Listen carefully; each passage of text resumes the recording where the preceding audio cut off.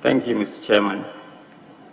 Mr. Chairman, on behalf of the good people of Hunter West, I wish to thank His Excellency the President for nominating for the first time in the history of the Fourth Republic somebody from the Hunter West constituency to this position. Mr. Chairman, I was born on 17th April 1967 at Secondary. I started my education at Takoradi Primary School, continued at African Timber and Plywood Preparatory School in Samraboy. Then from there, I proceeded to Upon Secondary School. And then to Inside Secondary School for my sixth form. I went to Honorable, I said those parts, we have them on the CV. If there's any other thing of interest, tell us. Mr. Chairman, I'm okay. Thank you. Yes, Honorable Agaga. Honorable colleague, congratulations. Going through your CV, and in fact, I can testify to the fact that you're a lawyer. So this question has to do directly with law practice at the level of the judicial committees of the regional houses of chiefs and even at the national level. Now, there is the problem of inordinate delays with respect to the adjudication of chieftaincy-related disputes at that level. And one of the reasons for the delays is the unavailability of funds to pay for the certain allowances of panel members. There is this very interesting case of litigants having to come together to contribute to actually pay for the certain allowances of panel members at one of our judicial committees at the regional house level. If you're given the nod as the Minister for Chieftaincy and Religious Affairs, what would you do to ensure that there are speedy trials at the judicial committees of the regional and national houses of chiefs? Thank you, Mr. Chairman. Mr. Chairman, there are basically issues of logistics, the composition of the panel, and then the method of adjudication. Fortunately, His Excellency the President has set up or has expanded the Ministry of Communications to include digitization. I believe that with the support of my colleague, when I'm approved, the Minister for Communications, it should be possible to digitize the adjudication processes at the National House of Chiefs. The other one has to do with logistics. Chiefs have to travel from far and near to come and adjudicate on cases, and then if they have to spend days to adjudicate, there must be sufficient funds to cater for their housekeeping expenses. So I am certain that when given the nod, and with the support of the National House of Chiefs and the Regional House of Chiefs, we should be able to collaborate with the Ministry of Finance to increase the budgetary allocation to the ministry so that these cases that are pending at the various regional houses of chiefs can be dealt with expeditiously. Thank you. Honorable nominee, there have been numerous chieftaincy disputes in several parts of the country, including the Greater Accra region. I am particular about the Greater Accra region because it happens to be our national capital. There has been a protracted chieftaincy dispute with respect to the position of Gamanche. But thankfully, we now have a Gamanche whose name has been entered into the Gazette and who is a member of the Greater Accra Regional House of Chiefs. He was duly inducted into that position some time ago, but it appears there are challenges with respect to his attempt to properly occupy the seat of Gamanche and to have the recognition of all. If you're given the nod, what would you do to resolve this protracted dispute once and for all? Thank you, Mr. Chairman. Mr. Chairman, I believe that there's the need, the ministry actually doesn't install chiefs. The selection, nomination, and the instrument or instrument of a chief is the sole preserve of the kingmakers or the family or the lineage from which a particular individual comes from. But the Regional House of Chiefs has a mandate to ensure that when disputes are sent there, they are dealt with expeditiously. When given the nod, whatever cooperation that these Regional Houses of Chiefs need to ensure that these disputes are disposed of expeditiously, I will give the support. The other thing has to do with the enforcement of the judgments that are given by the court.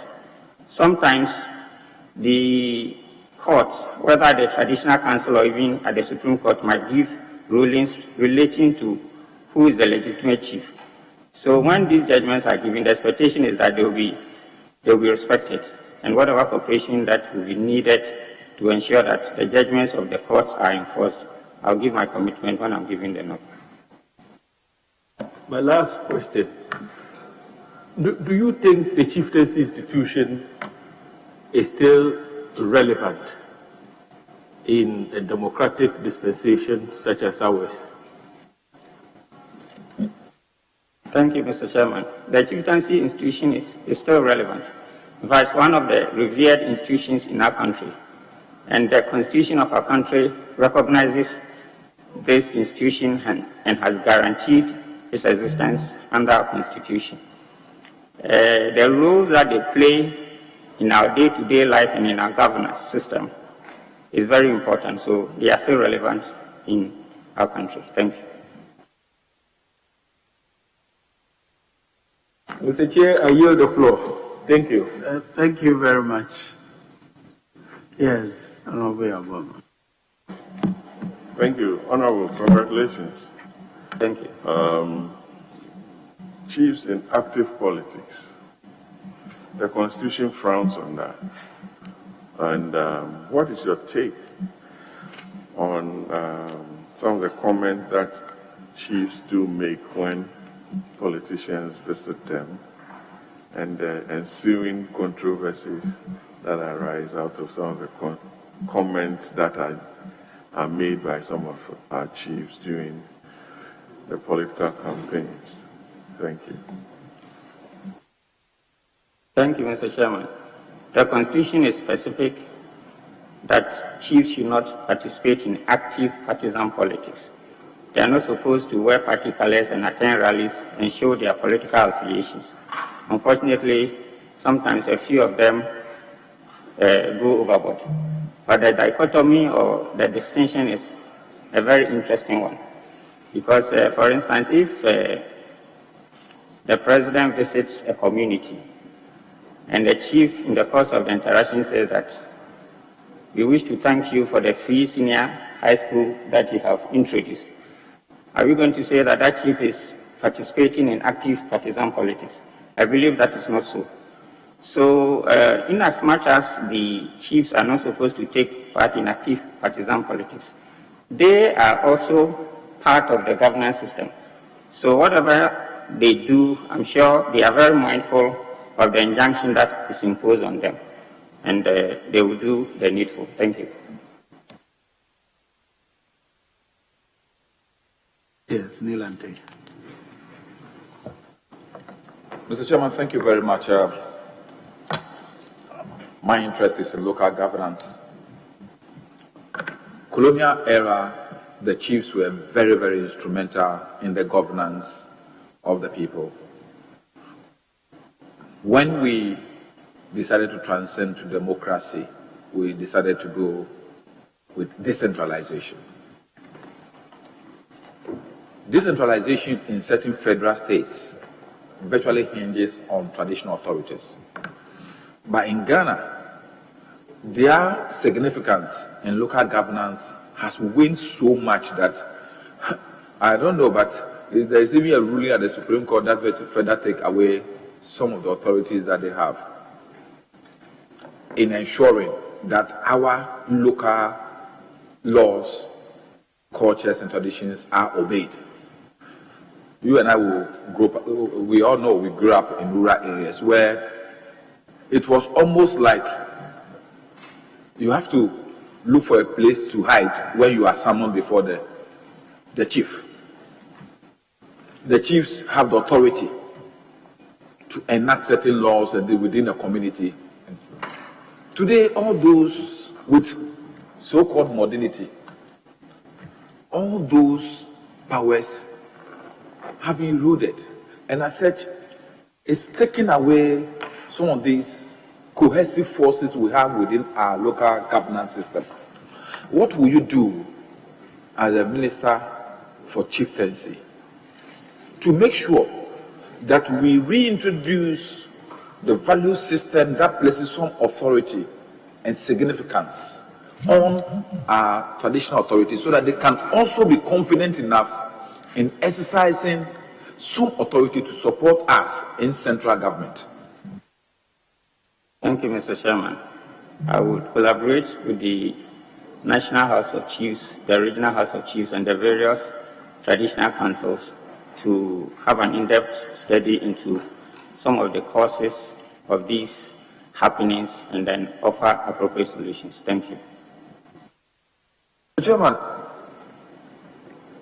some people have argued that in order to arrest some of these things, it would be good for some people who believe in our traditional value system to go to court, the Supreme Court, and ask for the review of that unfortunate judgment. Do you agree to that opinion as a lawyer? Thank you, Mr. Chairman. The time for even applying for a review in that particular case has even elapsed. The National House of Chiefs is in the process of proposing some amendments to Section 63D, which was shut down by the Supreme Court. I'm very certain that when I'm giving the notes, there will be deeper collaboration with the National House of Chiefs to see, in conjunction with the Attorney General, how that particular provision can be recrafted to give meaning and effect to the intent of the earlier provision. Thank you. Chairman, we are in a period of gender. One of the most significant appeals that have been made, which to me makes sense, is from our Queen Mothers, who believe that in constituting the National House of Chiefs, Queen Mothers are not given any place. What do you think can be done in these days and civilization of gender equality and the rest? Do you think that we could do something in order to make sure that our Queen Mothers are also duly represented at the National House of Chiefs? The Queen Mothers, some of them have already made certain proposals to that effect. This demands broad-based consultations, because there are some traditional areas we don't even have Queen Mothers anyway.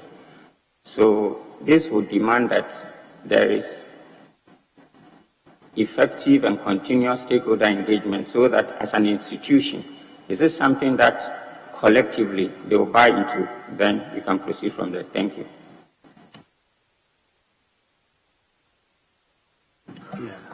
This one is a bit controversial, but forgive me. Given the absence of leadership on our side, just some clarification. Full up. Yes, go ahead. Yeah, the question relating to Queen Mothers. You are mindful of Article 271. Article 271. The House of Chiefs of each region shall elect as members of the National House of Chiefs 5 paramount chiefs from the region, where in a region there are fewer than 5 paramount chiefs, the House of Chiefs of the region shall elect such number of divisional chiefs as shall make up the required representation of chiefs for the region. Is it not clear who the regional House of Chiefs can send to the National House of Chiefs?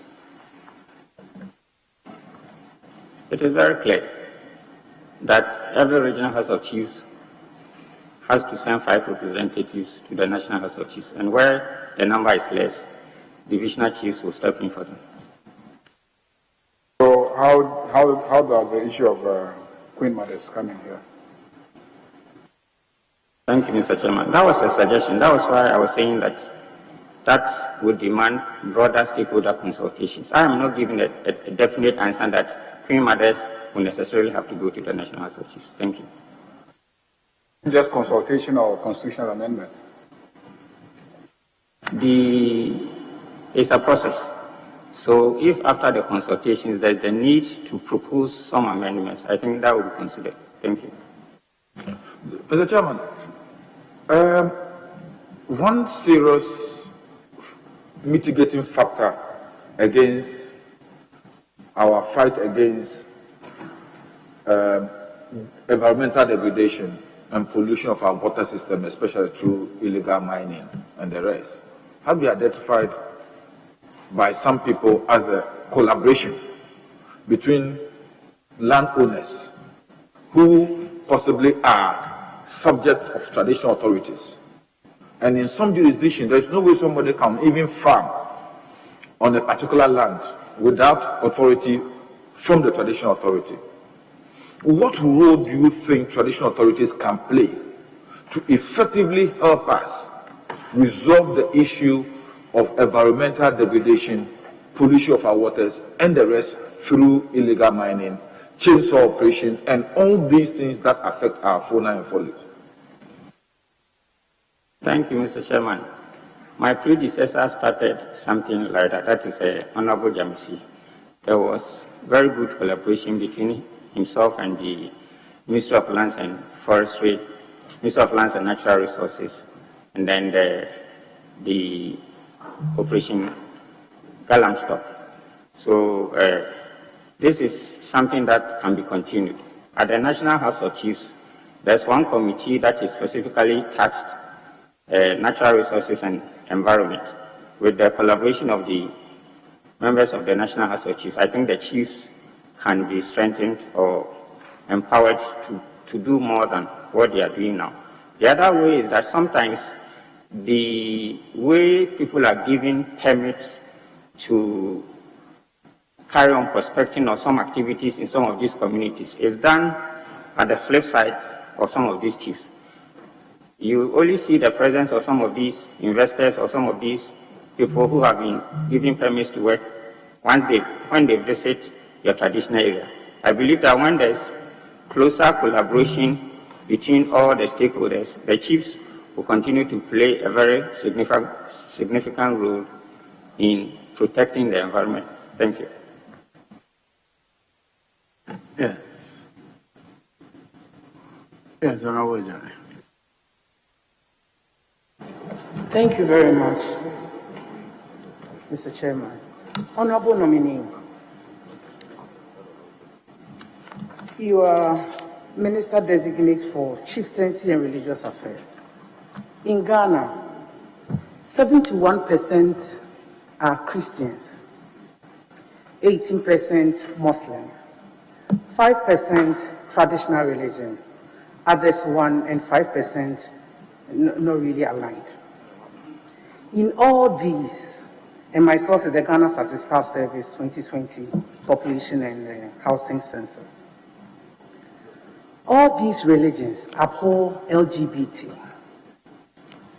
I take you to our laws, the Criminal Code, Section 104(1)B, clearly is again unnatural carnal knowledge.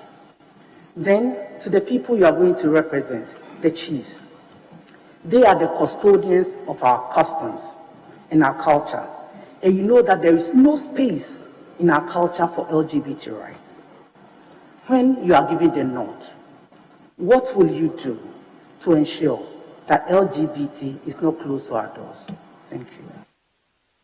Thank you, Mr. Chairman. As a Christian, and by the nature of my upbringing, I am against LGBTQI. Fortunately, our chiefs and some of these religious bodies have also spoken against the LGBTQI. When I'm given the opportunity and this decision comes up in cabinet, I am not going to recommend that these practices are encouraged in this country because, for instance, our laws on marriage have not been amended.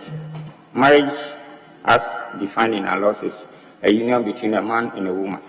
So, with the kind of situation that is going on now and the enthusiasm that we are getting from our religious leaders and our chiefs, I am very certain that when I'm nominated and I do some other consultations with them, because this decision actually is a state decision. My views may matter, but at the end of the day, it is the collective will of the good people of Ghana that will prevail in finding a lasting solution to these activities. Thank you. Second, the President of the United States of America, Joe Biden, has made very strong statements about LGBTQ rights. As a policy advisor to the President on religious matters, are you going to advise the President to boldly come out and, as a matter of urgency, put the hearts of Ghanaians at ease that LGBT rights will not be countenanced on our land and even in our territorial waters, so that Ghanaians are at peace? Thank you. Thank you, Mr. Chairman. The President has already made a statement in respect of this practice. And the chiefs, as you rightly said, and some of our religious leaders have also made an input. Our listening President, I'm sure at the appropriate time, will make the necessary interventions. Thank you. Third, and so on LGBTQ, will you advocate for stiffer punishments for those who even try to indulge in LGBTQ? Because, yes, he is in charge of our religion and he is going to take care of the chiefs who are the custodians of our customs. Are you going to advocate that as Minister for Religious Affairs, where I have already indicated that 71% are Christians, 18% are Islam, 5% traditional, and you see, Ghanaians generally, we don't like LGBT rights. But LGBTQ is too close to Ghana for comfort. Are you going to advocate for stiffer punishment for those engaged in it? Because it's just a misdemeanor under 104(1)(b). Thank you. Thank you, Mr. Chairman. The punishment regime will be determined by Parliament. And I believe that when such a bill is brought to Parliament and I have the opportunity to speak on it, I'll make an input. Thank you. Honourable Member, today, under our laws, the thing we call LGBT and so on, what is the offence in it apart from unnatural carnal knowledge? What in the so-called LGBT activities apart from unnatural carnal knowledge, will be amenable to the criminal codes of Ghana? Thank you, Mr. Chairman. Beyond the Section 104 that deals with unnatural carnal knowledge, the laws on marriage also state clearly that the marriage is a union between a man and a woman. So, apart from even the criminal sanctions, there are also sanctions for engaging in that kind of conduct because that is not what our law prescribes. Thank you, Mr. Chairman. Now we are talking as lawyers. How is it possible for any other person, apart from a man and woman, to get married? To occasion an offense anyway? Which marriage registrar would have the authority to put a man and a man or a woman and a woman, admit them into a marriage? How is that possible under our law? Thank you, Mr. Chairman. That is not possible under our law. Our laws prohibit such unions. Yes, Honorable. Yeah, to be more specific, Chairman is asking you a number of questions. Now, Section 99 and the Section 104 of our criminal code are clear on unnatural carnal knowledge and the specificity that there is unnatural carnal knowledge if one can prove penetration. The list of it, is that okay? In the relationship between lesbians, in the relationship between lesbians, there's no penetration. Okay. So, how do I know? How do I know? How do I know? Okay. Okay. Well, maybe there are experts in the practice here in this chamber. But I just assume that in the relationship between lesbians, it may be difficult to prove penetration and etc. So, do you think that our laws, in any way, capture the situation of lesbians? If you look at Section 99 and the Section 104 of our criminal code, and you talk about marriage, broadly speaking, if people in a homosexual relationship where we can't prove penetration, but they are living together in a house, they haven't proclaimed each other as husband and wife. And if people who are lesbian, they are living together, they haven't proclaimed each other as husband and wife, are you able to capture them under our existing relationship and prosecute? I think that's the question. Are you able to prosecute people like that? Thank you, Mr. Chairman.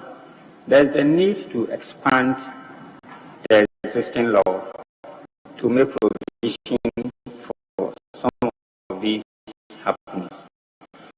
Because the law in its current state, I have heard arguments that, as you are saying, there's no penetration, and it's in the definition of unnatural carnality as a parliament for us to ensure that the existing law, so that all these practices that are gradually emerging will be taken care of under our laws. Thank you. Okay. No, so first, and I'll come to you. Thank you very much, Mr. Chairman. Honorable nominee, congratulations once more. Thank you. My first question has to do with payment of royalties to chiefs. I'm sure that all our chiefs and queen mothers will be very much interested in this. Somewhere in 2017, January, your administration made a promise to ensure prompt payment of royalties due chiefs, queen mothers, and traditional councils. I was trying to do a search to see how this promise has been kept. So far, there is nothing showing that this promise has been kept. How often will royalties be paid to chiefs under your administration as a minister? Thank you. The administration or the payment of royalties is not under my ministry directly. It's under the Ministry of Lands and Natural Resources. When I'm giving the nod, I will establish closer collaboration with the ministry so that these payments can be made as promptly as possible. Thank you.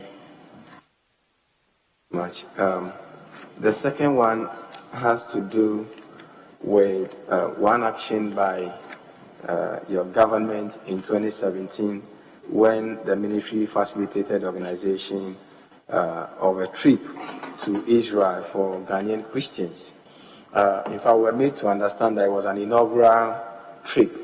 Do you intend to continue in this trend where annually you'll be having pilgrimage to Israel for Christians? Thank you, Mr. Chairman.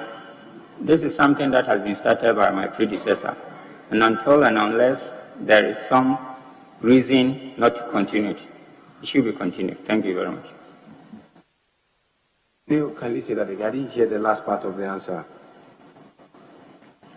My response was that This is a program that has been started by my predecessor. Until and unless there's some other reason why it should not be continued, when I'm giving the note, I would continue with that project. Thank you.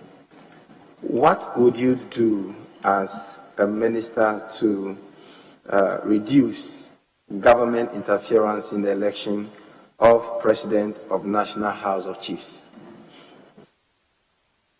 I am not aware of government interference in the election of presidents of National House of Chiefs. Thank you. Yeah, but there is that suggestion. You know, there is out there Ghanaians who are watching now are having the perception that governments interfere with elections. Honorable, how can he speak to a perception? Ask him his own views. Well, Mr. Chair, what I want him to assure the committee and the general populace watching him that under his watch as a minister, he would ensure that that will not happen. And that is a commitment I wanted him to give the people of Ghana. I don't think he can give that commitment. He does not take part in the election. Mr. Chairman, my point is that he is the supervising ministry. Ask another question, please. Very well, Mr. Chair. Honorable nominee, in the NPP manifesto of 2016, you also promised that you are going to create an enabling legislative and economic environment for philanthropy to blossom under your ministry. How do you intend carrying this out?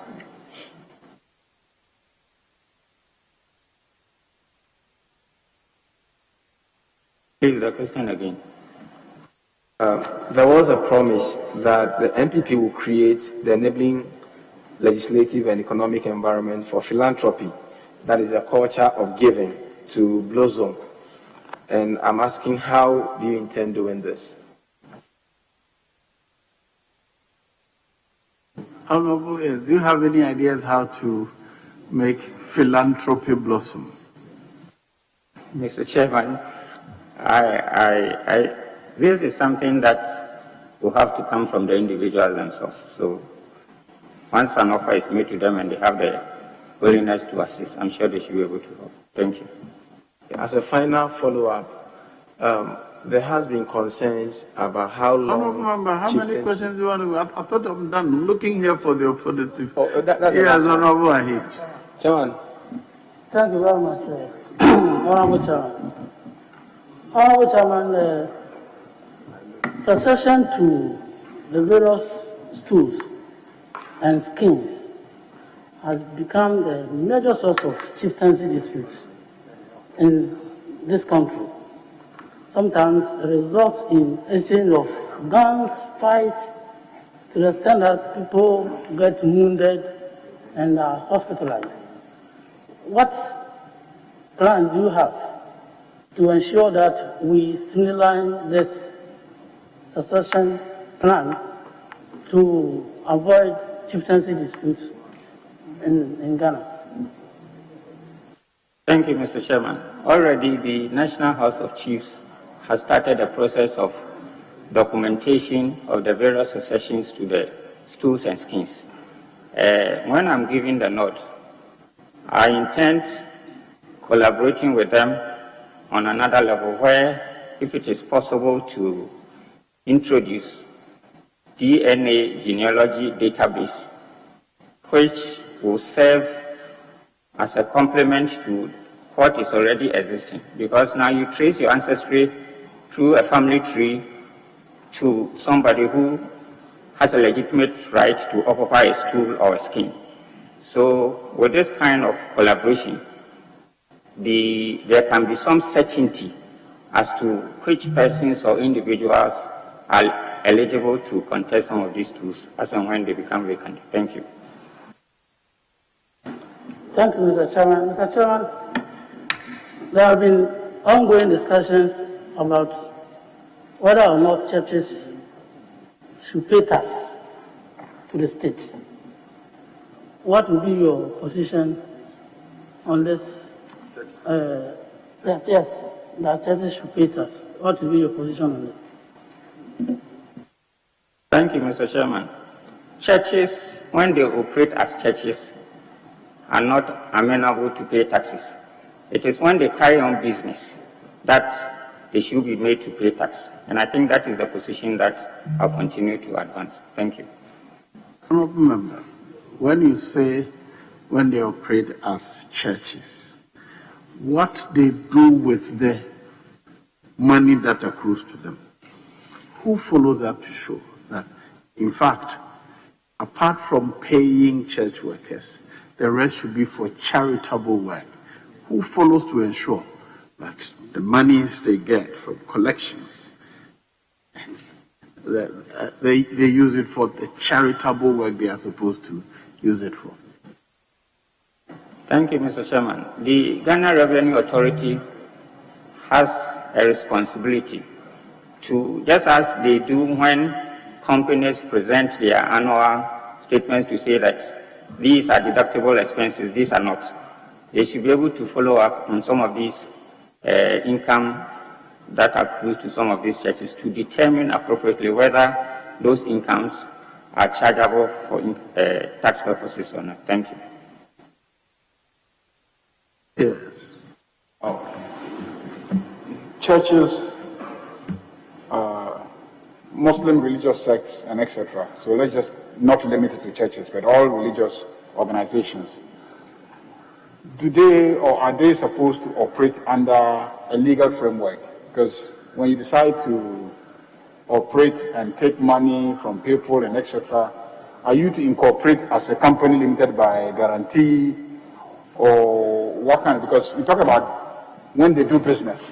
So when they do business, they are supposed to register a company, a limited liability company, to be able to do business, or incorporate as a cooperative or whatever legal framework.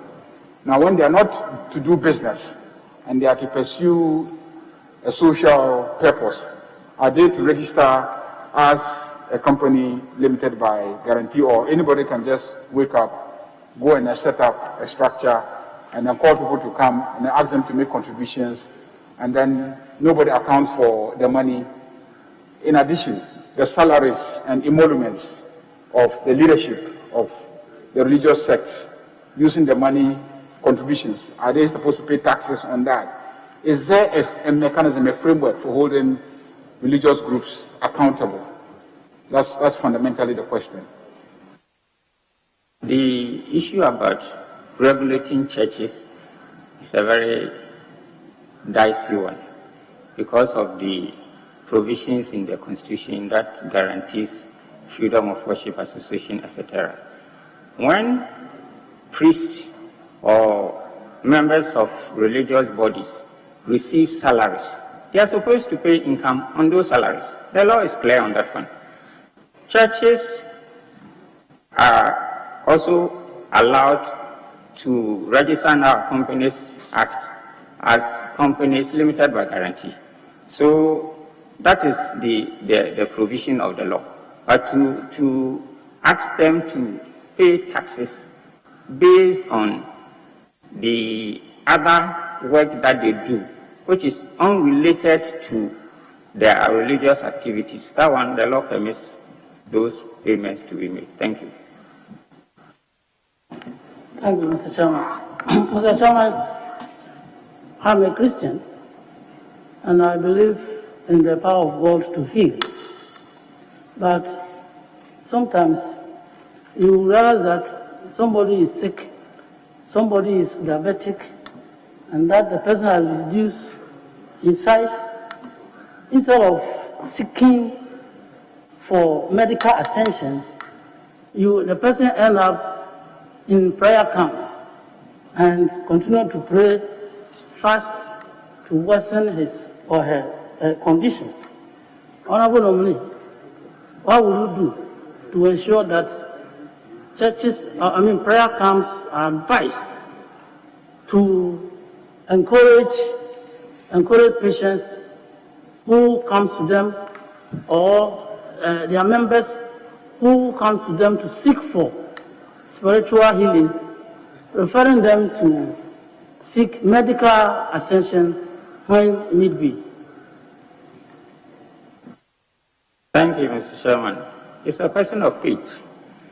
If the individual believes that when he is sick and he goes to a pastor or a priest and he prays for him or her, he can get his salvation, we cannot take away that belief in that faith from him or her. But going forward, when I'm giving the nod, there should be enough education for some of these adherents or some of these church worshippers to know the difference between an ailment that needs medical attention and the other one that has to do with the salvation of your soul. Thank you. Okay. Yes, Giselle. Thank you, Mr. Chairman. Honorable nominee, there's often a case of noise pollution caused by some churches, and residents and people who live in residential areas. There are some conflicts in, let's say, the planning and location of some of these churches. What are you going to be able to do or help to alleviate the challenges that people have, even though they may be Christians, but some of the churches can be making a lot of noise, much higher, above the average decibel permitted level, let me put it that way, for residential areas. It's quite common in residential areas, but generally on the whole, what are you going to be able to do to be able to bring some sanity into that aspect? Thank you. Thank you, Mr. Chairman. The noise levels are relative, and if the fiscal planning departments of most of these assemblies are on top or are doing their work very well, there are, in the course of the fiscal planning, areas are demarcated for churches, mosques, and other religious facilities. So that coordination or that collaboration should exist. The other one has to do with tolerance levels. We live in a community where we have to tolerate each other. So whilst people have a right to express their religious beliefs, we have to marry it with a kind of noise that is permissible within a certain environment. So that will need a lot of dialogue and give and take so that we can coexist in these communities. Thank you. So would you, Mr. Chairman, would you give the assurance that you would liaise with the local government authorities and so on, because it is an issue. Some people may not be able to voice it out, but on this platform we have the opportunity to voice it out for people who are disturbed by the noise. That doesn't mean that they are against the religion or the worship. It's just that sometimes it can be creating noise. Will you collaborate in that manner? Thank you. Honorable Member, I give you the assurance that that collaboration will be there. Thank you. My second question has to do with development in districts and the traditional, in collaboration with traditional councils. Now, would you recommend or would you support a structure, a more official structure of development being supported by all these stakeholders? That kind of policy direction coming from the top, such that every traditional council, every traditional area, for example, has that developmental committee, or even maybe going beyond the committee. I don't know what structure it is. Just that, to make sure that there's that formalization. Because sometimes when there are some disputes, if there was a committee in that manner with all the stakeholders involved, maybe there could be some resolution along the way that, look, all we want is development. Because very often, you and I know, we go to see the chiefs and they all say the same. All we want is development. How can we all push this developmental agenda in a much more structured and proper way? How could you support that as Minister of Chieftaincy coming into the picture? Thank you. Thank you, Mr. Chairman. Already the structure at the Metropolitan, Municipal, and District Assembly levels makes provision for the involvement of chiefs in the selection of the government appointees to the various assemblies. So there's this collaboration already in existence. When I'm giving the nod, we will strengthen this collaboration so that the kind of developments that we have or we are expecting in the various Metropolitan, Municipal, and District Assemblies are achieved. Thank you. One last follow-up question to this. Your last question, please. Yes, thank you, Chairman. So you are looking at it from collaboration with the district assemblies, but I'm looking at it from the other way around. The chiefs are strong, they are powerful. Can there also be that structure to support them also on their side? Otherwise, they will be skewed towards just coming to what the district assembly wants to do. There must be that connection and collaboration so that both is a win-win situation for both. So they don't have to, because representation will be just a few. It is not the whole traditional council who may be able to be represented on the district assembly. And there may never even be a time when the whole district assembly leadership will be meeting with the traditional council and discussing things together. I hope you see where I'm coming from. Thank you, Mr. Chairman. The chiefs themselves are also agents of development in their various traditional areas. Sometimes there are situations where they themselves initiate certain projects and bring them to the various municipal, metropolitan, and district assemblies for assistance. And when these offers come, they are considered favorable. Thank you. Yes, good. Most grateful, Mr. Chairman. Chairman, my first question relates to a very sensitive matter which borders on religious charlatans, a few bad nuts who give religion a very bad name and endanger society. Indeed, Jesus the Christ himself warned in Matthew chapter 24, verse 11, and if I have the permission of the chairman to quote from my Bible, Jesus the Christ said, "And many false prophets will arise and lead many astray, and because lawlessness will be increased, the love of many will grow cold."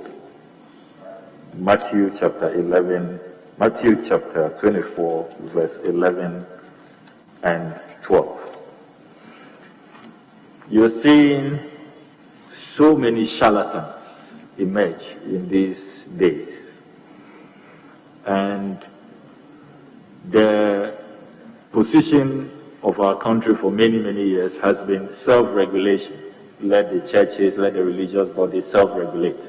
But it appears that that hasn't worked. And a lot of religious leaders themselves have voiced out this frustration. And the number of false prophets are increasing. We all see it on the screens. They are kicking pregnant women in the name of performing miracles. They are giving concoctions, and there's a public health crisis. Doctors are warning. They deny them access to health care. We need to maintain a balance between Article 21(1)(c), freedom of religion and to manifest your religion, but also the state has a responsibility. In Article 37 of the Constitution, Article 37(2)(b), that the state shall enact appropriate laws to assure the protection and promotion of all other basic human rights and freedoms, including the rights of the disabled, the aged, children, and other vulnerable groups in development processes. Reading from your handover notes, I realized at page 16 that in the offing, your predecessor began some discussions about a national policy on religion to help address some of these threats and dangers to the health of our society. What is your view about all of these charlatans who've taken over our airwaves, polluting, brainwashing people? And we've seen that it can be very dangerous. Pastor Wright, they just burned down a whole congregation, killed people. It can be really terrible. And we are getting there. What's your view on this matter, and how do you intend, through policy, to maintain this fine balance, freedom to manifest religion, but also in a responsible way that does not endanger vulnerable citizens. Thank you, Mr. Chairman. There's the need to have a balancing act between people professing religion and then some other people trampling upon the rights of these individuals who visit these churches. That is why my predecessor has started this policy on religion. As a ministry, when I'm giving the nod, we cannot control or seek to register or regulate the churches. But what we can do is to create an enabling environment that would make the individuals who belong to these faiths practice their faith, not at the expense of any violations of their human rights. So when I'm giving the nod, we'll follow up on the draft policy and hold some broader consultations with the religious bodies as a way of self-regulating themselves. Already, there are a few structures in place. So we must not allow a few bad nuts in any profession to dent the hard-won reputation of those who are really doing well. Because in as much as they are charlatans, they are very good priests and very good pastors and very good religious institutions. So we have to act in such a way that we will not throw away the baby with the bathwater. Thank you. Mr. Chairman, my second question relates to the President's pet project. He seems to be very fascinated about giving this country a national cathedral. Is that project still a priority in the midst of a pandemic and all the challenges that we are facing? What is the briefing you have received on the National Cathedral project? Is it alive, and is it still a priority of priorities for the President, as he stated some time back, especially in the midst of this pandemic when we are looking for money for vaccines? The National Cathedral project is still a government priority project. His Excellency the President has indicated that that project is going to be constructed at very least cost to the state. I know that the Rich Church, for instance, has designated July and December of each year as days that they would do a special offertory to gather funds for the purpose of the contributing to the construction of the National Cathedral. There was an action in the Supreme Court challenging the constitutionality of the establishment of the National Cathedral, and the Supreme Court ruled against the petitioner who went to court. So it's on course, and already the contractors are on site and work is ongoing. Thank you. By way of follow-up, do you know how much it will cost this country? What is the cost of the National Cathedral? I haven't received any briefing as to the entire cost of the project yet. What I do know is that some seed money has been advanced for the construction of the cathedral. Thank you. $25 million. So $25 million has been extended as seed capital. Yes, that's to my knowledge. Thank you. Okay. My final question will bring us to chieftaincy. Do you have any latest reports from the briefing you have received on the number of flashpoints that we have as a country, and how do you intend to resolve these matters expeditiously to bring a resolution? Because as you know, it can degenerate into a national security crisis. So how many flashpoints do we have currently, and what are the expedited policies you have in mind at the moment, if approved, to address this matter? Thank you, Mr. Chairman. My predecessor inherited 325 chieftaincy disputes and was able to resolve 270 of them. Currently, there are 300 chieftaincy disputes that are pending. The issue of adjudication of these disputes, the issue of logistics, I spoke about that even before you came in, and the digitization of the entire adjudication process. These are ways that, when I'm approved, we put in place to ensure that these disputes are disposed of as expeditiously as possible. Thank you. Finally, a follow-up. Oh, finally, you have said your last. Yes, but the need for a follow-up as a reason. But yes, I'll follow your cue, Chairman. Thank you very much, Mr. Chairman. Honorable nominee, in 2016, the Minister of Chieftaincy and Religious Affairs conducted a research, and based upon that, developed a strategic implementation plan to execute a project called Harmful Traditional Practices Project. What is the status of that project? And would you consider a similar project that deals with inimical religious practices in Ghana? Thank you, Mr. Chairman. The briefing that I received so far points to the fact that these projects are ongoing. The issue about female genital mutilation, the issue about widowhood rights, and some other harmful practices. There is the need to involve the National Commission on Civic Education in this particular enterprise so that we can have a very good approach to the resolution of some of these harmful practices. Thank you. What about the second aspect of it, looking at the inimical religious practices? I asked whether you consider a similar project to deal with that situation.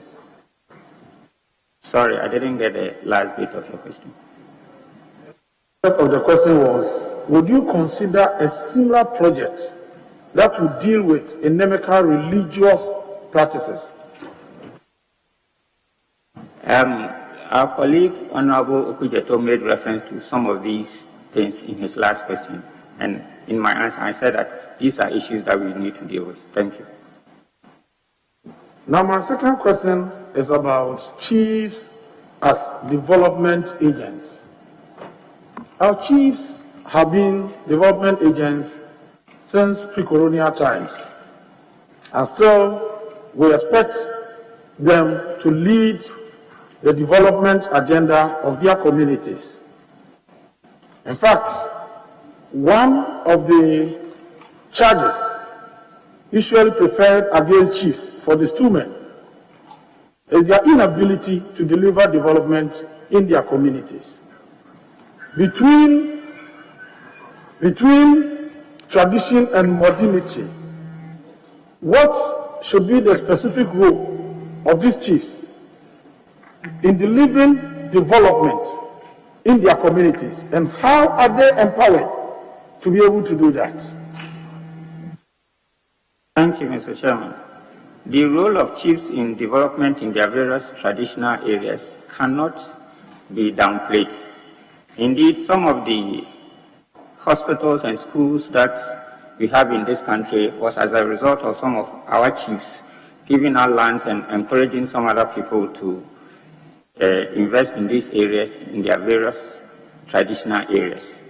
The way and manner in which the royalties are distributed, some funds are given to the district assemblies and some chiefs for the maintaining the status of those traditional areas and the schools. So we cannot delink the chief's role as a development agent in his traditional area from his core functions as the chief of the community. So that blend should necessarily exist. Thank you. The Chieftaincy Act and its regulations are silent on the criteria for the elevation of divisional chiefs to the status of paramountcy.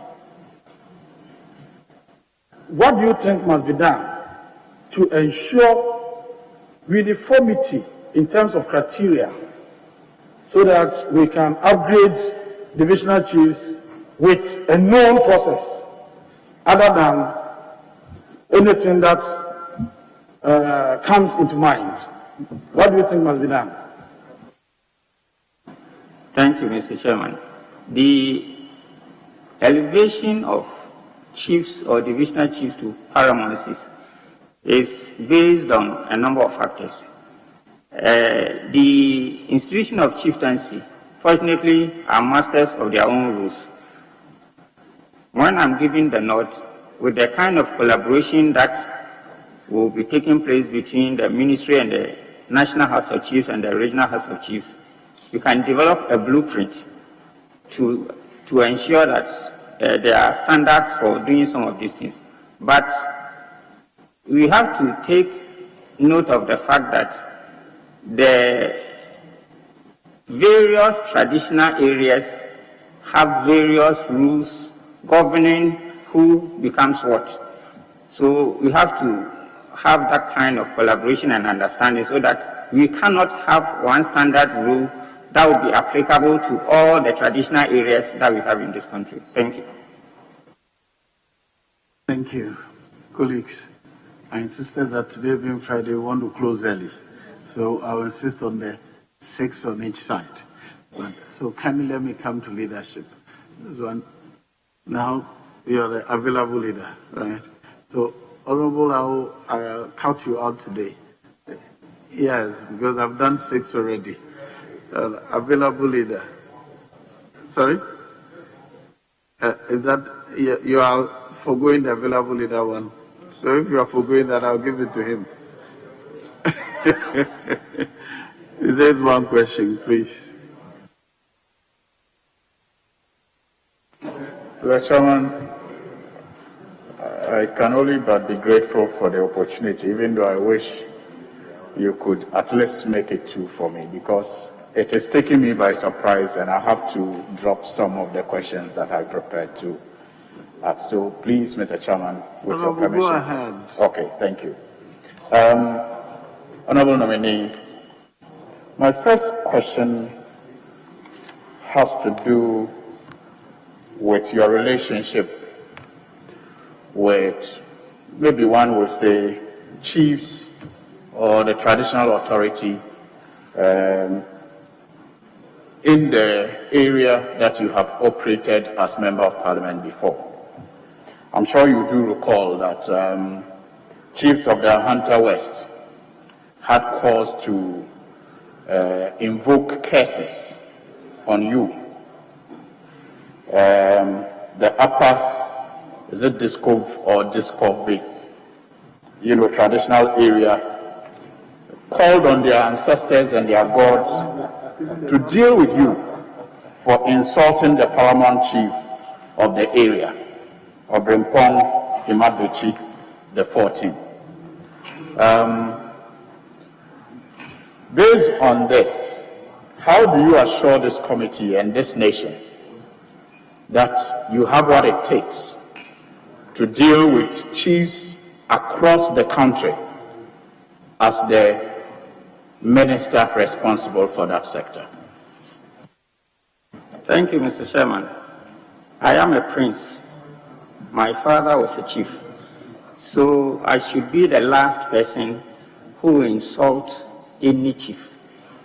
It is never correct that I insulted any chief. Some members of our party went overboard in some of the comments that they made. That issue has long been resolved. Indeed, when my nomination came, the Upper Disco chief was one of the persons I went to officially inform him about my nomination by the president. He congratulated me and gave his blessings for my nomination. Thank you. Right. Mr. Chairman, I'd like the nominee to also take a very good look at these pictures.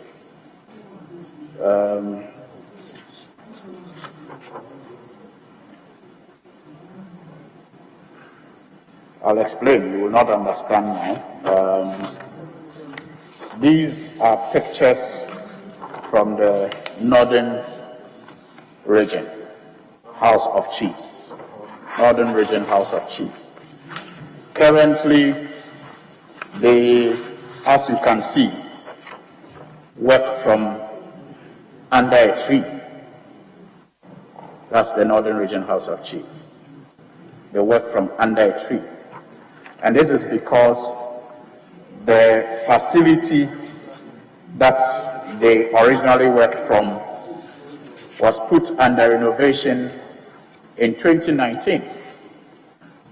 And work on that project has since stopped, making it very difficult for the work of the authority to go. So on behalf of the people of Dabong and all the chiefs in Northern Region, I want to know if you have been briefed on the state of this renovation and how soon work on it will be concluded.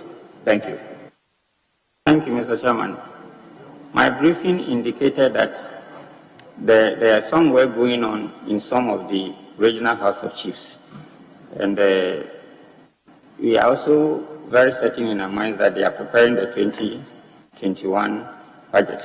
The bane of the ministry has been lack of funds, adequate funds for capital investments in the area. And I believe that when the budget statement comes before this honorable house, honorable colleagues would put in a plea for the ministry so that the budgetary allocation is enhanced so that some of these projects that you are talking about can be completed as soon as possible. Thank you.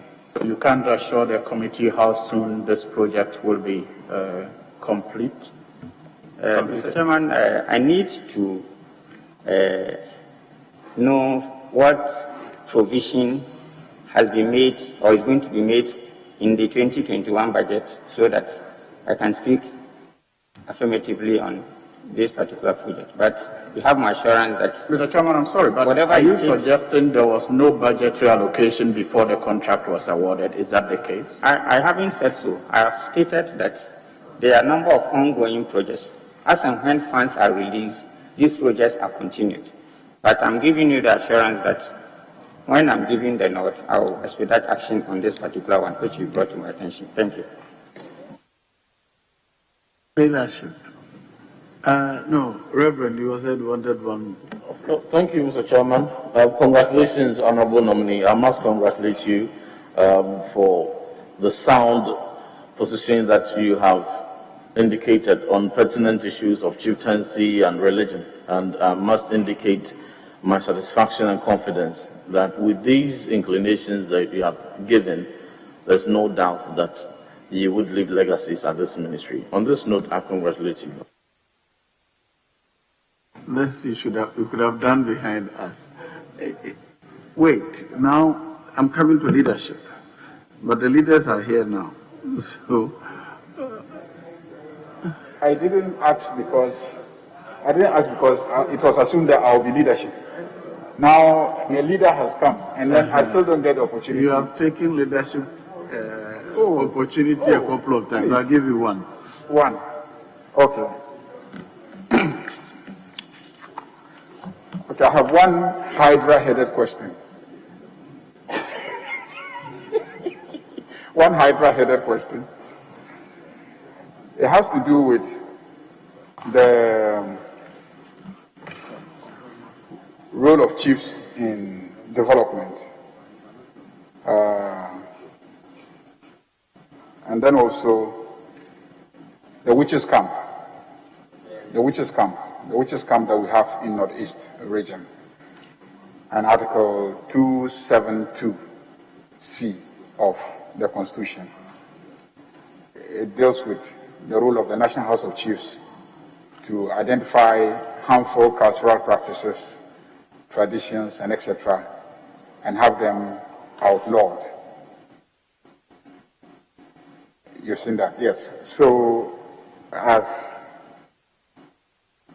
Minister responsible for chieftaincy, if you get the nod, what are you going to do, and how are you going to guarantee us that by the end of your tenure, you will get the National House of Chiefs to clamp down on such an institution and have it abolished and the practice stopped. And also the role of chiefs in development, especially in the area of spatial planning, land use, management of development at the local level. Chiefs really have greater capacity and influence in the communities. This whole thing about land guards and etc., there's definitely a correlation between their desire to control the lands under their jurisdiction vis-a-vis state law enforcement mechanism for controlling land development. How are you going to make them more responsible in the management and development of land, where people just take lands, develop them, no access roads, no planning, nothing. People just build because the chief has given the lands to them. So if you can combine these and generally provide some response, given the restrictions I'm under. Thank you, Mr. Chairman. The collaboration that I have to establish with the National House of Chiefs to ensure that some of these harmful practices are dealt with, the law makes provision for that. So when given the nod, I'll pursue that part. The issue about the spatial planning and chiefs as agents of development in their various traditional areas, I've indicated that they are already doing it. The setback has been that sometimes the chiefs will be in their various traditional areas and people will come in there to say that I have a concession, I have a permit to come and do ABC. So if right from the onset, these chiefs are involved in the entire planning process, I think these issues will be resolved. So there's the need for closer collaboration and involvement at the initial stages of some of these developmental projects, and I'll pursue that part when I'm given the note. Thank you. Yes, Honorable Leader.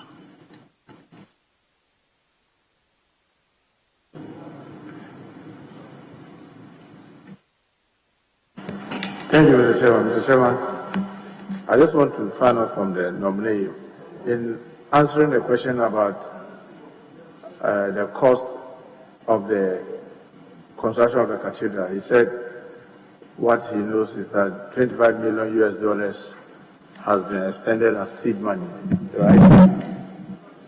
He said $25 million has been extended as seed money. Yes, that is correct. But you don't know the total cost of the project? I don't have any information to that effect. Come again? I don't have any information to that effect here. But when they were giving the briefing, you didn't ask. When they were telling you about the 25 million as the seed money, I thought that would have been an obvious question that should follow. What is the anticipated amount that will be used to complete it? The National Cathedral is actually not under my ministry. I only did a preemptive strike by anticipating that it was a likely question to come. That's why I did some reading on my own about it.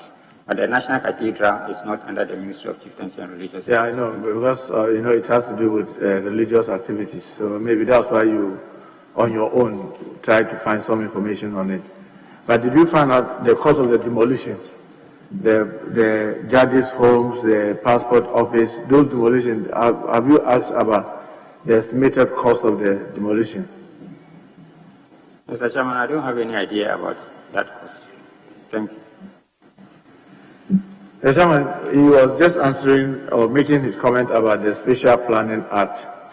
And one of the major problems that you have, especially in the urban centers, when chiefs have sent their schemes and it's been approved, where they made provision for all the necessary amenities, roads, schools, recreational centers, and what have you.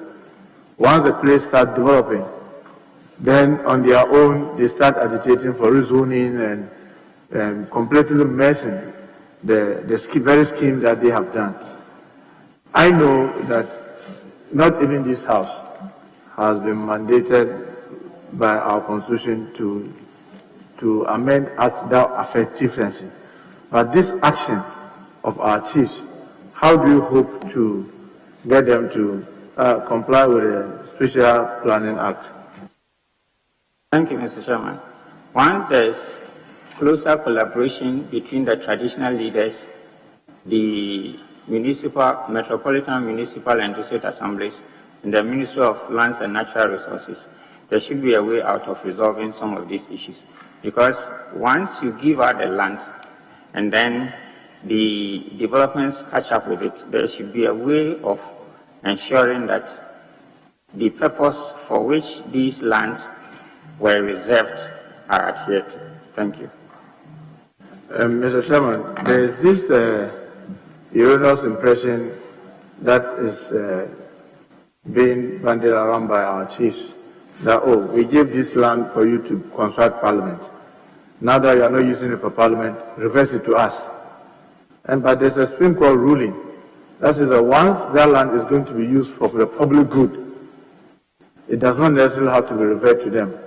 How do you hope to get them to appreciate this so that they may stop the unnecessary litigation that in many district assemblies is one of the major challenges they have with the traditional authorities? Thank you, Mr. Chairman. There is a need for some education and some further engagement with these traditional leaders so that they appreciate some of the concerns that you have raised. And when I'm giving the note, we will continue along that path. Thank you. Mr. Chairman, the Special Planning Act, precisely section 93, 3 and 4, is talking about when rezoning had to be done. Because of the way for lack of better word, the Nananum or the paramount chiefs or the chiefs and the district assembly are abusing the rezoning and virtually messing up the scheme.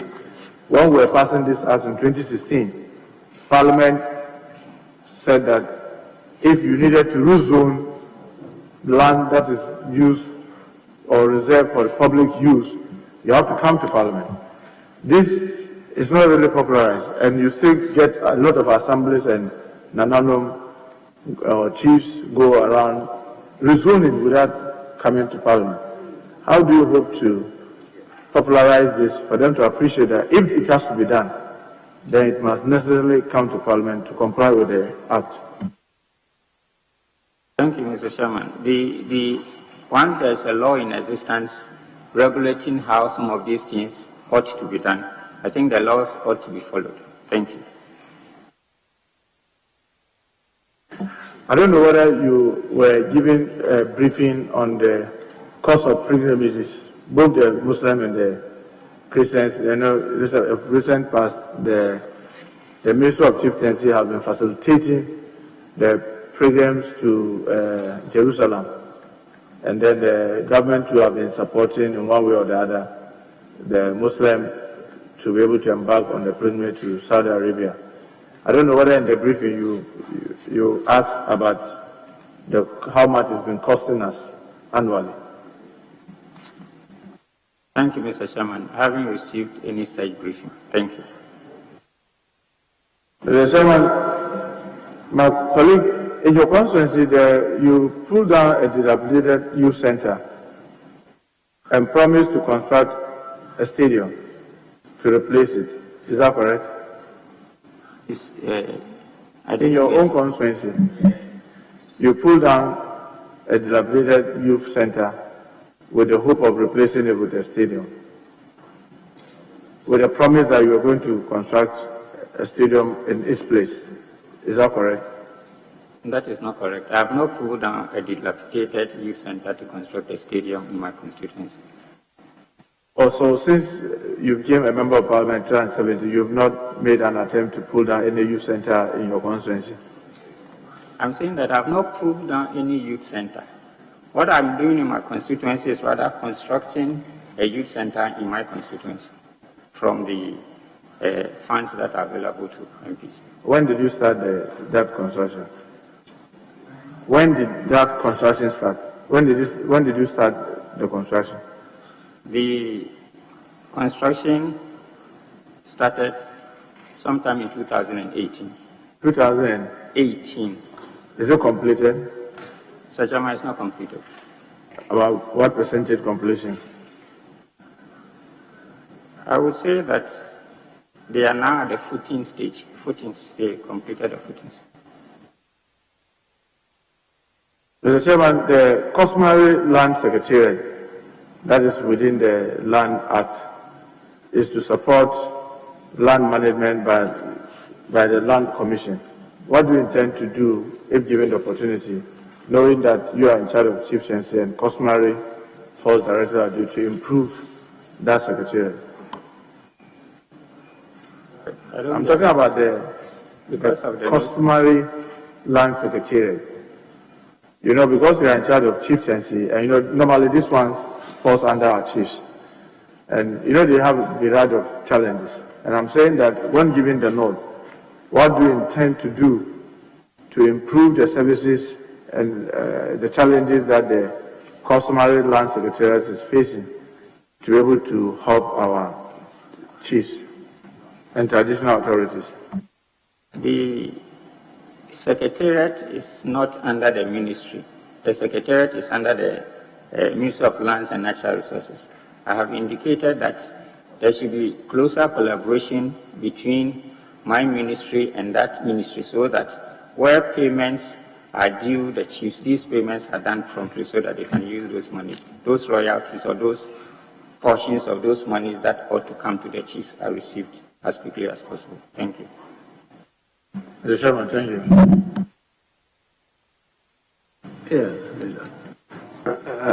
Chairman, I should thank you and to wish our colleague, the Honorable Kum, well, and to urge him that the President is taking him to a very sensitive institution, the Chieftaincy institution, with additional responsibility for religion. There are emotive issues there, so you have to be reflective and sober and work in accordance with Chapter 22 of the Constitution. Chairman relates to me that you've already been referred to Article 270 and 272. You see that customary law and customary usage is part of our practice and within the meaning of Article 11 of the Constitution. On this lesbianism, gay, where do you stand as a good Christian? Where do you stand? If it's been answered, Chairman. 10 questions on them. On them.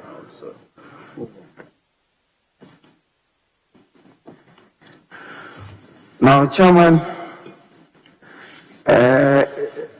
Section 63D, Honorable Mutaka, help me with the Chieftaincy Act so that I quote it for my purposes.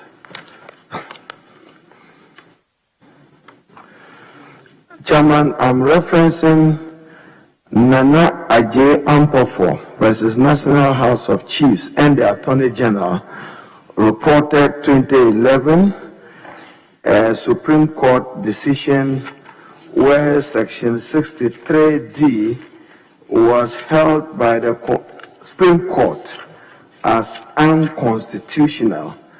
And then I just read the Section 63 for our purposes. A person who acts or performs the functions of a chief when that person is not qualified to act. And as I've said, I'm emphasizing 63D, deliberately refuses to honor a call from a chief to attend to an issue. The Supreme Court is of the view that this is unconstitutional. It reminds me of my first year tutorial in sociology and anthropology at the University of Ghana, I believe by Professor Nukunya and Chris Abochi. And it was a popular question. Quitter away the Chieftaincy institution. It was a very popular sociological question for first year students. Chiefs used to exercise legislative powers. They used to exercise judicial powers, even religious powers. But modernization have taken it over. Now the Supreme Court thinks that a chief has no power to invite a person. The National House of Chiefs, led by Togbe Afede, engaged myself and the Honorable Okyere Mensah Bonsu with the Office of the Attorney General. So it requires an amendment will you lead the process to make sure that we domesticate by law what has become a decision of the Supreme Court? Thank you, Chair. Thank you, Mr. Chairman. I will support whatever collaboration the National House of Chiefs would need to effect the amendment that will give meaning to the true intent of that provision, which has been shut down by the Supreme Court of this country. Thank you. Chairman, just noting further, I have some understanding from the former president of the National House of Chiefs, Togbe Afede, that there is some discussion and understanding with the Attorney General Office to improve the text. But ultimately, it will need to come to Parliament for us to legislate on it. Can you give us timelines when this can be done? When I'm giving the nod, I would work on it expeditiously. I cannot give timelines because of the processes that involve, most of which I don't have control over. Thank you. Chairman, so it brings to fore the debate of modernity versus traditionalism. In my part of the country, for instance, and I believe even in the Ashanti Kingdom, who dare you not respond to a call from His Majesty Otumfu Asantehene? Who dare you not to respond to a call from the Pagapio or the Sanduma Paramosi? But it means that Act 759 of 2008 appreciated that chiefs could do this, and in fact provided that if you refuse to respond to a call by a chief, you commit an offense and you are liable to summary conviction to a fine not more than 200 penalty units. How do you marry this delicate balance of chief exercising legitimate authority for the peace and stability of their community and the country against this is my right, is my right, is my human right? What will you do as minister on that? Thank you, Chair. Thank you, Mr. Chairman. I believe that the Supreme Court in its ruling indicated that to attend to an issue was at large. So what kind of interpretation to put on what the issue was in controversy. So moving on, once there's the intention to recraft that particular provision, whatever it takes for us to ensure that it gets the true intent of what the House of Chiefs wants, and so that they can have the power to advocate on those matters that are in contention. We will pursue that part. Thank you very much. Chairman, mine is just to end with a comment again. Sensitive area. Dagbon. The President has done his best to resolve aspects of it. It is not complete yet. There are still threats to the institution. There are problems in Nantong, problem in Karga. Nanu, the paramountcy of the Bimbila Nanuba traditional area, there are issues, and is the wish of the regent and the other parties in the dispute over there that there is a Supreme Court decision on it similar to Rihanna, which helped guide the Dagbon process. I want to trust that you will guide the President with deep thought in appreciating what the Honorable Ablakwa referred to you, that there are still major flashpoints in the country. In fact, in my constituency this morning, several people have been arrested to the police station from a community known as Young Dakamile, which started from Monday up to yesterday. And Mr. Chairman, to interest you, sons of the same father have disagreed on who should succeed, and that has resulted in the destruction of property. So that's why I'm saying that you have to be level-headed in order to assist the President to deal with this delicate institution. Once you are a member of Parliament, I wish you well. Thank you, Chairman. Very well. Honourable Member nominee, you appear to have had a substantial engagement with the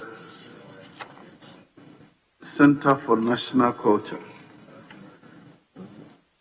2000 to 2005,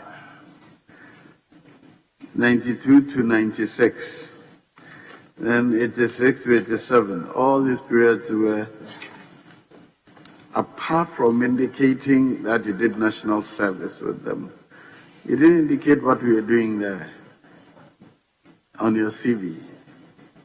1992 to 96, what were you doing at the National Center for National Culture in 2nd? Thank you, Mr. Chairman. I was the Assistant Public Relations Officer for the Center for National Culture before, from 92 to 96. And then from 2000 to 2005, I was responsible for administration. Thank you. Well, my next issue is the religious affairs. Do you think that we should draw up some regulation to regulate or provide for some constitutional arrangement, just like you have a model constitution for companies? You think it will be practicable to have some model regulation for religious organizations so that we can have them operate within certain limits? What's your view? Thank you, Mr. Chairman. I agree with you to the extent that because there are various sects, it has to be done taking cognizance of the various religious beliefs that the individuals profess to. Thank you. Very well. We thank you for attending upon the House to answer questions. You will hear from us later, but for now, you're discharged. I'm very grateful, Mr. Chairman.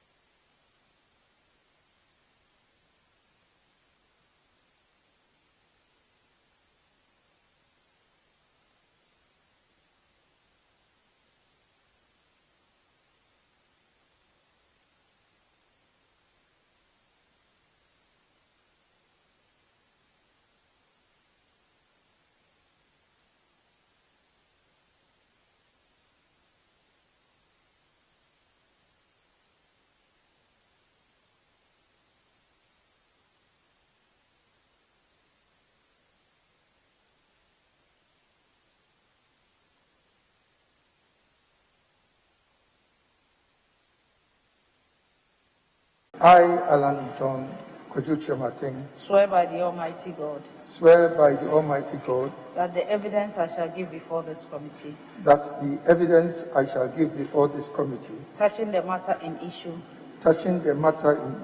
shall be the truth, the whole truth, and nothing but the truth. So help me God. So help me God.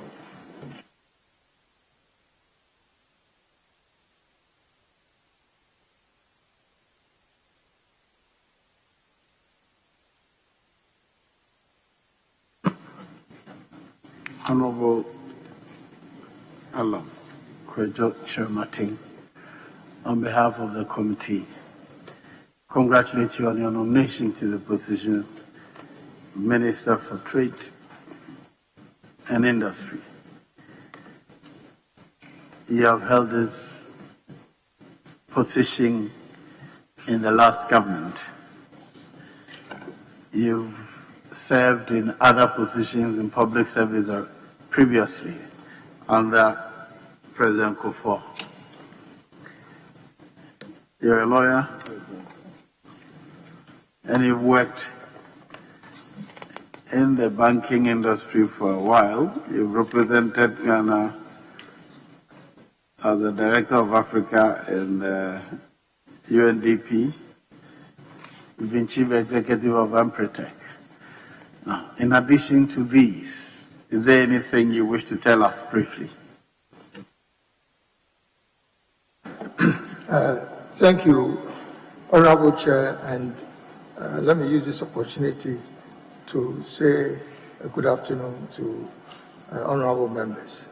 Chairman, having so graciously outlined the key elements of my profile, I believe there's nothing more to add. Thank you. Very well. Chairman, let me also join you in congratulating Kojo Kyerematen. Chairman, did I hear him say that beyond what he has given us, he doesn't have anything to add?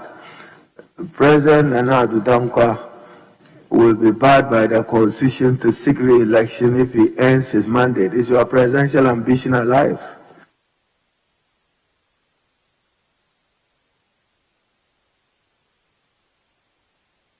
Mr. Chairman, I'm sure my very good friend, Honorable the Minority Leader, threw this in just to welcome me. So, of the UK from the European Union, it became necessary for Ghana to negotiate a new agreement with the UK. Now, under normal circumstances, this ought not to have been a contentious one regarding the long-standing bonds of friendship between Ghana and the UK. So we started technical consultations in March 2018, hoping that we could come to an agreement before the exit date of the UK from the EU. Regrettably, there were major differences of opinion between Ghana and the UK in respect of the content of that agreement. The position of the UK had been that since we already had an agreement with the EU, of which UK was part, in their own view, if they were exiting from the EU, then the principle of continuity ought to be invoked, meaning that the provisions that were underpinning the agreement between Ghana and the EU should now be applied between Ghana and the UK. And we had a major disagreement with that position of the UK. I mean, we recognize that having exited from the EU, the UK had a major challenge to negotiate individual trade agreements with every country that the EU had a relationship with. So we understood the challenge that they had, and that was why they were using this continuity principle. But the reason why we disagreed with the principle of continuity was that the EU-Ghana agreement that I've just referred to, it's inconsistent with the provisions of the customs union of ECOWAS. Technically speaking, we are now a member of the ECOWAS customs union. And if you're a member of the ECOWAS customs union, you have no flexibility to negotiate outside the customs union without the concurrence of the customs union. And the same thing that applied to the UK. When the UK was part of the EU, they had absolutely no authority to negotiate outside the EU. So our position was that if we now have to sign an agreement with the UK, then it has to be consistent with the provisions of the ECOWAS Customs Union. And we went back and forth for almost a year at the level of technical consultations until December 2020, when the UK was just about to exit. And we wanted to avoid a trade disruption between Ghana and the UK. So I decided to escalate the discussions to a higher political level to see whether there could be a breakthrough. because we were proposing that we use an original text of a regional economic partnership agreement that had been signed between the EU and then ECOWAS. We felt that that regional text should be the basis for the text of the agreement between Ghana and the UK, so that it will be consistent with the requirements of our customs union. So when I escalated the negotiations to the level of my counterpart, the Right Honorable Liz Strauss, in December, the last week of December, she graciously agreed that as an exception to their principle of continuity, they would accept our position to use the text of the Regional Economic Partnership Agreement as the basis for the new bilateral Ghana-UK agreement, so that once it enters into force, then it will not be difficult to convince ECOWAS to also adopt that. So basically, where we are now, the President has given executive approval for the agreement. We've forwarded the agreement to Parliament. The UK government has signaled that on the 2nd of March, both countries will sign the new Ghana-UK agreement, and then it will enter into force hopefully on the 5th of March. So that's where we are. Thank you, Chairman. Chair. I appreciate that. The bane of every finance minister in Ghana, from independence to yesterday, is the problem of our imports outweighing exports, particularly rice and sugar. And rice in the sense that we have comparative advantage to produce it. We are spending close to $1 billion US in importing just these two commodities annually. That affects our balance of payment, that affects the exchange rate and the stability of the city. As a minister responsible for the economy, what plans do you have to expand our exports and to reduce our imports? Thank you, Chair. Thank you, Mr. Chairman. Chairman, I did not intend to create a problem for our President. I thought I heard the Honorable Minority Leader talk about me being responsible for the economy. If I heard you right, then... responsible for trade and industry. Thank you. Thank you. Thank you, Mr. Chairman. I didn't say finance. Thank you, Mr. Chairman. Mr. Chairman, you are absolutely right. There's a major problem that has confronted this country for decades, for over a century, in terms of the number of products that we import into our country which could be produced locally. And as the Honourable Member of Parliament, the Minority Leader indicated, currently between these three commodities, sugar, rice, and then poultry, we're almost close to $1 billion of imports for absolutely no reason, because we have the local capacity to be able to do import substitution and produce these commodities.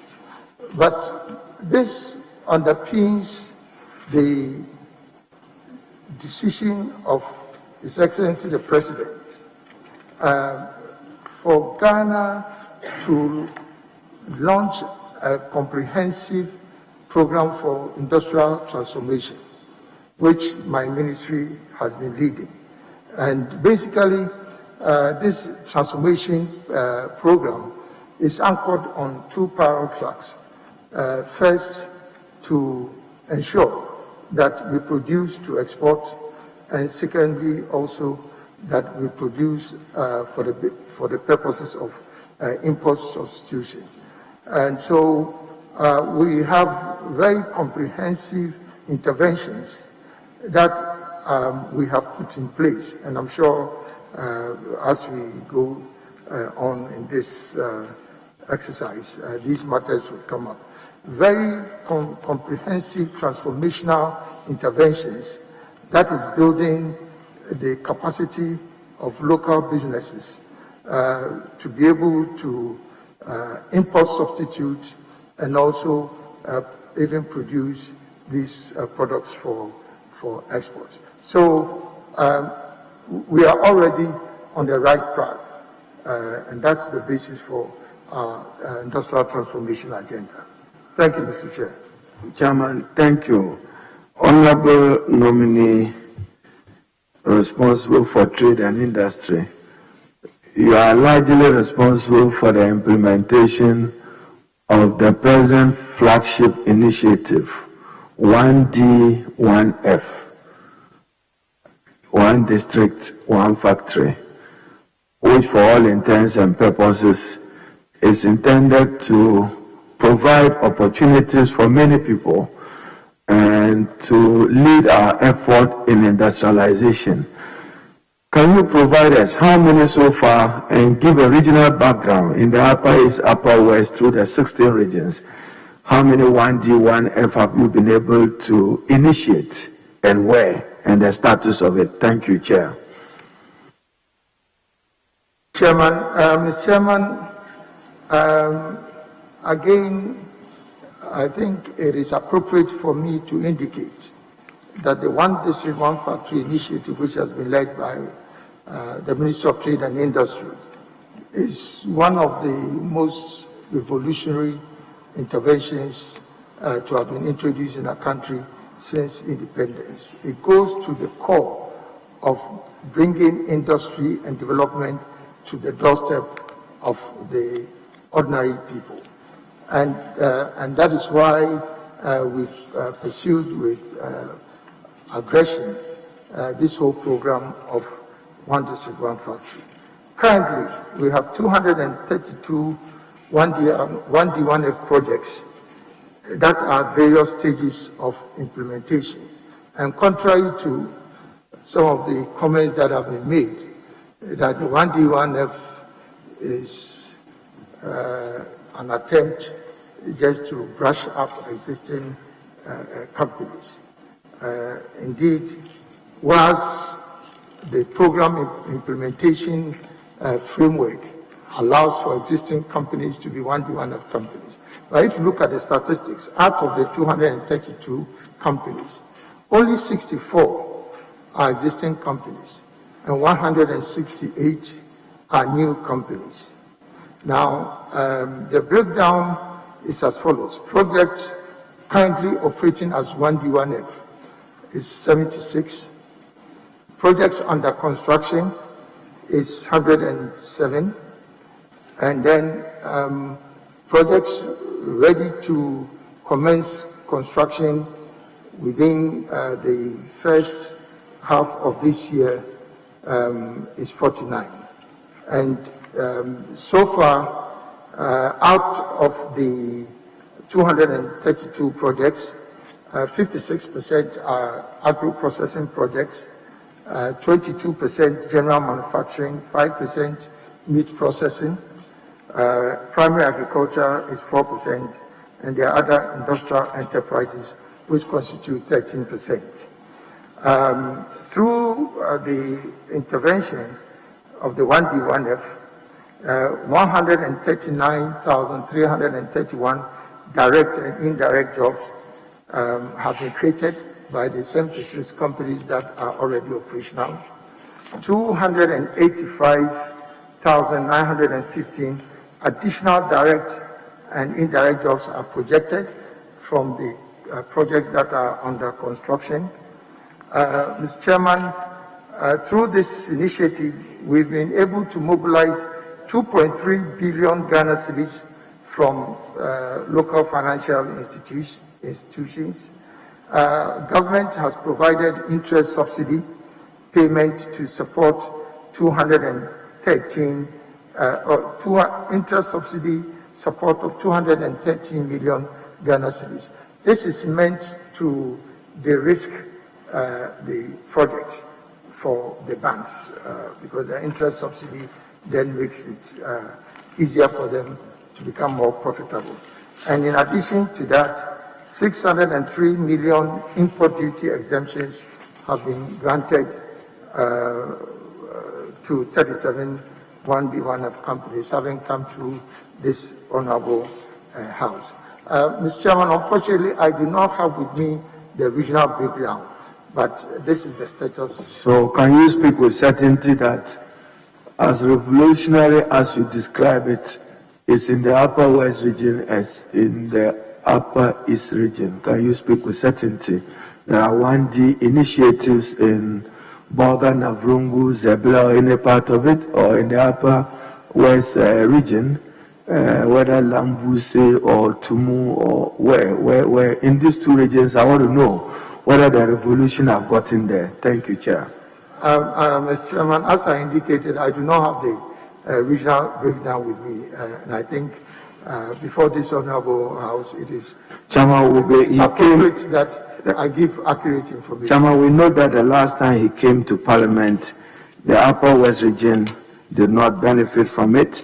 There was one in the Upper East region, and our follow-up, there's no significant development in it.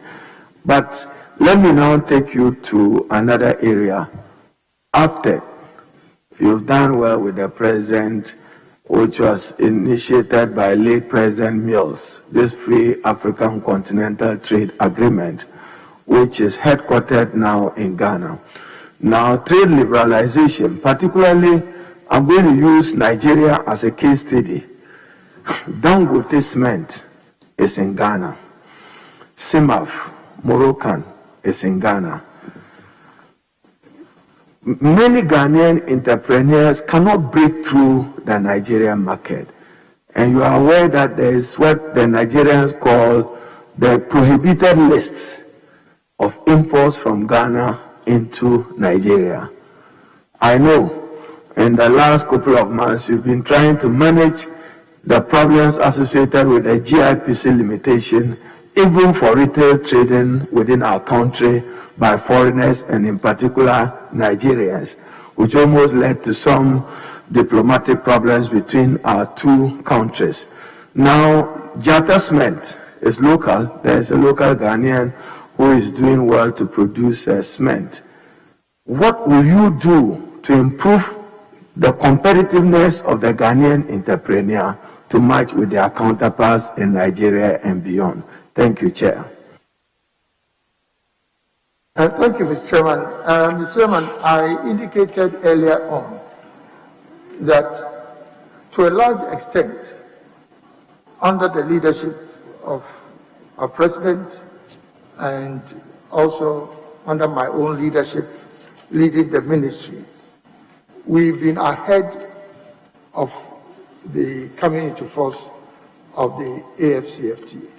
Because if time permits, and I go through some of the industrial initiatives that we've been implementing in the last 4 years, the question that has been put by the Honorable Minority Leader is answered by the decision that we are taking ahead of the AFTA to introduce initiatives that will enhance the local capacity of our businesses, preparing them to be able to export not only to ECOWAS, but to the wider African market.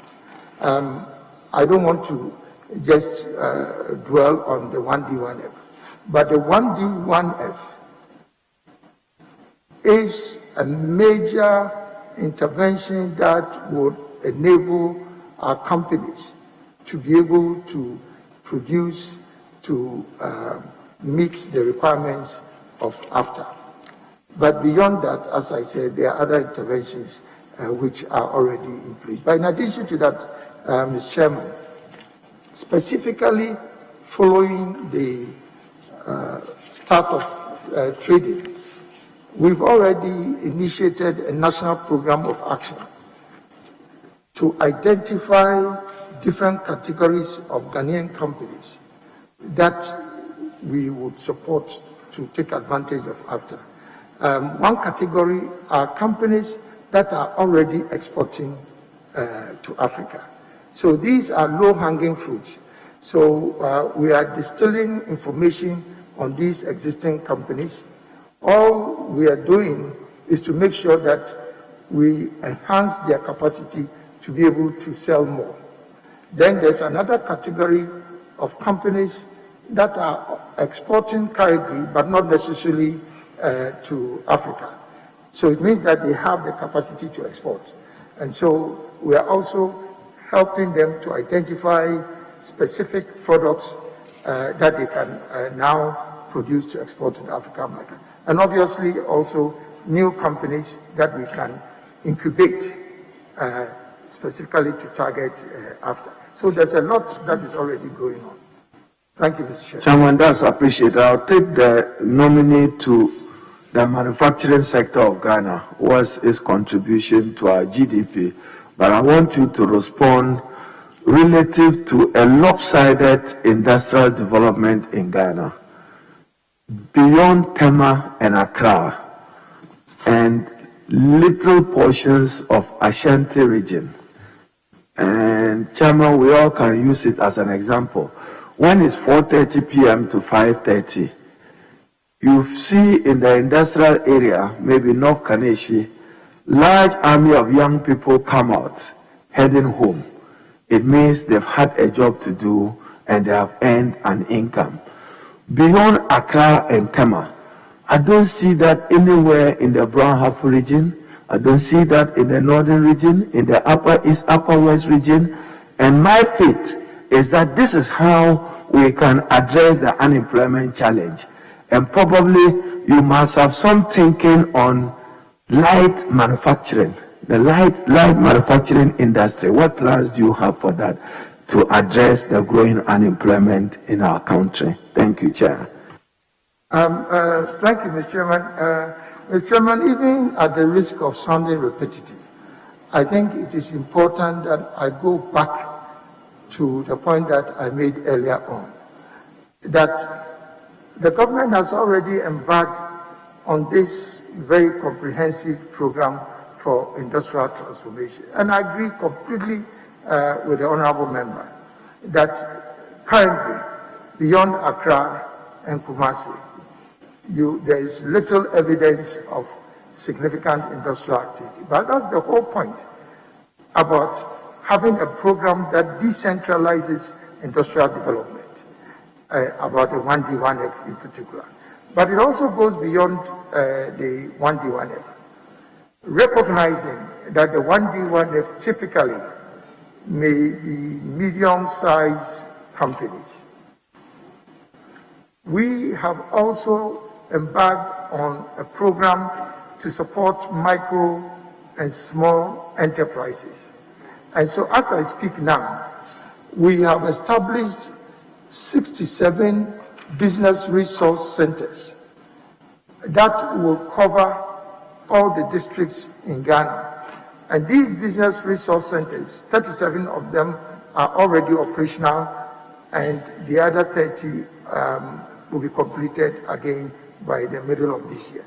Now, these BRCs, or Business Resource Centers, are one-stop enterprise support centers that are supposed to deliver business development services to micro, small enterprises throughout the country, so that what the Honourable Member is referring to will become a thing of the past. So, if you are in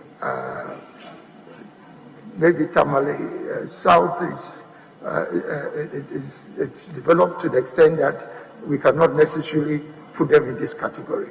But if you are in Bunkugu or any other part of the northern regions, or in Ashanti, or in the western north, any part of the country, now you have the opportunity to go to a business resource center that will provide you with a full complement of services to enable you either start your business or enhance the capacity of your current enterprise activity. So basically, what you're asking for, Honorable Member, is exactly what these business resource centers are doing.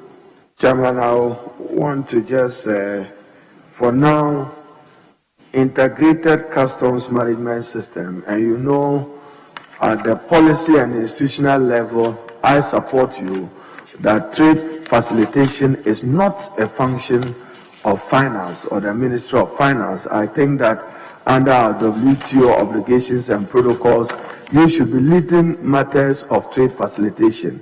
The transition from GCNet to UNIPAS is likely to occasion a judgment debt for the country, because GCNet was really providing those services, probably ably.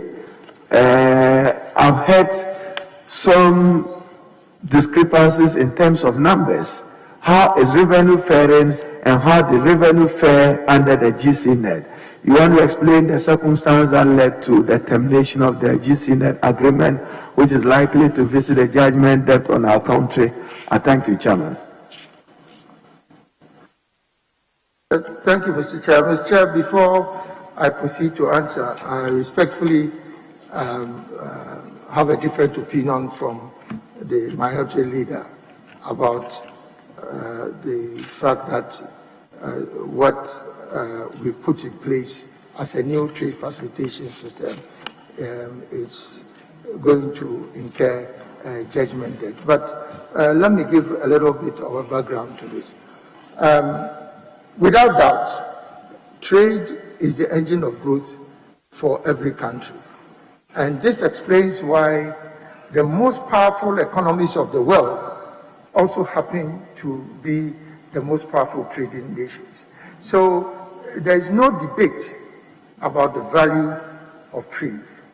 Now, when you talk about trade, then is the facilitation of trade, the systems and processes that you put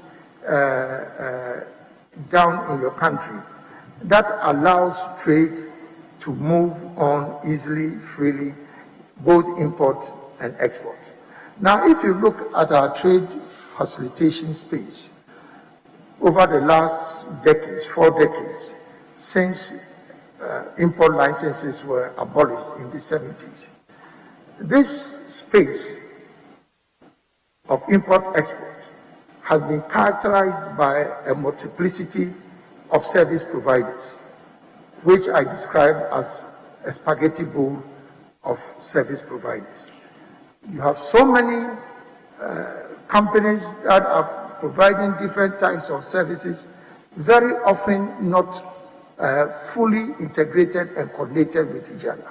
This, regrettably, has been one of the major reasons why there have been leakages in our trade facilitation landscape, and then by extension also our revenue mobilization space.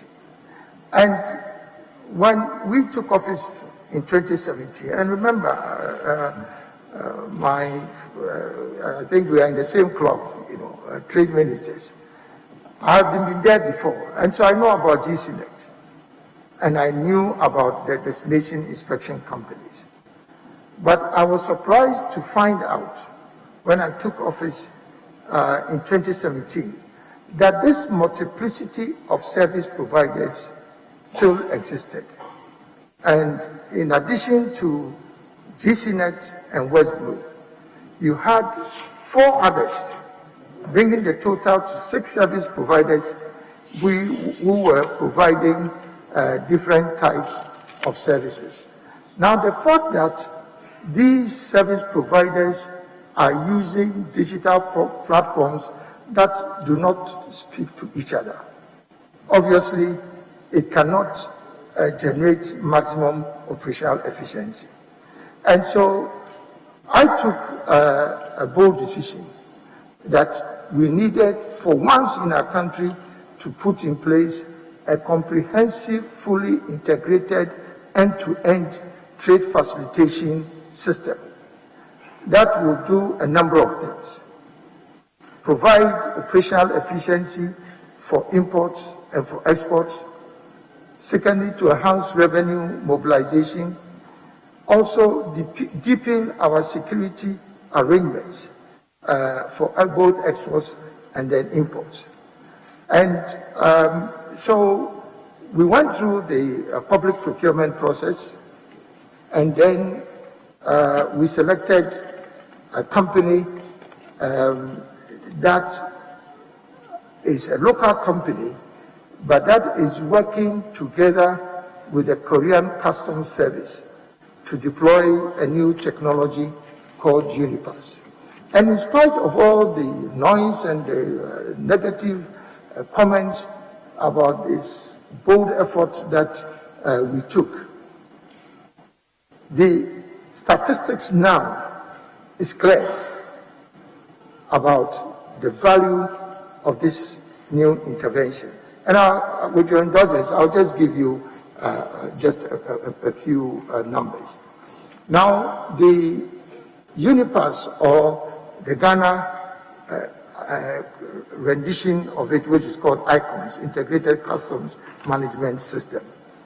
Now, this ICOMS was fully deployed in June 2020, when a lot of noise was being made.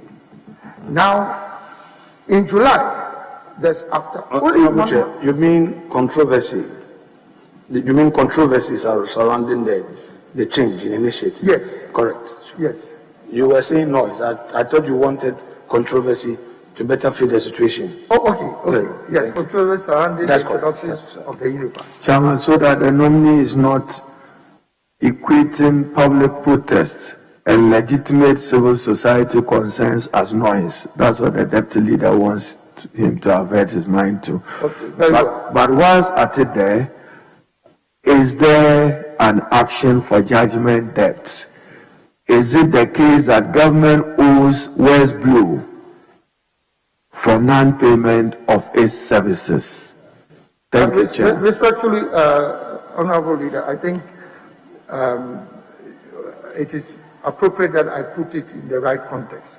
So I'm saying that after the first month of deployment in July, there was an increase of 23% over the previous year, 2019. This is against the background that we were in the heart of the COVID experience, which obviously then meant that there was a lot of trade disruption. In the second month, in August, there was a 31% increase. In September, 34%. In October, 34%. In November, 25%. In December, 19%. So, Mr. Chairman, how is it that a system that had been described in very negative terms could, upon deployment, immediately increase our revenue mobilization to start? It's never happened in this country before.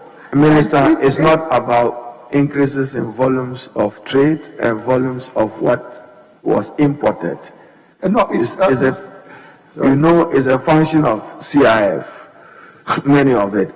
I'm saying that 2019, for you to take note, there was no COVID in 2019. So you probably will be referring to 2020 figures. But I get your percentages, 23, 31, 34%. But I'm saying that couldn't it be a function of volumes? Respectfully, Minority Leader, COVID was in 2020. And I'm suggesting to you that with the decrease in the volume of trade, you could not expect logically that you would have increased volumes and by extension, increased value. This is, I think, logic. So the 2019 figures I'm referring to is a basis for comparing the deployment of the system in 2020 as against 2019, where you had the system you are referring to, GCNet, West Blue, and all these other. I think it's material information. Now, if you add the differences in accumulation or escalation of revenue mobilization, you are talking about just within a period of just 6 months, that's from July to December, we earned more than 1.6 billion Ghana cedis. How does a system that does not work in 5 or 6 months generate additional 1.6 billion in revenue? Something that has not happened before in our country. So I think that this is a material fact. But I can now go on. Chair, with your leave, Honorable Nominee. So from what you just saying, the figures you just given out, your suggestion is that, but for COVID, the figures would have even gone higher. Exactly so. Mr. Chairman, I'll now proceed to respond to the issue of potential judgment debt. And again, it's a serious matter that he has raised. And I need to give you the historical background. And that's the only way you can explain whether there's the potential for judgment debt or not. Now, the original agreement between the government of Ghana and GCNet was signed on the 2nd of October 2000. But this agreement did not become effective until around 2003. Now, the agreement provided for a 10-year period of service provision. So that was supposed to take us from 2003 to 2013. Now, before the expiration of the agreement in 2013, there was a first supplemental agreement, which was signed on the 26th of August 2013, giving an extension of 5 years to the service provider, the GCNet. So, ostensibly, this supplemental agreement was supposed to end in 2018. Strangely enough, in October 2016, 2 months before the end of the term of office of the previous government, 2 clear years before the expiration of this agreement, first supplemental agreement, because it was supposed to end in 2018. There was a second supplemental agreement signed on the 28th of October 2016, extending an unexpired term of an agreement for a further 5 years to end in 2023. Obviously, this calls for some kind of inquiry. An agreement that has 2 years unexpired term is now extended for a further 5 years from the time that it is supposed to end in future to 2023. So, on assumption of... But you can keep it there. I should understand that if you have your copy of that agreement with you, which was signed in August, I should recall that I facilitated the first part of it, but in the extension, I said 10 years, but after 5 years, subject to an assessment. You don't find that in that agreement? It was there. Yeah. I'm just saying, in what you are holding, we said that if you pursued it for those number of years, renewal was only subject to an assessment, and I recall bringing in some experts from Belgium to have examined the whole GCNet trade facilitation regime. But it's intriguing, the details that you have shared. But I'm saying that go more into the agreement that you signed. There was a condition that it should be subjected to an assessment for an extension. Thank you, Chair. Thank you, Honorable Member. That is not in dispute. But I am submitting that after the assessment has been made and you make a decision that you would extend it, it is strange that 2 years on an unexpired term of an agreement, you extend it for a further 5 years. So the issue that you are advancing is not in contention about the fact that an assessment had to be made. And the assessment was made. So Mr. Chair, I think that's not the issue. Nominee, so was the extension done before the assessment? The extension, was it done before the assessment? I would suppose that it was done after the assessment. Chairman, I'm just putting it on the record. If you read the 2013 agreement, it was extended for 10 years. So 2013 for 10 years would have been 2023. But there was a provision in the agreement which said that because technology changes very fast, after 5 years into the agreement, you renew subject to an assessment. I just wanted that to be part of the record. And if you doubt it, you can refer to the agreement that you are holding, that there was dedicated provision for that. Thank you. Thank you, Mr. Chairman. Just also to put it on record, that there's no dispute about the requirement for assessment.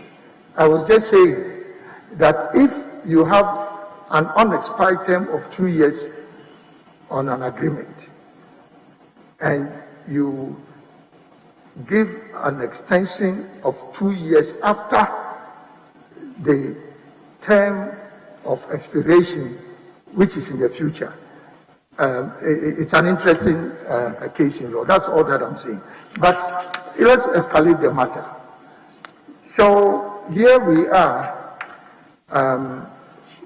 We come into office in 2017.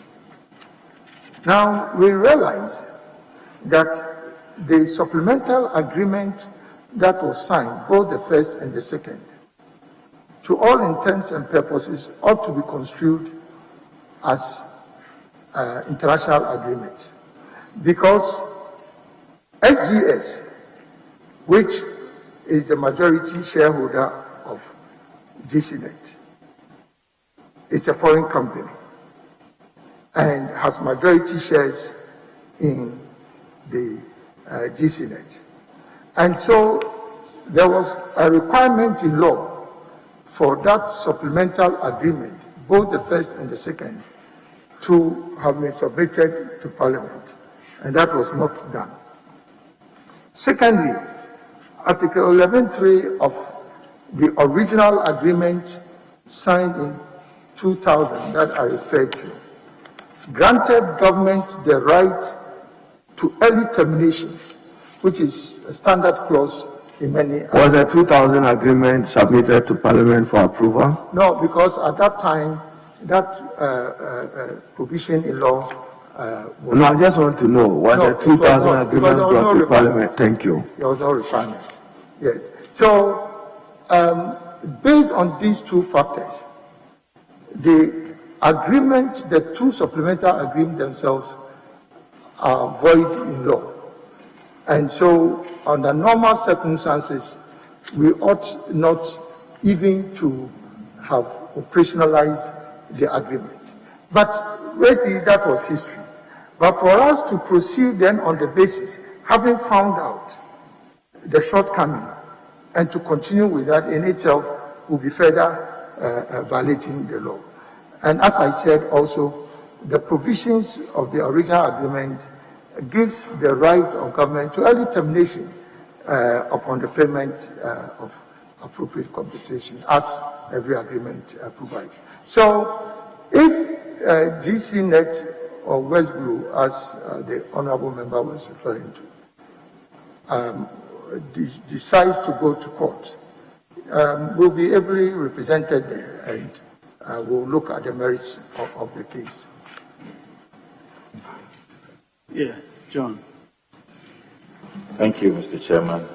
Congratulations to my boss, the honorable nominee. You gave me my first political appointment as your PA, and I will eternally be grateful for this opportunity. You have done a lot as the Minister for Trade, one district, one factory, implementation of AFTA, among many things. I, however, have an instruction from the Ejuso Traditional Council to bring a matter to your kind notice. And it's to do with the encroachment of free zones enclave in the Ejuso area. And I wish to demonstrate that on the, please, the second one. The second one, before this one. Good. So, sir, this is 1,090 acres of land that was given to free zones sometime in 2002. Unfortunately, 18 years on, not much has been done there and people have been building. So all the dotted areas represent, no, go back please. All these areas represent different structures that people have put on there. The colors represent different levels of construction, from completion to lintel to foundation. Now, when we worked, it's about 1/3 of the total area. And I've been asked to bring to your notice and seek your comment on the matter. Respectfully, sir. Thank you, Mr. Chair. Mr. Chair, I fully understand the position that the honourable member finds himself, being the newly elected member of parliament for that particular constituency which falls in that traditional area, that you bring this concern of the people of the traditional area to our notice, particularly to the notice of this honourable house. Mr. Chairman, the problem of encroachment is a major one, not only for the free zones land, but as we know, all over Ghana. Now, our view is that there are a number of options to deal with encroachment. First, you can erect physical structures around the particular property to limit the potential for encroachment. Now, we are talking about an acreage of over 1,000 acres. So although that is a possibility, the expense involved is significant. And so that has been a major concern to the Ghana Free Zones Authority, limiting the use of that option.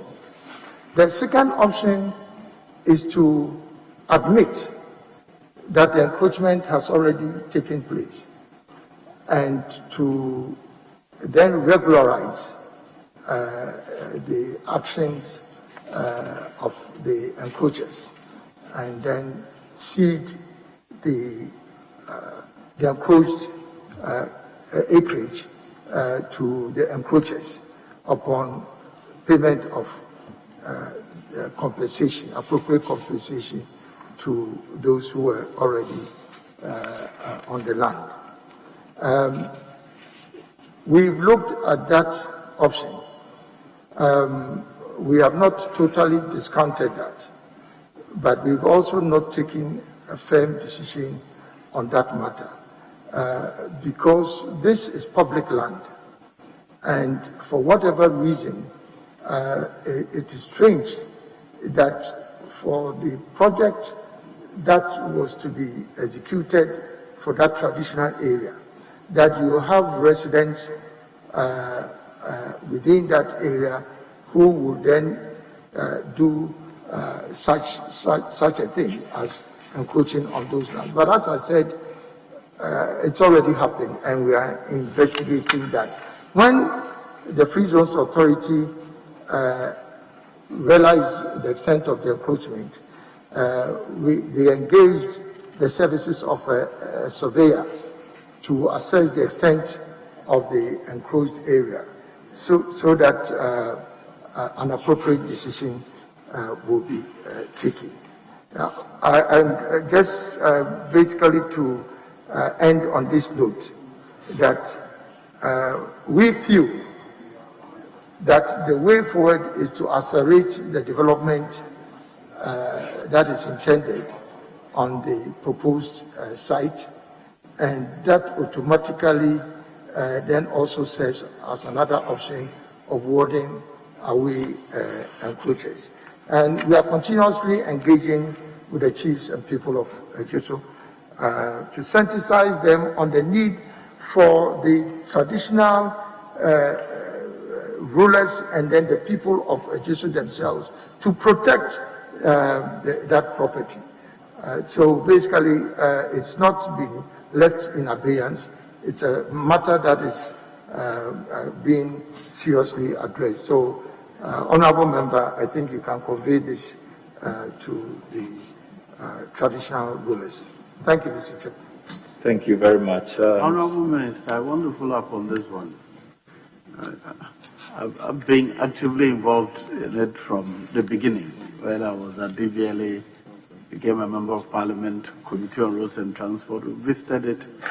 Let's be clear. Does the Ministry of Trade wish to do anything on that site? It's been 19 years. There's a conflict of the personal needs versus the public need. Does the Ministry of Trade or Free Zones Board wish to do anything on the land? And when are they going to do it? Honorable Chair, I agree with you with the sentiments that you have on this matter. But I think you would appreciate that this matter is similar to other cases around the country where pieces of land have been acquired by government, in some cases through compulsory acquisition, but they have not been developed for that purpose.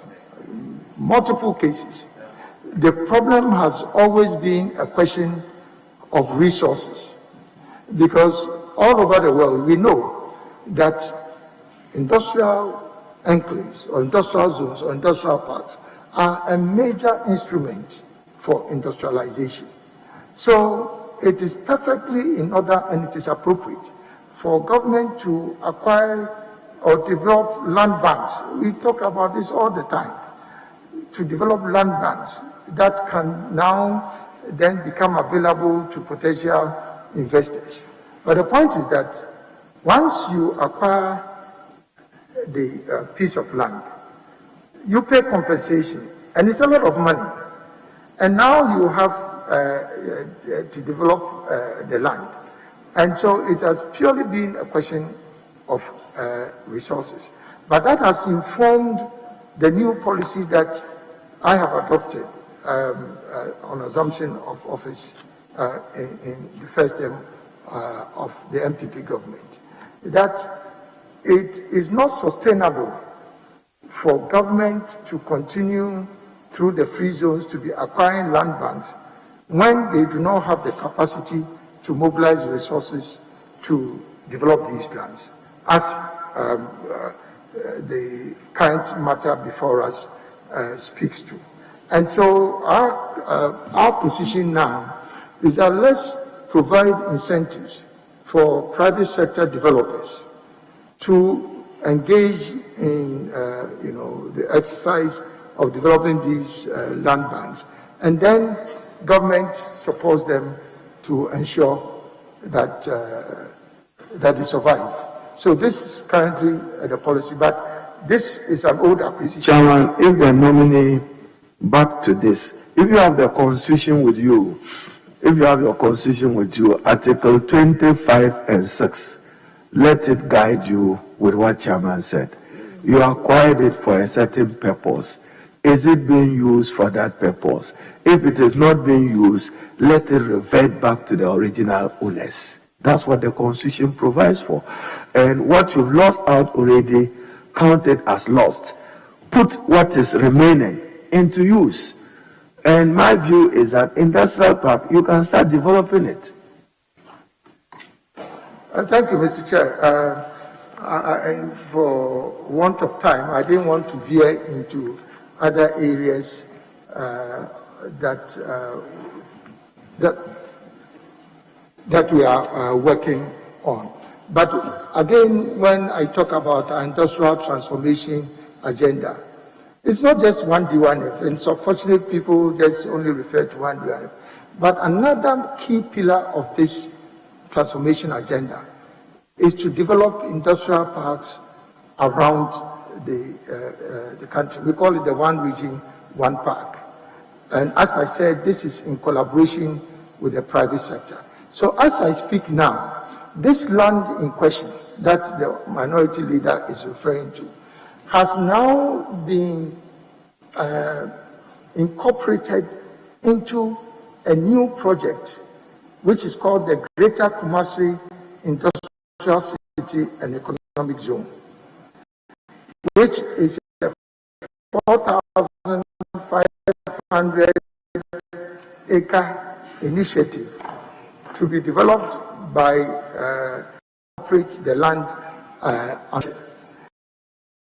and this is going to be the now major industrial enclave after. Because let's understand that the Ashanti region, and for that matter, that center where it's being developed this as an industrial, connects 6 or 7 regions in Ghana. Greater Accra, Ashanti region, Western North, part of Central region, part of Eastern region. Is also the transit corridor to the Sahelian countries. So we cannot be concentrating our industrial agenda only in Accra and Tema. So this major initiative would now incorporate this site under question. So it's very much along the lines that the minority leader is referring to. Thank you, Mr. Chair. Mr. Chairman, let me convey the assurances of the Ejoso Traditional Council that we are firmly behind you on this project and we want to see the project going on. But the opportunity calls for the delayed takeoff of these projects. And I'm happy that you have referred to the 4,500 acres in the Greater Kumasi area for the industrial city, which also happens to be in the Ejoso constituency. The delayed takeoff has resulted in the denial of legal rights of the local people to even farm on these lands. How soon are we likely to see companies setting up at the free zones enclave to provide jobs and industrial opportunities for the communities? Thank you, Mr. Chair.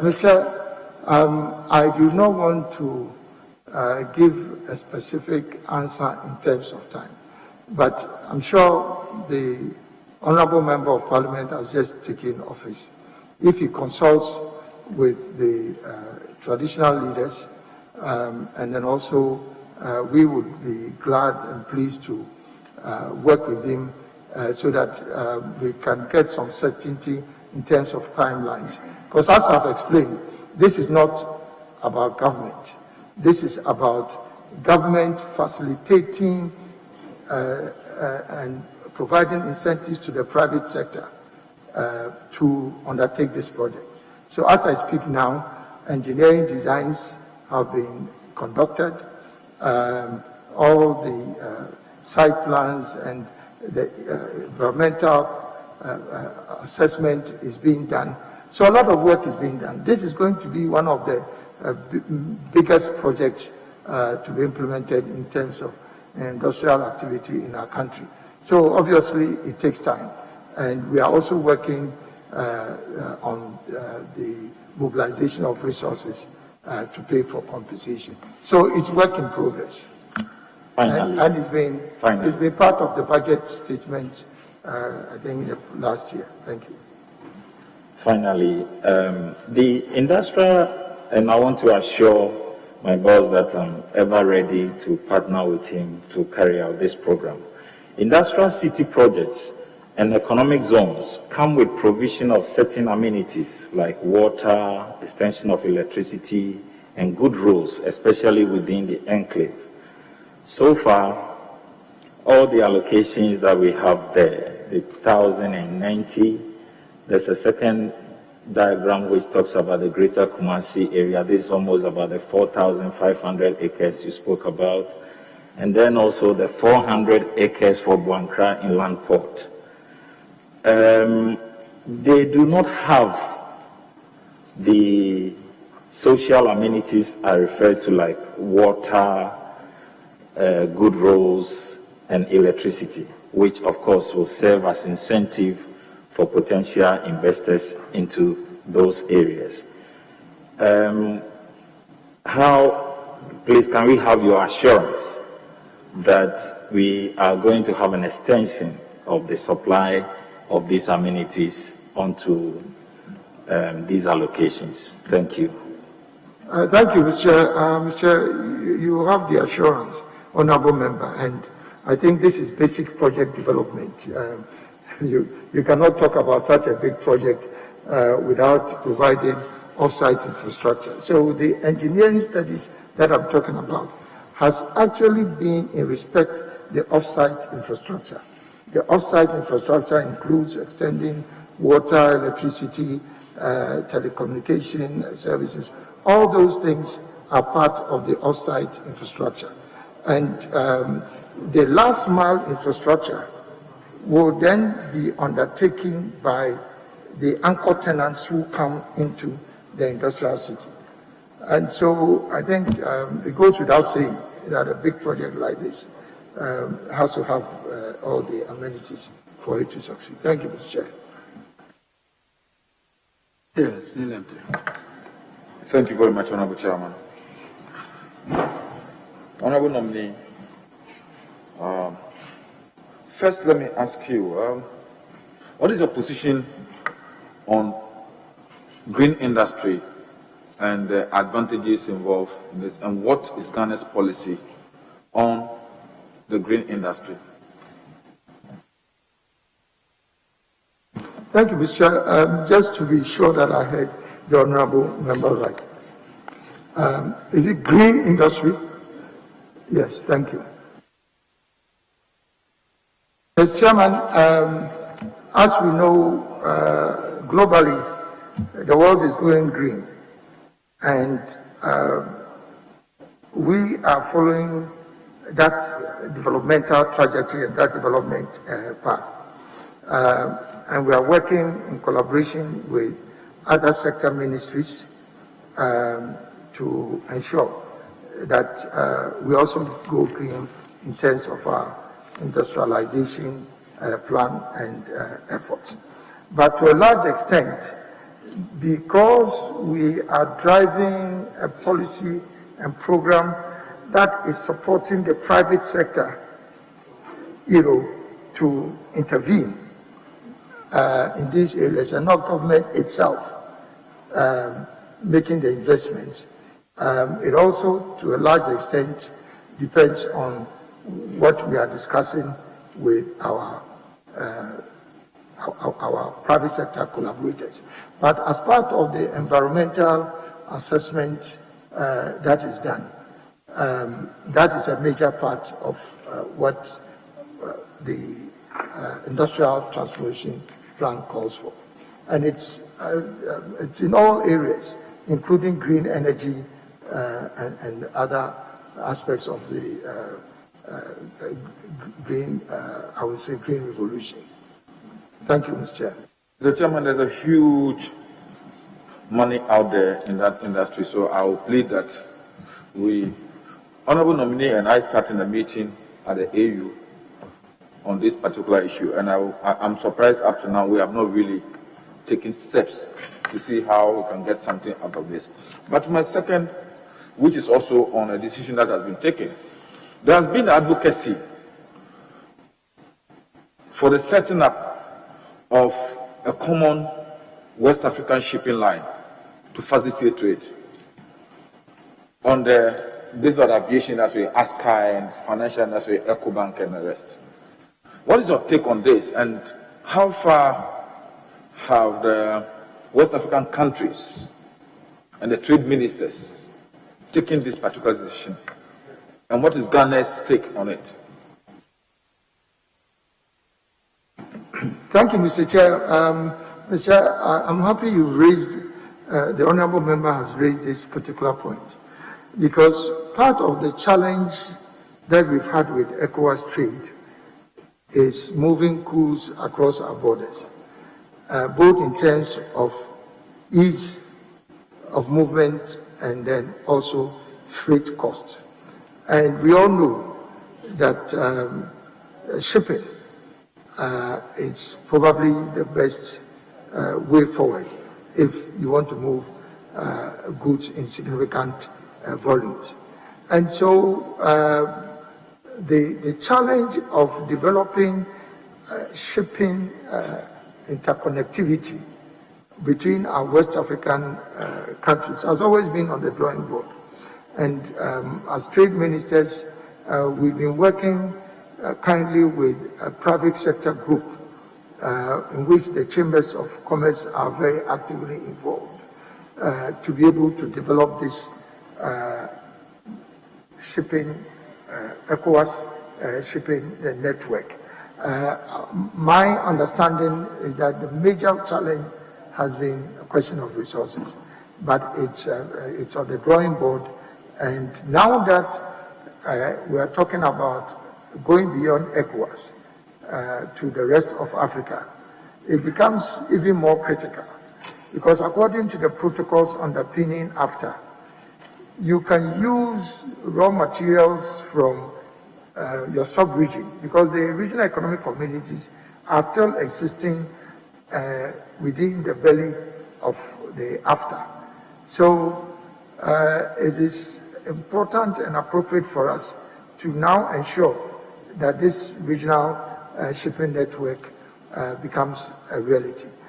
It is not going to be just the governments of West Africa, but then I think more importantly, the private sector with the support from the development finance institutions like African Development Bank and then the ECOWAS Bank for Development. But I can assure you that it's a matter that is still under very serious consideration.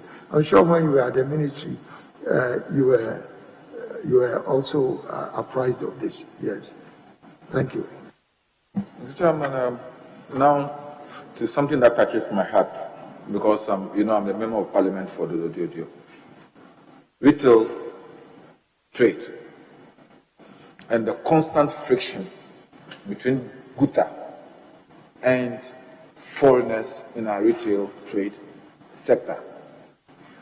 And one of the most serious ones we've seen recently is a tendency for foreigners to take advantage of our GIPC law, get married to Ghanaians in order to own shops within the retail market space to avoid the, let me say, the scrutiny of Guta and other Ghanaian institutions that monitor these things. What are we going to do to ensure that we respect the protocols that demand that when it comes to retail trade is a preserve of nationals and indigents?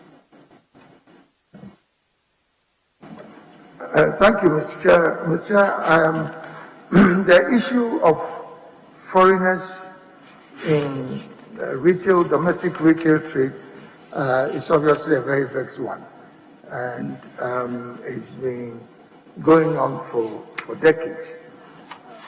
What the ministry has done is to take a firm position on the matter that according to the laws of our country, there are certain enterprises or activities that are currently reserved for Ghanaians, and it's clearly specified under the GIPC Act.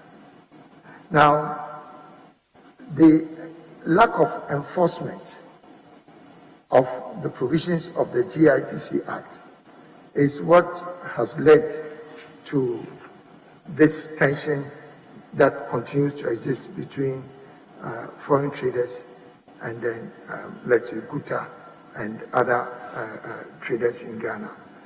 Now, beyond the provisions of the GIPC Act, there are also several provisions in different enactments that have to be respected, whether you're a Ghanaian or a foreigner and you want to engage in retail trade.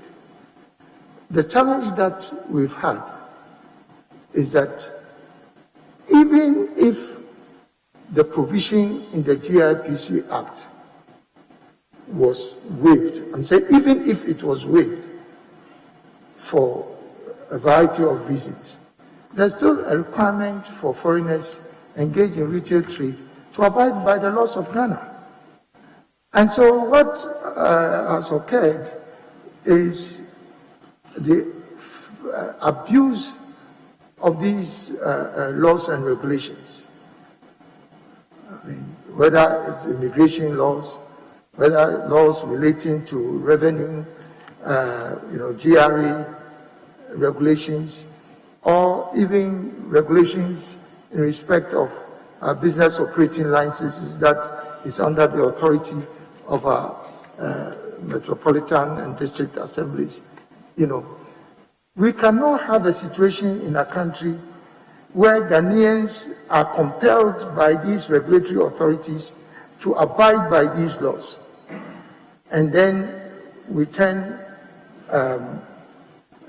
around, to ignore when these same rules are being violated by foreigners. And I think it is important for us also to make note of the fact that it is not about targeting specific nationals, particularly in West Africa. We are talking about foreigners in retail trade. And so, because of the tension that has arisen over the years, we have had very serious consultations between our various countries, and then even at the level of ECOWAS. And we've agreed that foreigners who want to engage in retail trade in Ghana must go by the laws of our country. I know that issues have been raised in respect of conflicts between provisions in the ECOWAS protocol and then our domestic law. But the law is clear on this. And as I indicated, even if that requirement of the GIPC was waived, the other regulations have to be respected. What I can say in conclusion, though, is that in order to ensure that we maintain our long-standing bonds of friendship and economic engagement, particularly with our neighbors in West Africa, that we've taken a position that in all cases where there are violations of these provisions, that we must make sure that we engage and consult with each other rather than take arbitrary actions. So that has been the position. Chairman, I've finished, but let me also inform the honorable nominee that in looking at that angle, I think he must engage more, because now the Chinese have virtually taken over the market. After we approve him, then we can have a private chat with him. Yes, leader, I thought you... Chairman, thank you. Honorable Minister, let me commend you, join earlier speakers. Relative question asked by the Honorable Neil Chieftaincy Darko, and I recognize that you've taken the trouble to run us through the existence of the law and all that. In recent times, we've experienced a situation where there was near or even exchanges, clashes between our nationals and other foreign nationals. Then, all of a sudden, it's been quiet. I think it's been on and off. But I believe this didn't just happen. Are you able to apprise this committee some concrete measures, however temporary they are, that this government, led by your good self, has been able to undertake to restore the seeming quietness? Thank you, Mr. Chair. We, as I indicated, have in particular made an effort to consult with our friends, particularly in Nigeria, in Togo and Benin, about finding ways of addressing these issues that are under reference. We also had a delegation from the Parliament of Nigeria that visited, and we had consultations and engagement with them. So the point that I would like to stress is that the consultations and the engagement that have been led by the ministry under the leadership of our president is what has made it possible for us not to sweep the matter under the carpet, but to bring the tension down. And that is how come you see that the tension is not as intense as they were. Yeah.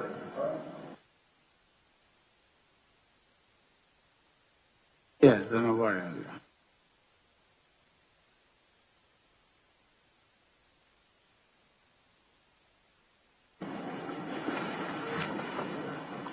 The Africa Continental Free Trade Agreement and the implications opening up our market. Have we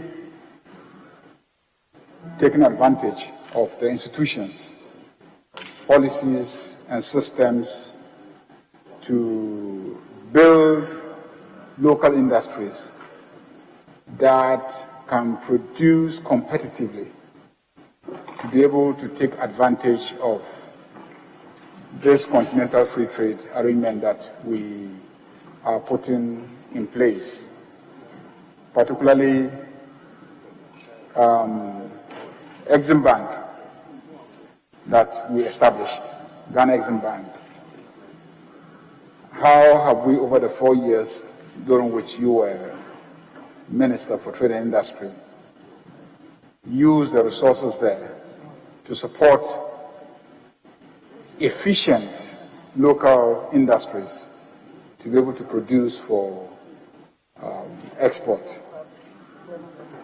Do you monitor industries to be able to assess those that are doing well, that the state should provide support to become big producers for export so that they can compete with the imports that are creating problems for us in our markets?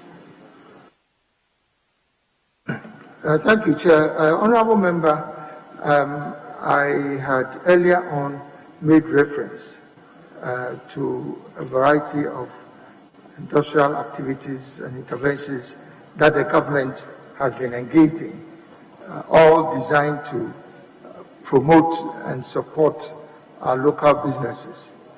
First, to be able to import substitute or produce for the local market, but more importantly also to be able to export. So I've gone through this earlier on extensively, whether it's under the One District, One Factory program, or whether it is support at the district level through our business resource centers. But beyond this general program of industrialization, with the coming into force of AFTA, African Continental Free Trade Area, we've established a national office that is currently implementing a national program of action specifically targeting companies that can produce competitively for the export market, particularly in Africa, but also for Europe and the United States, because we have duty-free and quota-free access to these markets also. Now, these program interventions are supposed to cover a variety of areas. One is enhancing productive capacity. Second is ensuring that there is access to affordable credit, that's working with the financial institutions and banks. The other is also identifying specific market information about market opportunities in different countries. The other relates to ensuring that we provide technical assistance for quality and standards. We are also supporting them in terms of human resource capacity building.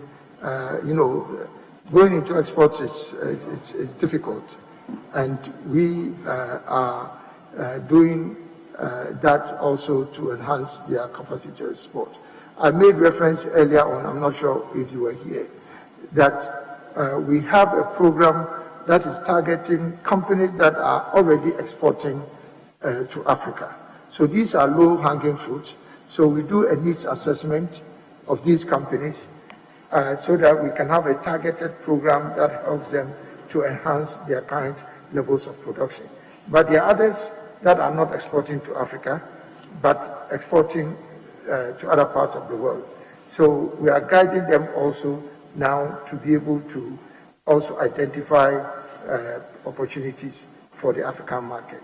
So a lot is going on, and sometimes it's difficult to have the opportunity to talk about everything. Nominee doesn't know Honorable Muntaka is here. When you give an elaborate answer, he takes a note and to come in cross-examination. So he says today is Friday, he doesn't want to do his usual thing. So if you give very short answers, we'll have few questions for you.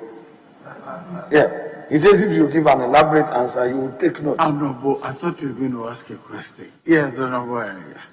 Yeah, Honorable nominee and former Minister for Trade and Industry.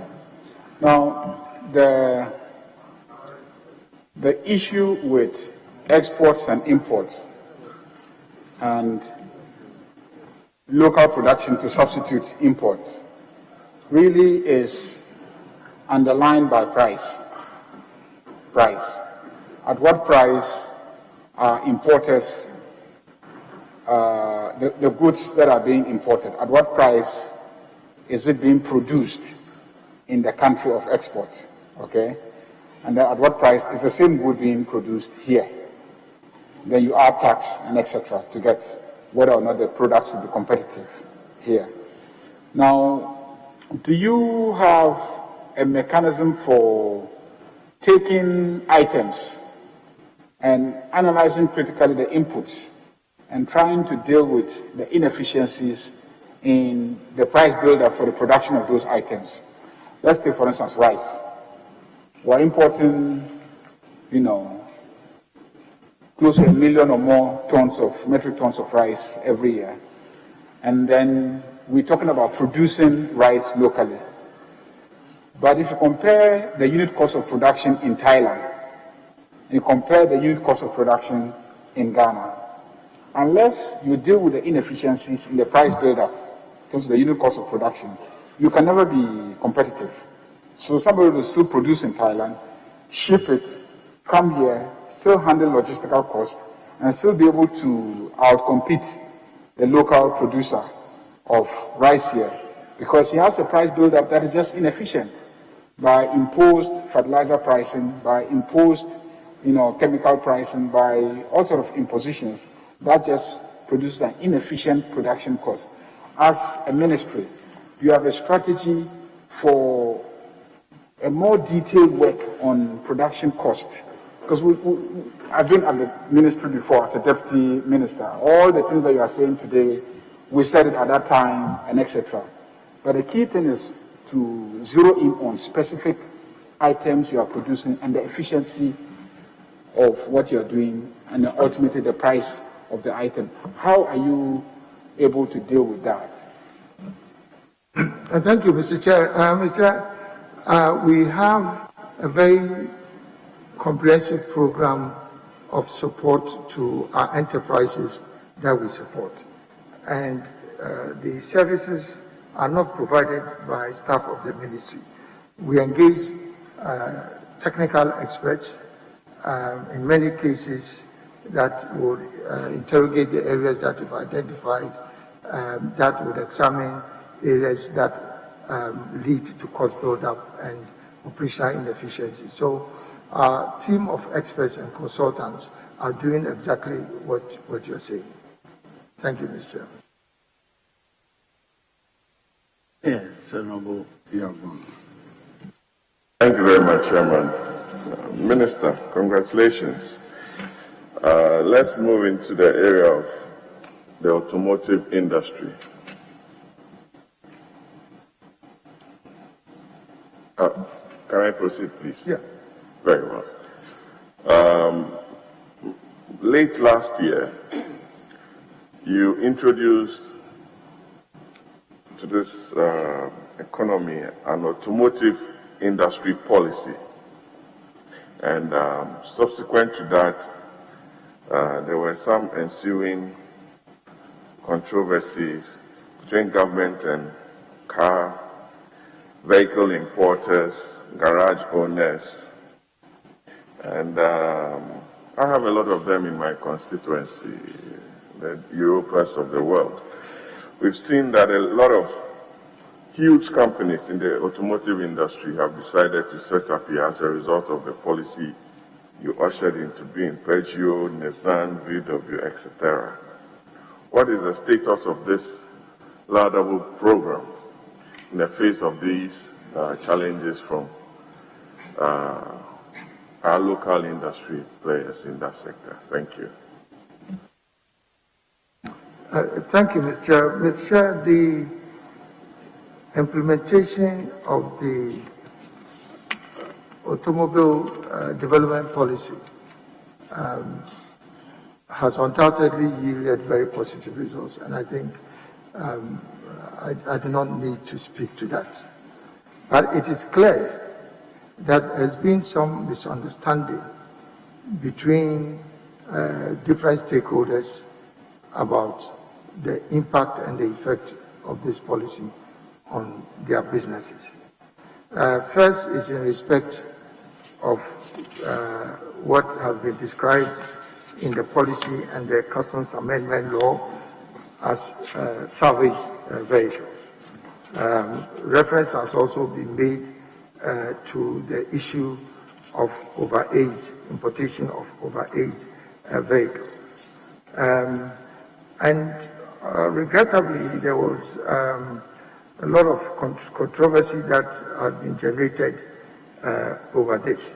But I'd like to assure this House that there is really no need for that tension to arise for a number of reasons. Because if you look at the provisions of the Customs Amendment Act, which refers to salvage vehicle, unfortunately, the law did not specify what is described as physical damage or wreckage. I don't need to get into the details of the law. But we explained to the stakeholders that there will be the need for regulations to be put in place that will further define the implementation arrangements of what is in the law. And I think that to a large extent, the industry players have now come to appreciate and understand that there's really no threat to the businesses that they are undertaking, and that in actual fact they stand to benefit from the development of the auto industry in Ghana in a variety of ways. So whether it's the issue of salvage vehicles or the issue of overage cars, we've come to a common understanding with the industry players that in some cases there's a specific requirement that it is only when the Minister of Trade advises the Minister of Finance that certain provisions of the law would kick in. And so it still lies in the bosom of the ministry. And we continuously engage with the industry players to ensure that the implementation of the provisions of this law does not negatively affect their business.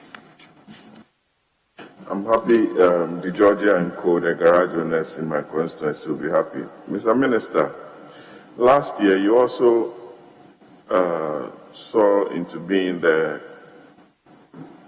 Enterprise Ghana Agency Act 2020. The economy is largely informal, and it's made up of a lot of micro, small, and medium enterprises, and BSSI, the Maslows of the world. How does this link with your 10-point industrial transformation plan for this country, with the BRCs and under the Rural Enterprise Program? Thank you. That's my last question, Chairman. Thank you, Mr. Chair. Mr. Chair, one of the 10 pillars of our industrial transformation agenda is the development of micro, small, and medium enterprises. And so, under this component, we've introduced a number of interventions. One is the transformation of MBSSI to strengthen their organizational and management capacity, and also to resource them to be able now to ensure that they are able to efficiently perform their role as an apex body for MSMEs. So part of it was developing the MSME policy to support the transformation of MBSSI. Secondly, as you alluded to, now we've expanded the scope of MBSSI and their reach into the districts with the establishment of the business resource centers, which are under the supervision and oversight of MBSSI. And so, to a large extent, the MBSSI is going to become a reformed organization so that they can deepen their support to MSMEs. As you rightly indicated, over 90% of our enterprises belong to that category, and we needed a transformed organization to be able to support these enterprises.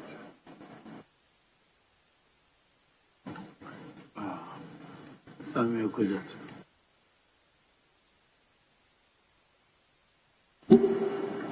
Most grateful, Mr. Chairman. Mr. Chairman, let me congratulate the nominee and indicate that though I do not know how long he will stay at the ministry before he resigns to run for president, I certainly wish him well. The first question is to seek the nominees' reflections on the exciting times in international trade following the emergence of the first African and first female Director General of the World Trade Organization, Dr. Ngozi Okonjo-Iweala. Many trade followers in Ghana had thought that if there would be a first African Director General to be the Venerable John Allan Kojo Kyerematen. But Nigerians are good cousins, and so it is well in order, and we are all excited about this development. And we congratulate Dr. Okyere Darko. But the question is, this is happening at a time that we are at the forefront of establishing the Africa Continental Free Trade Area. How do you think that Africa, and for that matter Ghana, which is hosting the AFTA Secretariat, can leverage this exciting development at the WTO? The new Director General has said that she would pursue deep reforms. She would address matters to do with protectionism, subsidies, and all the bilateral trade wars that are going on that leaves underdeveloped countries as the victims of all of these power play in rich economies. How do you think that Ghana can leverage this development? The first African Director General with our AFTA agenda to expand the frontiers of fair trade for the benefit of our economies and to yield to job creation as we seek a rebound from the effect of COVID-19. Thank you, Mr. Chair. Mr. Chair, as the Honourable Member has very aptly described the WTO, the main objective of the WTO is to expand the frontiers of free trade. And to a large extent, that's the same objective of the African Continental Free Trade Area, to expand the frontiers of free trade in Africa by liberalizing tariffs and then also ensuring the free flow of goods and services between our African countries. So to a large extent, we are working towards the same objective. And in that regard, having an African as the Director General of the WTO provides an opportunity for us in Africa, whilst we embark on this major initiative of liberalizing trade between ourselves, how we use our collaboration between ourselves as a launching pad to enhance our participation in the global market, which is superintended by the WTO. So basically, if we can deepen our trade amongst ourselves, that will then become a launching pad for us to increase our presence in global trade. And I think that once you have a fellow African, I mean, it can only be to advantage. So we hope we can fully use that opportunity. Thank you, Mr. Chair. That's by way of quick follow-up. Honourable members, today we will want to close early, so do your second one, please. I announced at the beginning, and we'll be smart today, so please, your second question. My second question, Mr. Chairman, will relate to a rather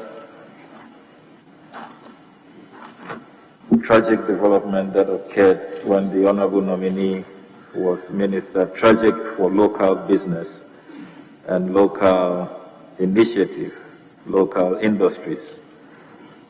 On the 16th of February, a Sunday, 16th of February 2020, at midnight, the Ghana Trade Fair Company Limited, which is one of the institutions you supervise, it's under your ministry, carried out a demolition of some 28 companies at the trade fair.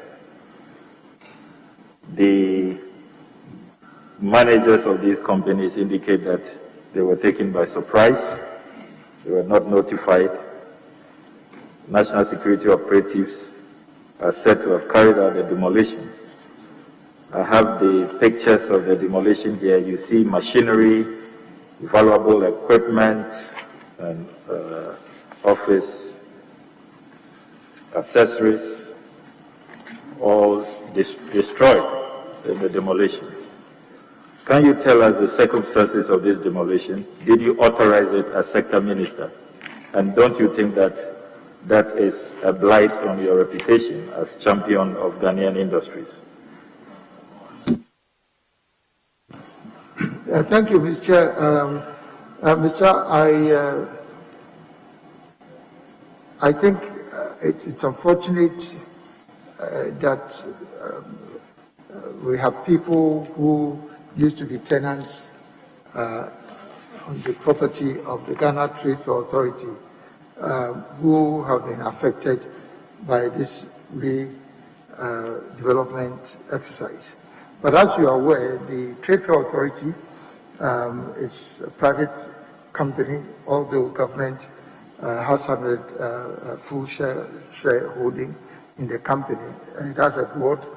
The board took a decision that for the redevelopment exercise to go on smoothly, it required the evacuation of tenants from the site. And the relevant notices, as far as I'm reliably informed, had been given to the tenants over a 3-year period. And like with any major development project, you have a critical path that you follow in terms of project execution. And so the continued stay of the tenants was inhibiting progress in the development of the site. And basically the board took a decision that once notices have been given over an extended period of time, that they'll go ahead with the demolition exercise.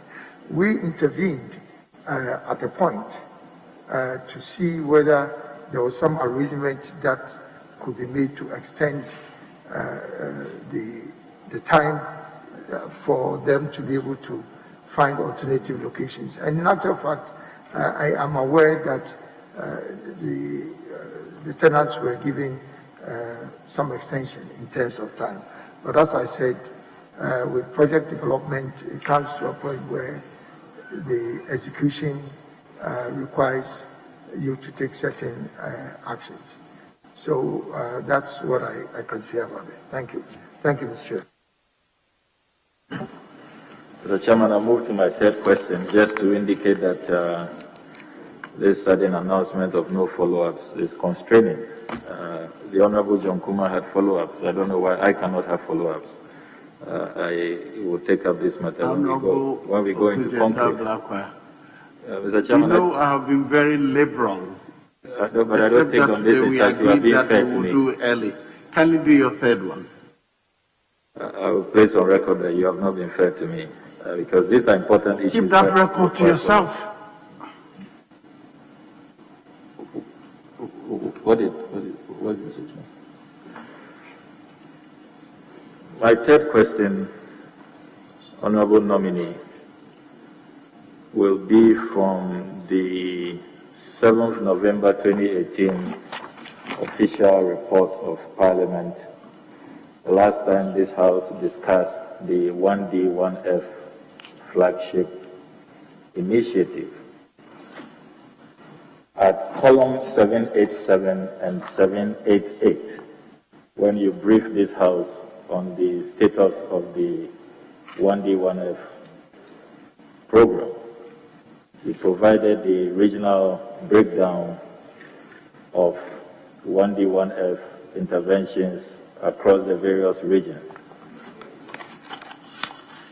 Parliament did raise concern about the unfair distribution. If I would have to make reference to the table you provided. The Upper East region did not have a single 1D, 1F project, zero. Upper West had only one. Western region had only one. Volta region had only one. We did request that you consider a fair distribution of this 1D, 1F intervention. My question is, did you respectfully carry out this observation and concern that Parliament expressed? And can you give us the current breakdown of the 1D, 1F initiatives across the 16 regions of Ghana? Thank you, Mr. Chair. Mr. Chair, in an earlier question posed by the minority leader, I had indicated that unfortunately I do not have the regional breakdown, but I can assure you that the position is better now than the time that I made this representation to this House. Thank you. Yes. Very well. There.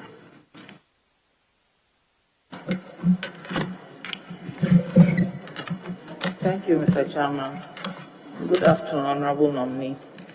My question has to do with the automobile industry. And we get the sense that Ghana is positioning itself as the automobile assembly hub for West Africa. Would you be able to tell us the level of local content in terms of involving Ghanaians in this industry to enable transferability of skills, which might eventually lead to Ghanaian ownership of some of these companies? Is there a plan towards ensuring that Ghanaians benefit from this industry? Thank you. Thank you, Honorable Member. Honorable Member, there are different ways that Ghanaians will be benefiting from this industry. The first and obvious one is through employment and skills development, because the majority of the people that will be employed will be Ghanaians, not just at the lower level, but also at the supervisory and managerial levels. Secondly, there is a significant opportunity for Ghanaians to also become dealers. Although initially the trend is for existing dealers who may not necessarily be Ghanaians, who are now the local partners of the, let's say, big automobile companies. We, as part of our policy, have insisted that we need to decentralize the dealership of these locally produced vehicles, particularly as you move out of Accra, Kumasi, and the big centers. So I think there's general agreement, and the current dealers who are working with the big companies themselves are very pleased about this, because they cannot overextend themselves to every part of the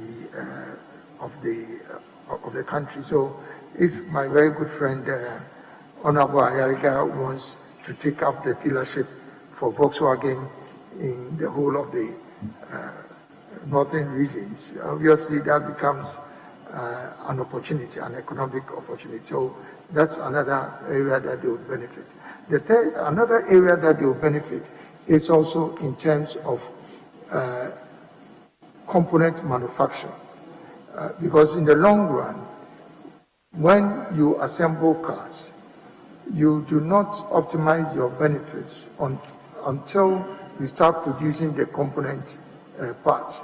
And so we know that we have the capacity in this country, with the support of new technology, let's say, to develop SWAMI into a major component manufacturing hub.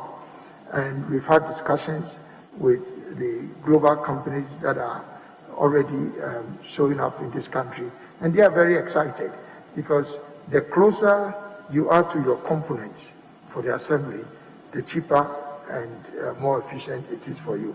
So they are very interested in supporting local content, not just in terms of employment, but in terms of the assembly. Thank you. My second question is back to one district, one factory. You just described it as a revolution, and we think the initiative was looking at restructuring the Ghanaian economy to make it more local-based. With hindsight, will you say that in an effort to cover the entire districts in this country within 4 years was a little bit overly ambitious? And whether you didn't consider staggering the projects so that you scale them up as we went along? Or maybe that consideration, political considerations, overwhelm some of these other considerations. What with hindsight, what will your thoughts be on the manner in which the one district, one factory was implemented? Thank you. Thank you, Madam, Mr. Chairman. Honorable Member, I can understand why, from a conceptual point of view, this might have sounded a bit ambitious, that you would want to have a factory in every district. But I think the philosophy underpinning this was not for government to be establishing these enterprises. This is designed to facilitate support to the private sector to establish these factories. So far, I think there's been overwhelming interest and support for this. So, in a sense, I do not think that, on hindsight, that we were being impractical or overambitious. However, I would also agree with you that there are certain parts of the country where we may not necessarily be able to attract private investors in establishing 1D, 1F companies.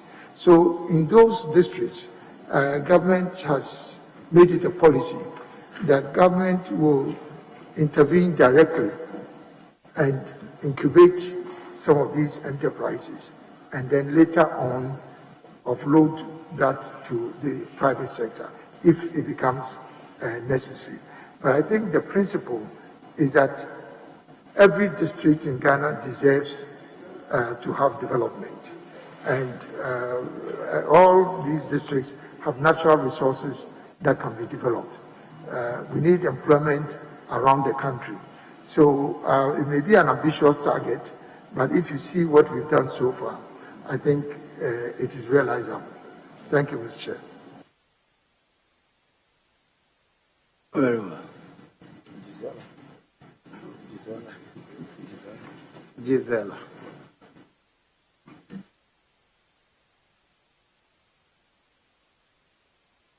She's not ready. Yes. Thank you, Mr. Speaker. Honorable nominee, I'd like to ask you about the ECOWAS single currency program, which has been with us for a very long time. I mean, this is a program intended to remove trade barriers, reduce transaction costs, and to boost economic activities within the sub-region.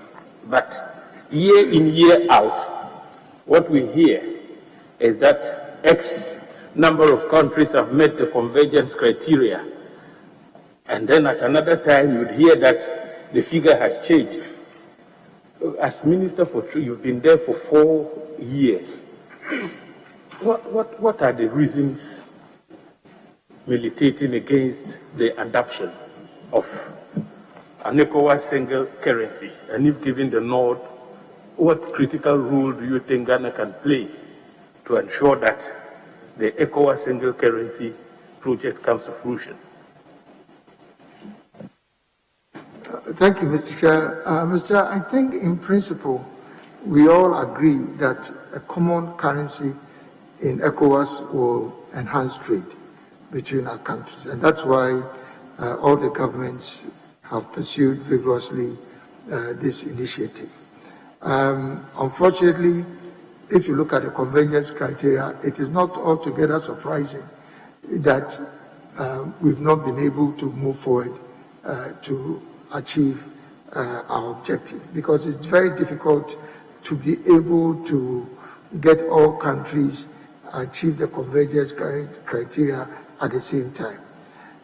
I think that going forward, if we look at what is being done under the AFCFTA, whilst we still hope that we would eventually have the benefit of a common currency, whether it is for ECOWAS or for Africa under AFTA. There's a new initiative which is pioneered by the Afri-Exim Bank, which is called the Payment Settlement Mechanism. And that allows every state party or traders in a state party to be able to use their local currency to trade. That's to, let's say, if they're importing, to import goods from another African country without the benefit of a common currency, which was really the objective of standardizing the medium of exchange. So this payment settlement mechanism, when it is fully activated, at least temporarily, would still facilitate trade as was intended by the common currency, whilst we hopefully work towards achieving that goal one day. As you know, even in Europe, it took quite a bit of time for the euro to become a reality. But it's a target I think we'll still work towards it. Thank you. Honorable nominee, this afternoon you've spoken extensively about the African Continental Free Trade Area, and we won the bid to host the Secretariat here in Accra. We are all very excited about the prospects of the African Continental Free Trade Area, but I have reservations. Why? Because we've lived with ECOWAS since the early 70s, and ECOWAS was supposed to guarantee for us a common market, a free trade area within the West African sub-region. But these objectives have never materialized. And so, sometime last year, Nigeria, without any provocation, shut down their border at Sele. The shutdown of the border clearly affected Ghanaian businesses. I remember a delegation was sent there to inspect the damage that was caused. On the other hand, we are also being accused of not treating foreigners engaged in the retail trade in our country by member states within the ECOWAS sub-region. What is so unique about the African Continental Free Trade Area? And what do you think would make the African Continental Free Trade Area succeed, unlike its counterpart, ECOWAS? Thank you, Mr. Chair. There are two fundamental components of the African Continental Free Trade Area, which hopefully will make it easier for us to trade amongst ourselves than has occurred within ECOWAS or the other regional economic communities. First is the fact that one of the protocols under AFTA, which we have negotiated, is the Protocol on Dispute Settlement. And Honorable Member, being a lawyer yourself, you would appreciate that when there are provisions of law that regulate the trade between, let's say, state parties. It becomes more difficult for people to flout or to, let's say, create artificial barriers, as has happened, let's say, in ECOWAS. Because now any trader in any state party that feels aggrieved by the action of another state party can file a complaint under the dispute settlement mechanism, and the cost associated with this dispute settlement is a very significant one. I'm taking a cue from what happens in the WTO. So I think it's a major component that distinguishes it from what we now have in ECOWAS and other regs. The second one is a digital operational instrument that has been developed to, again, deal with some of the challenges that you alluded to. So this digital platform allows a trader, let's say that is moving goods from Ghana to Nigeria, again to file a complaint on the digital platform, giving specific details of that complaint. And then there are provisions that require the trader in the state party to address that challenge or bottleneck within a certain specified time. So I think that that would also help. I cannot guarantee that we'll eliminate all the barriers, but the protocols and the annexes that have been negotiated in this CFTA is very comprehensive, and I think that will probably make the difference. Thank you, Mr. Chair. Thank you. Honorable nominee, this is my last question. You've also spoken about the vehicle assembly automotive policy, which was launched sometime in 2019. And the policy has so far yielded some results. So Volkswagen, Nissan, Toyota are coming into our country. But don't you think that this policy is going to suffocate local companies such as Kantanka, the Kantanka Group, which is an indigenous company involved in vehicle manufacture and assemblage? Thank you, Chair. Honorable Chair, on the contrary, this particular policy is very supportive of local companies that will also seek to participate in the automotive industry. And just to be very specific, because you mentioned Kantanka, there are different grades of licenses that are given to these automobile companies. As I speak now, Kantanka has the highest level of certification. They have what we call an enhanced SKD certificate, so that they can do more than the other global players. And to testify to the importance of some of these provisions in the policy, Kantanka has doubled its production capacity since they were given a license to operate under the framework of the policy. So it is the other way around, and the appeal that we are making is that as many Ghanaians as possible ought to take advantage of this new development, because I can assure you that in the next couple of years, Ghana is going to become the new automotive manufacturing hub in Africa, because this is the first time that around the world you have a country that is now entering into this industry and has been able to attract all the major global players at the same time. Almost invariably, they will start with one company that comes in to test, whether it is really something worth it.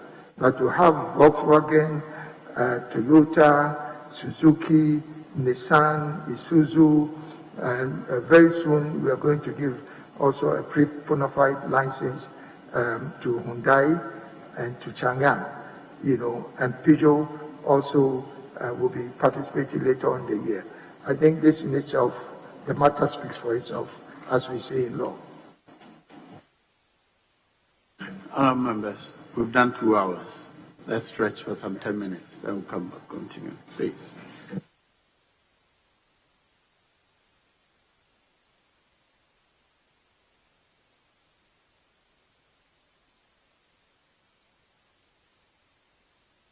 Honourable, you can also stretch for 10 minutes. That's our instructions, protocol.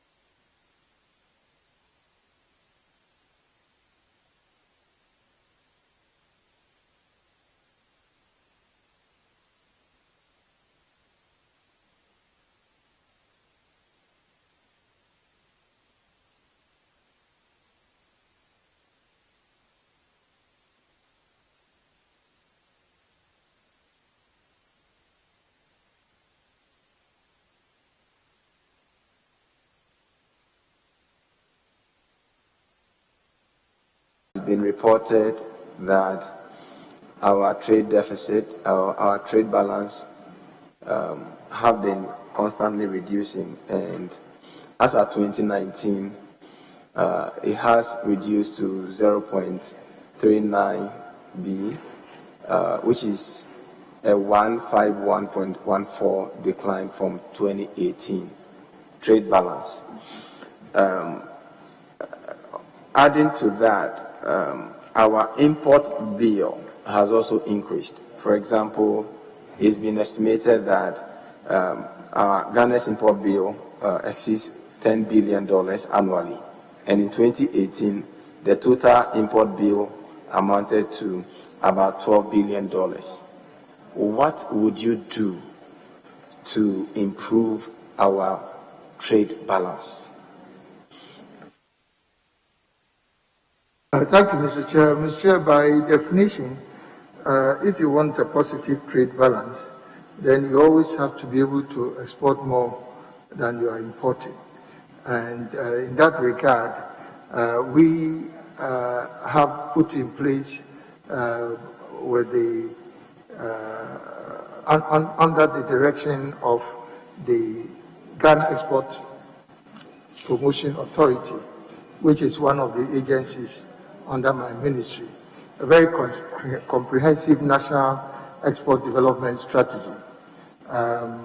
In our view, this is charting a path for Ghana to put exports at the center of our national development agenda.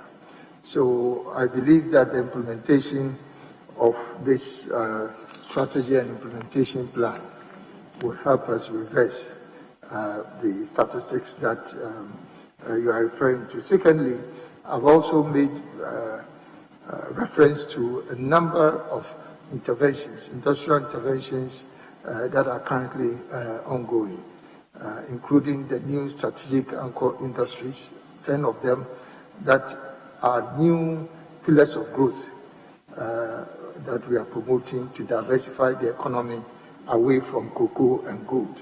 So if you add the one district, one factory to these 10 new strategic anchor industries, together with our business resource centers, together with our initiative on establishing industrial enclaves, all these are designed to promote exports in our country, and that's how you can reverse the imbalance in trade. Thank you. So, as a quick follow-up, are you assuring the committee that when approved... That's your second question, so there are no follow-ups, please. Very well, Chairman. So I will leave the follow-up then and go to the substantive second question. My second question has to do with the current status of the Commander Sugar Factory. As you are aware, the state invested about $37.82 million in this project. As long as the project remains unused, or the project remains a white elephant, it is at a cost to the state. We have received a petition from, it's a joint petition from, I think, Ransford, Vani, and Alhaji Naziru, actually complaining about the abandoned Commander Sugar Factory. What is the current state of the Commander Sugar Factory, and how soon can we begin work? Thank you, Mr. Chairman. Mr. Chairman, to respond to the question, I'd like just to give a little bit of background to the Commander Sugar Factory. In 2017, we inherited the Commander Sugar Factory with, I would say, some controversy hanging around it for a number of reasons. So in July 2017,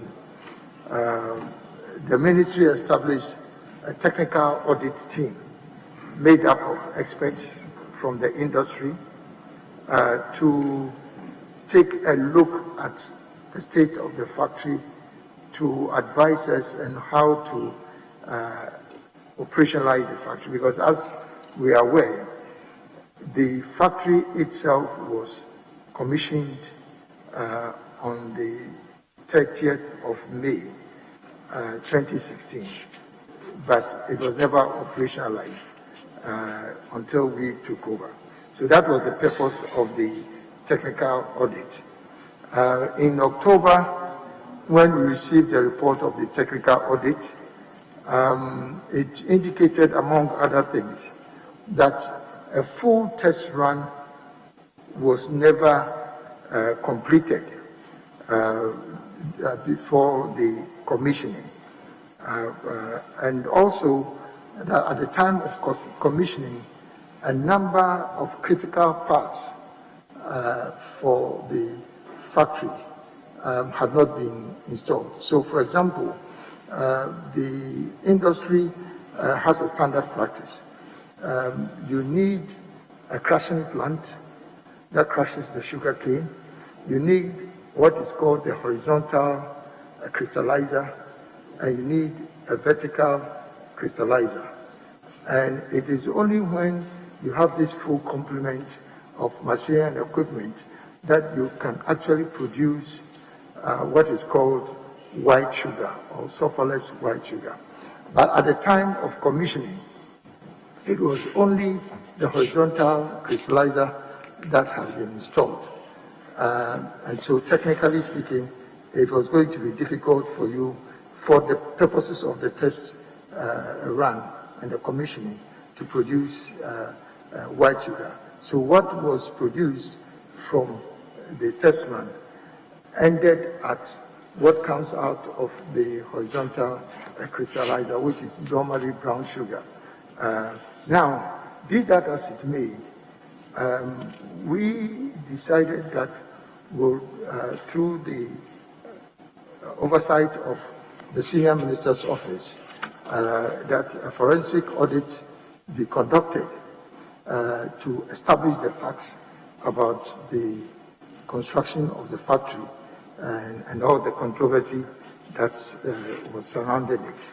Now, it came to the fore that a valuation that was conducted earlier on, which established the value of the company at $34 million.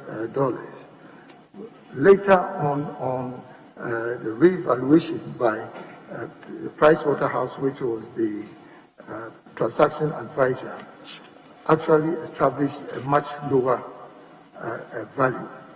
Now, in spite of this revelation, we still decided, as you're alluding to, that we should identify new strategic investors, because the effort that was made in 2016 to divest the shares unfortunately could not materialize. The company that was offered a bid could not perform the financial obligations on it. So PwC, we didn't want to change the transaction advisor. PwC continued with the exercise of identifying a new strategic investor. So this has gone on for some time. I mean, these things take time. It's detailed work that has to be done.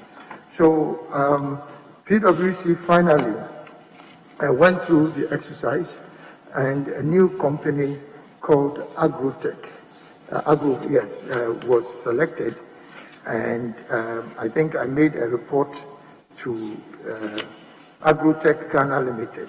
I made a report to Cabinet about the status of implementation of Comenda. So Agrotech has been selected as the preferred bidder, but as is normally the practice, the transaction advisor then still has to go into further negotiations with the preferred bidder to arrive at a final settlement. on the basis of which the share and purchase agreement, or in this case, we elected for a concession agreement, will be finalized. So as I speak now, the concession agreement has been finalized. There are a few issues that are standing to be resolved between the transaction advisor and Agrotech. And then basically the company would then be handed over fully under concession agreement to Agrotech. But let me explain that whilst all this was going on, early 2020, before COVID struck, Agrotech was going to bring in their technical experts to start looking at the plant and then also identify areas that needed to be, I would say, put into sound conditioning for the factory now to start working. But unfortunately, this did not happen because of the COVID pandemic. So as I speak now, as soon as the share and purchase agreement is fully executed, then the transaction will be closed and then they can start operating the factory. Thank you, Mr. Chair. And my very final question has to do with various reports of clashes between Nigerian retailers and Ghanaian. No, it hasn't been answered. My question, Mr. Chair. Yes. So the question is, what measures are you taking to address the challenges of Ghanaian retailers and their Nigerian counterparts, given the fact that there is consistent clashes between these two people?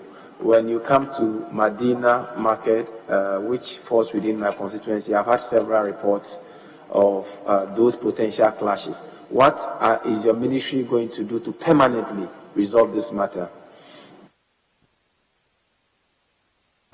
Thank you, Chair. Chair, as I indicated earlier on, the ministry, working in collaboration with the Ministry of Foreign Affairs, have engaged extensively with the GUTA, which is the Association for Ghanaian Traders, with the Nigerians. We've escalated this to the political level. We've met the Speaker of Parliament of Nigeria. They've had a delegation sent here, so we've had our consultations with them. I've had consultations with my counterpart in Nigeria, and then also with the Foreign Minister in Nigeria.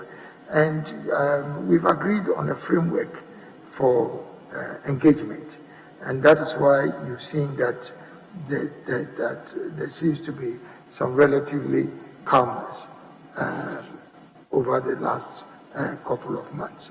But I think I made an indication earlier on to a question, similar question, what the issues were. And so I think it's on record. Thank you, Mr. Chair. Yes, thank you very much, Mr. Chairman. Honorable nominee, in answer to my question, Mr. Chairman, which will be on trade fair, I would like the honorable nominee to demonstrate that he was fully in charge of the ministry and government's trade push, given that the government flagship program for trade, 1D1F Secretariat, was under the presidency, and the appointment of the CEO of Trade Fair was done by the Minister of Finance, and not the Minister of Trade. So on those basis, I want to find out from the nominee if he was aware of the redevelopment plan for trade fair, which went through international competitive bidding under the watch of PricewaterhouseCoopers, which got cancelled by the CEO and re-awarded through suspicious tender processes. Thank you, Mr. Chair. I got a little bit confused along the line when he introduced the element of 1D, 1F, particularly now that my understanding is that you are talking about the Ghana Trade Fair Authority. Let's clarify it for him, please. Okay, thank you, Mr. Chairman. I said that in answering my question, I would want you to first of all demonstrate that you are fully in charge of the Ministry of Trade, given that government's flagship program, 1D, 1F, which was supposed to facilitate trade, was under the presidency. And also, given that the CEO of Trade Fair was appointed by the Minister of Finance and not the Minister of Trade. Then the question on trade fair, the question on trade fair then comes. So that is the basis upon which I made reference to the 1D, 1F. I hope you get the drift. Thank you, Mr. Chair. Mr. Chair, in the first place, the oversight responsibility for the 1 factory was the Ministry of Trade and Industry. Secondly, also, I think you referred to the appointment letter of the Ghana Trade Fair Authority having been signed by the Minister of Finance. Unfortunately, I don't make the appointments to agencies under the ministries. So I unfortunately cannot respond to that.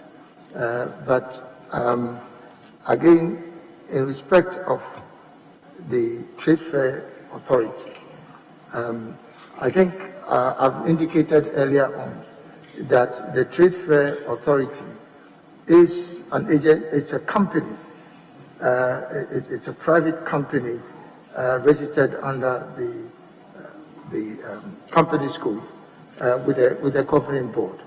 And so much as we have oversight responsibility for the company, there's still, in terms of management and operational decisions, that still lies in the bosom of the board and the management team.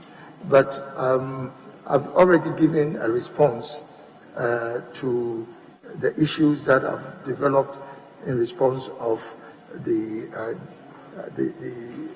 evacuation of people from the site and some of the other issues that have arisen, including the redeployment of staff. So I'm not sure whether what you're asking. I asked about the contract that was signed after an international bidding process, which got cancelled by the CEO, for another to be re-awarded to a company under suspicious tender processes. I asked if you are aware of it and if you, as supervising minister, sanctioned that. I'm not directly supervising the award of contracts. As I said, these are operational issues that are under the direct supervision of the management and the board. I mean, that's basically the structure, even though it is basically a company that has affiliation with the ministry. In terms of management and operational decisions, it's the responsibility of the board and then the management team. Thank you. Yes, so I'll move to my second question, but just to state that I have a presentation that was done by Honorable Mrs. Gifty Ohene Kunedu, National Coordinator, 1 District 1 Factory, at which she stated that the office of the president. The one district, one factory secretariat, it's situated at the office of the president. It's established to be under the office of the president. But I'll move to my next question. The NBSSI, they already have existing business advisory centers that are stationed at the various district assemblies across the country. Now, with your introduction of the business resource centers, which you spoke of earlier when the Honorable Minority Leader engaged you, what is your plan with the two seemingly similar bureaucratic bodies? And would you also like to tell us how the consultants under the Business Resource Center are remunerated? Thank you, Mr. Chair. Mr. Chair, you're absolutely right. There was an existing, I would say, structure which had business advisory centers, BACs, still under the oversight responsibility of the NBSSI. And this was being managed in collaboration with the district assemblies. However, in 2017, we decided that the REP, which is the Rural Enterprises Program, under which the BACs were established, needed to be realigned to the government's priorities. And so we agreed, together with IFAD and then the African Development Bank, that are the sponsors of the REP, that we needed to upgrade the BACs and provide them with the resources, both human resources and fiscal resources in terms of equipment, for them to be able to deliver on the comprehensive program of rural industrialization and providing support to MSMEs. So against that background, we introduced the concept of business resource centers, which simply is an upgrade of BACs. We haven't cancelled the BACs. So what we've done is that we've established the BRCs in certain districts, as I said, 67 districts, and they have oversight over a number of districts within an operational zone. So let's say a BRC in District A, because it is a more enhanced institutional infrastructure, would provide business development services to other districts within an operational zone. Let's say maybe 4 or 5 districts. But then, because you have a limited number of BRCs, it means that if you have 260 districts, you will still not be able to cover all of them with the BRC infrastructure. So we still have BACs that are currently in operation in districts where you do not have BRCs. And so the BACs are now considered as satellite offices of the BRCs. It's just because of the level of infrastructure, but they are all providing the same services. For example, typically a BAC has just one BAC manager and then one support staff, and then probably a driver. I mean, respectfully, if we have an aggressive program for small and medium enterprise development in a district, you cannot have such a lean organization providing the type of services that is required. And so that was the need for building a new, I would say, institutional structure. But essentially, it is an enhancement of the BACs. All right, so my first question, call them viewer interest questions. Cement and iron rod prices skyrocketing after information about goods to be allowed after information and sensitization, plans in place so that traders know goods that are allowed, and ECOWAS free goods movement. A number of companies have complained lately, for example, the latest Interplus, how they have lost deals and have lost billions of cedis because of charges that they are now asked to pay, especially by Francophone countries, since the introduction of AFTA. And fruit exporters, especially to UK, also complain about our inability to have a trade deal with UK, since Brexit happened in December. So, my question, Honourable Nominee, what plans do you have to ensure that information about how ACTA will operate will be upgraded, and how soon should traders exporting to UK expect a deal with the UK as far as exports of especially fruit is concerned?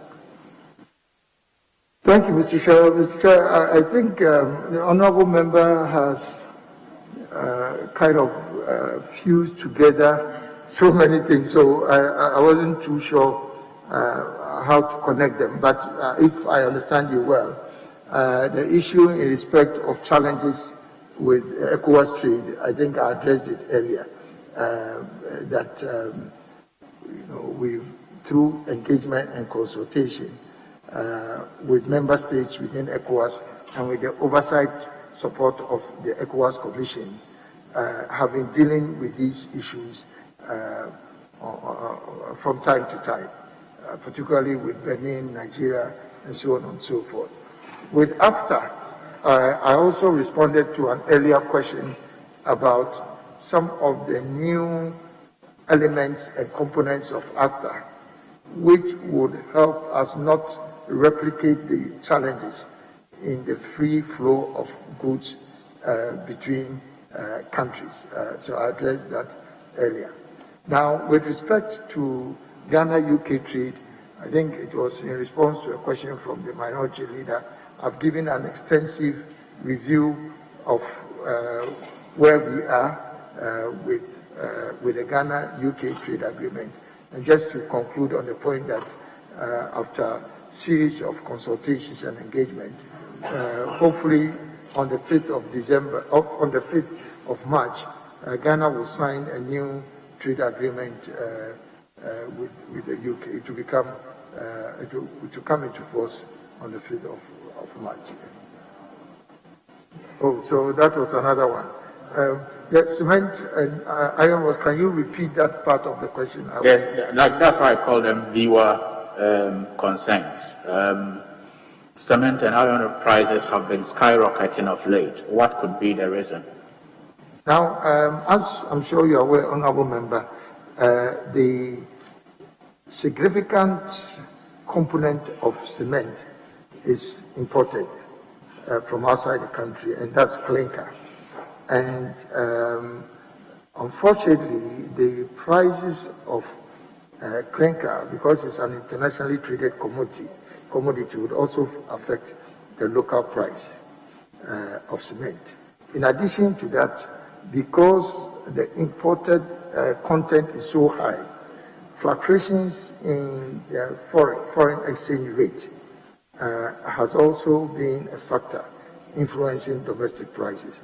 We have a constant dialogue and engagement with the Association of Cement Producers, and they've given us their cost build-up anytime that there's an increase in clinker price or an increase in or changes in foreign exchange rate, and then also sometimes freight shipping costs because it's a bulk commodity. So At any given time, if there's a cost for increasing the price of cement based on these factors, we consult with the industry. Yeah, so basically that's the explanation. Thank you, Chair. Yes, Mr. Jarrett. Thank you, Mr. Chair.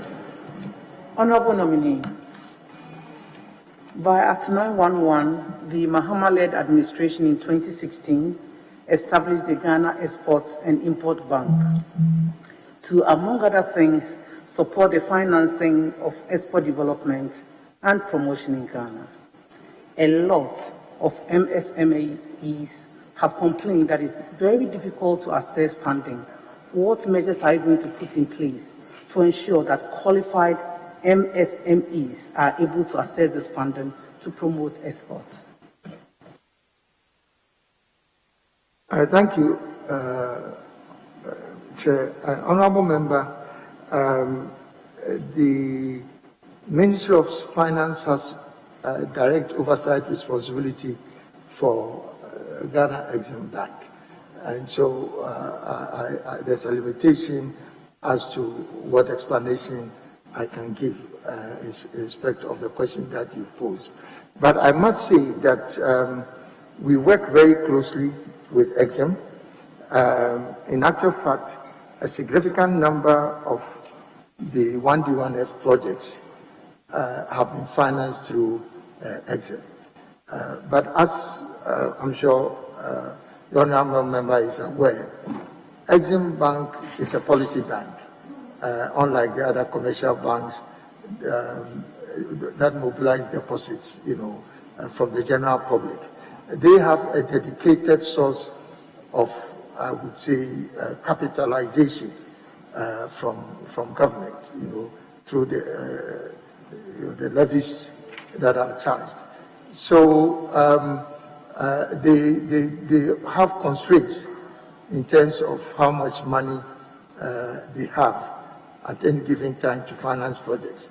But I'm aware that they've gone beyond just the money that is received from the levy to be able to identify other sources of funding to help enhance their capital base. So my understanding, although I cannot speak fully for Exim, my understanding is that they are doing quite well, and their challenge is one of resources. But if there are very specific cases where you believe that a company has been on the drawing board for consideration and it has been unduly delayed, I'll be more than pleased to work with you outside this exercise to see whether we can help facilitate the process. Thank you. Thank you very much. In 2018, Ghana earned about $378 million from the export of raw cashew nuts. What policy will you put in place to ensure that we add value to our cashews before we export? Thank you, Mr. Chair. Honorable Member, I made reference to the launching of a new national export development strategy. And one of the commodities that we've prioritized is cashew. And not just exporting raw cashew, but actually processing and adding value to cashew. The major constraint with the processing of cashew is that there are, I would say, traders from all over the world, particularly from India, that offer higher prices to our cashew farmers, and as it were, entice them to sell their cashew crop to them for raw export, rather than giving their products or commodities to the processors, because the processors have a limitation on how much they can buy, if they want to be competitive on the global market for processed cashew. And so there's always that tension between the price offered by, let's say, these traders as compared to the processors. But fortunately, under the Tree Crop Development Authority, again, cashew has been prioritized. And so part of the work that the Cashew Development Authority will be doing, particularly, I know that's also not under my ministry, but we'll work with them closely to ensure that there's enough cashew crop to support our processing industry. Thank you, Mr. Chairman. Mr. Chairman, my last will be on Ghana's textile industry. Honorable nominee,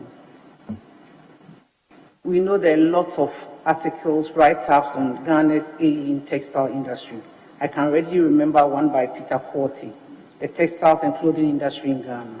What are you going to do about Ghana's textile industry if you are giving the nod for the next 4 years? Thank you, Mr. Chair.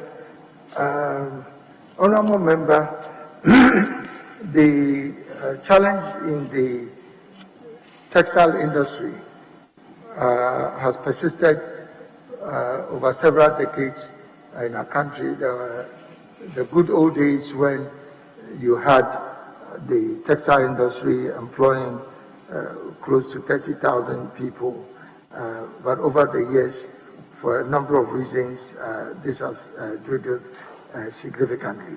Now, when we took office in 2017, we engaged with the industry to put in place a comprehensive program for reform in the textile industry. And there are various elements of this reform program. One is the introduction of what we call tax stamps or authentication stamps, meaning that any importer that is bringing in imported textile prints has to have a tax stamp or an authentication stamp which will identify that particular product that a duty has been paid on it. So that is something that we are working to put in place. We are working very closely with industry. The other policy measure was that we have decided to designate Tema Port as the single corridor for bringing in imported textiles. Because a lot of the smuggling, we realized, were coming from the land borders, from the east. And so we've designated Tema going forward as a single entry point. So that's another policy measure when put in place will hopefully deal with the imported. We've also introduced what we call a textile import management system, where we would, together with the importers and the local manufacturers, agree at any given point in time how much textile prints should be imported into the country to ensure that there's no imbalance between what is locally produced and the demand for textiles. It is also meant to ensure that the piracy of local designs can be managed so that each manufacturer has to register their designs and each importer has to register their designs so that we can use that to check piracy. Another policy measure is government is providing incentives to local textile companies to improve their competitiveness. Government has already zero-rated VAT for companies in the textile industry for 3 years. There's a waiver on import duties for raw materials, plant and machinery for the textile companies. There's also a deferred VAT payment for the. So there are a number of incentives that have been introduced to support the local industries. In addition to that, we are facilitating credit to support these companies from the local banks. And last but not the least, we have agreed that we will have a market surveillance strategy or task force that hopefully will be able to monitor the market and to ensure that there's compliance with these policy measures that I've discussed. So you see that the tension that used to exist has actually gone down quite considerably in the textile sector. Thank you, Mr. Chair.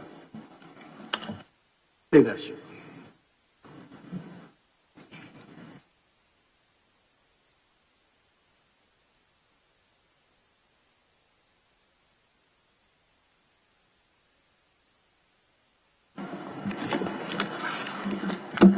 Did you ask?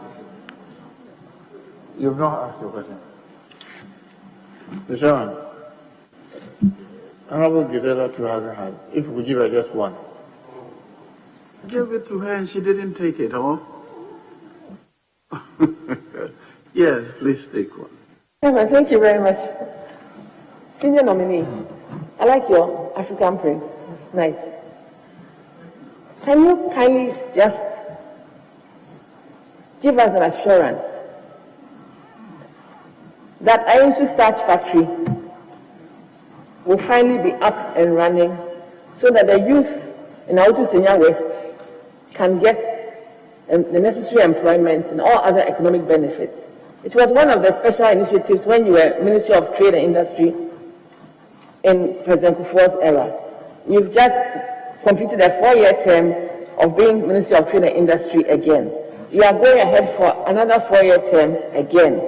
Can you please give us that assurance that when two elephants are fighting, the grass that suffers will stop suffering? Thank you. Thank you, Mr. Chair. Honourable Member, as you rightly said, I initiated the establishment of the Ayensu Starch Factory during the PSI days under President Kufuor. So I have a sentimental attachment to that project, and anytime I'm back in government, it is a priority for me. I must say, though, that regrettably, there have been challenges with Ayensu, which basically is what has given rise to the comment that you are making. And I think, Mr. Chair, with your indulgence, it's appropriate that I set the record straight. In April 20,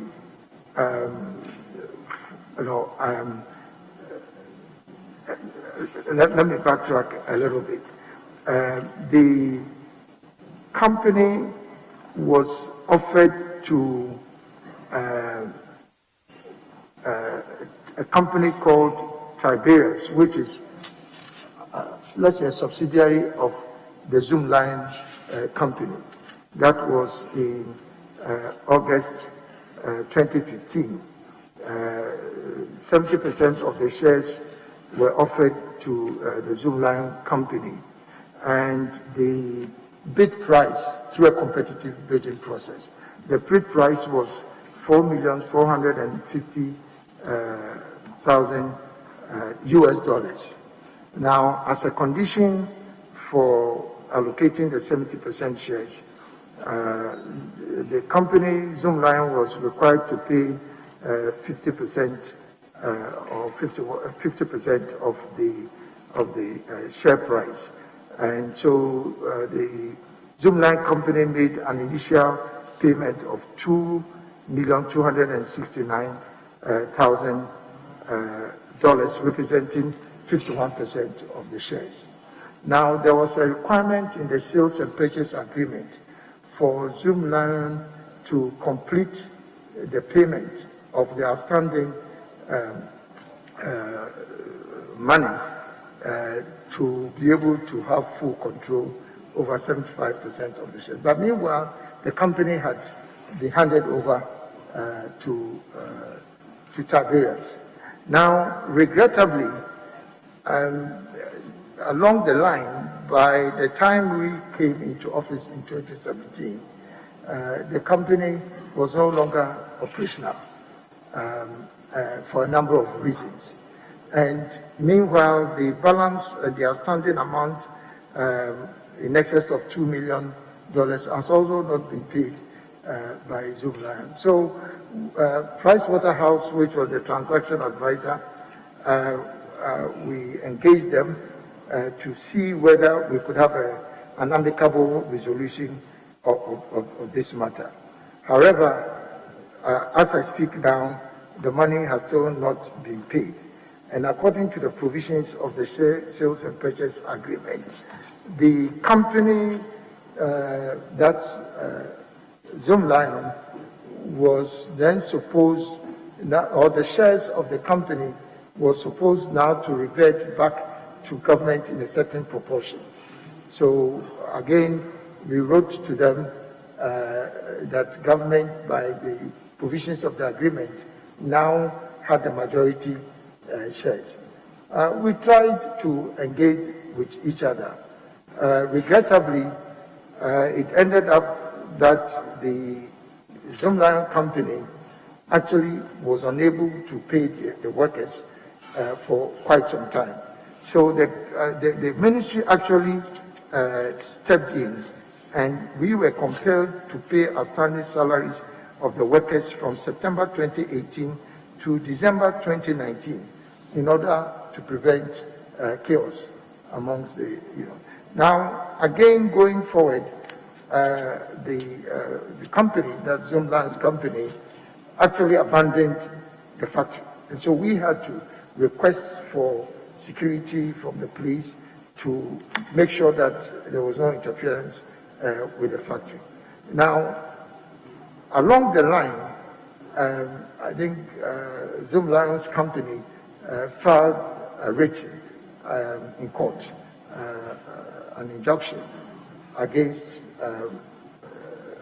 the government to prevent us from interfering with the company, which I think is regrettable, because if you still have an outstanding amount of money to pay, the easiest thing is to pay up, and then basically we resolve these matters.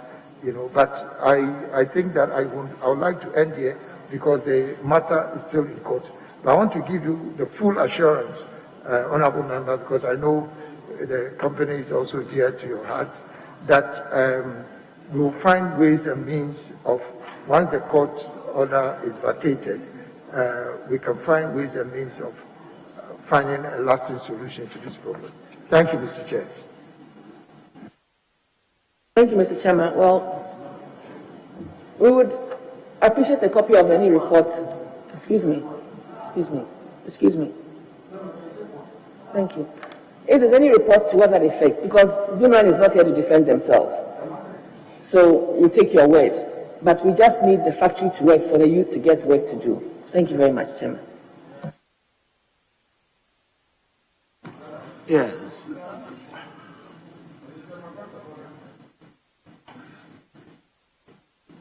Yes, let me listen to you. The Chairman, at the beginning of sitting this morning, you drew our attention to some COVID protocols. It appears we have sat for more than 3 hours, and I believe that we are in breach of our own rules. If leadership can advise us on that, we'll be happy.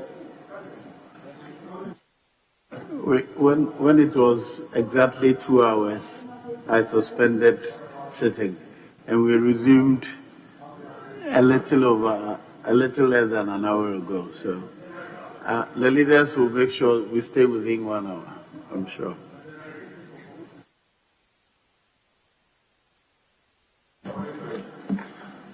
Thank you, Mr. Chairman.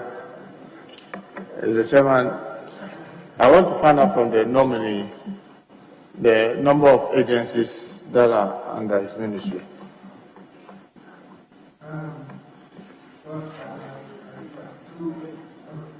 Thank you, Honorable Chair. I can do a quick numbering of it and then give that to you. Yeah.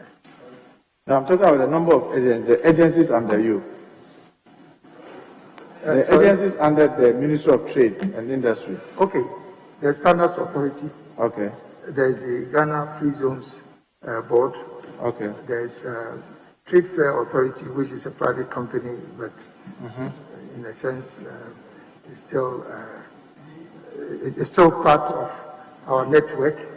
Then the SSI, which is now the Ghana Enterprises Agency. And then there is Gratis, which is a program under the Rural Enterprises program. And then, of course, by extension, there are these other companies like Ayensu, Japan Textiles, Commander Sugar Factory, that are not agencies but are affiliated to. So the reason why I'm asking this is that when I went through your handing over notes. When you went through what? Your handing over notes. The handing over notes. Yes, yes, okay. Completely missing was Ghana Trade Fair Authority. Is there any reason why in your handover note there was no mention of the Ghana Trade Fair Authority? As I said, you know, these private companies that have government boards established under the company's code have a different kind of relationship with the ministry. And that's probably the only reason why you didn't find it on Mr. Chairman, is the same with Ghana Standard Authority, is the same with Ghana Export Promotion Authority? It is not. Trade Fair Authority is different. As I said, it's a private company. Standards Authority is an agency of government. And Ghana Export Promotion is also. The reason why I'm asking this is because that's why I first asked you, the agencies under you. And you mentioned the Trade Fair Company, sorry. Yeah, you mentioned Trade Fair Company as one of the agencies under you. You mean in this? Yes, when I asked about the agencies under you, you mentioned Trade Fair Company. Just to clarify, it's a private company with shares. Oversight is fully held by government. It's not an agency, it's a private company. So it's a private company, but the supervisory rule is under your ministry. Yes, we have ministerial oversight, but I've indicated in a number of my responses that compared to agencies. In an earlier the redevelopment, you said that because you had this not firm grip because of the way they operate, it was an operational thing and you didn't have in-depth knowledge about what happened during the procurement and what have you. Did I get you right? I indicated that there was a board in place and a management team that supervised the process. If you're talking about the current process that they are going through, then that has been supervised by the board and then the management team. But there's an interministerial committee that has been established by cabinet to which they report. So it's not just the Ministry of Trade and Industry. I was asking this because earlier when I think, if I remember very well, Honorable Sweeney asked and said that because they had a board, you anything about the procurement breaches that he was talking about, that was under international competitive bidding, that was abrogated and that led to some crisis. You said because they had a board, you were not familiar with the issue. Is that the impression I got in answering that question? Chairman, I said we were not directly supervising the exercise. But you remember that there was a subcommittee of cabinet to investigate the abrogation of those tenders, which was chaired by you. Can you come again? There was a subcommittee. Maybe let me go this way. Do you remember Railroad Company Limited? Yes, I do. They wrote a petition to you about this abrogation of contract by the Ghana Trade Fair Company Limited. Yes. You remember that? Yes, I remember. Yes, I do.